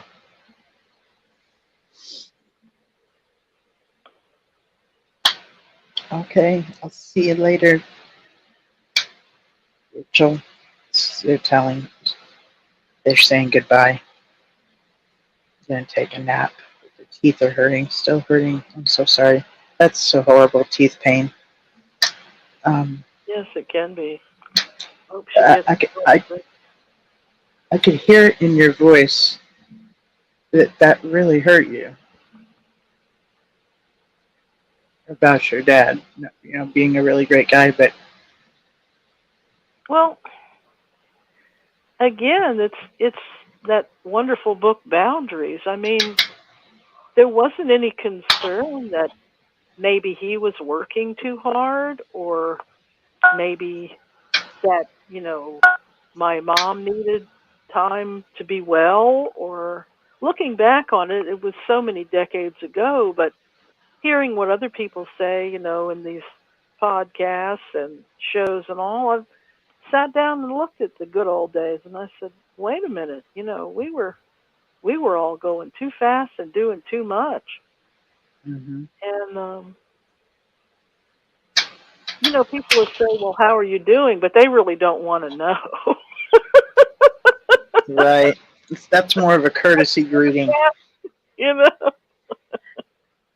I love it when the show starts and I ask Rick, how's it going? And he just gives a good answer. that really has to do with how the day has gone so far. I love that. Mm-hmm. Absolutely love it. Yeah. So, with this medical crisis where everybody was at home and people weren't attending, I really don't miss it. Mm-hmm. And I can think of maybe one person that I would miss. I really do not miss the dynamics of it. Yeah. And a lot of it seemed fakey. I try to be as genuine as possible, and a lot of these people have been fakey from the get-go. Mm-hmm. Yeah, that's tough to be witnessing or associating with, and having to deal with that. It's really tough.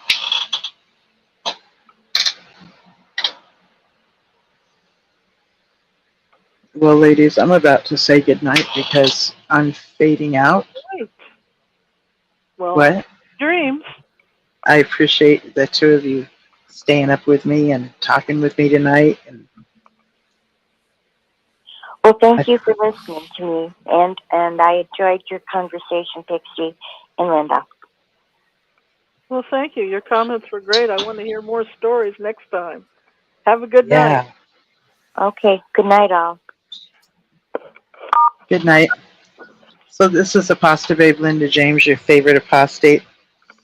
And today is Sunday, September 10th. And the show started on Saturday, October 9th, 2022. I thought I was getting sleepy a little earlier. I am getting sleepy a little earlier today. I ended up getting up earlier than I usually do. But I'm usually on later, but tonight I'm going to just leave the show a little earlier. This show is actually almost 5 hours, so I really enjoyed the comments, everybody that showed up in the chat, and the ones that were listening. I really appreciate you being here.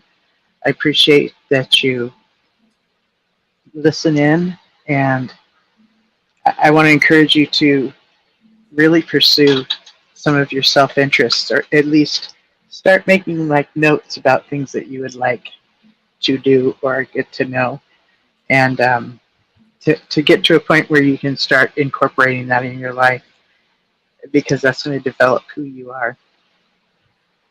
Every week I look forward to the time that I get to spend with you, and it's really a highlight of my week. So thank you so much. And I am looking forward to next Saturday night being here and getting to talk with you. So I'm going to let you go. This is Apostate Babe Linda James, your favorite apostate, and I'm saying good night till next week. Good night.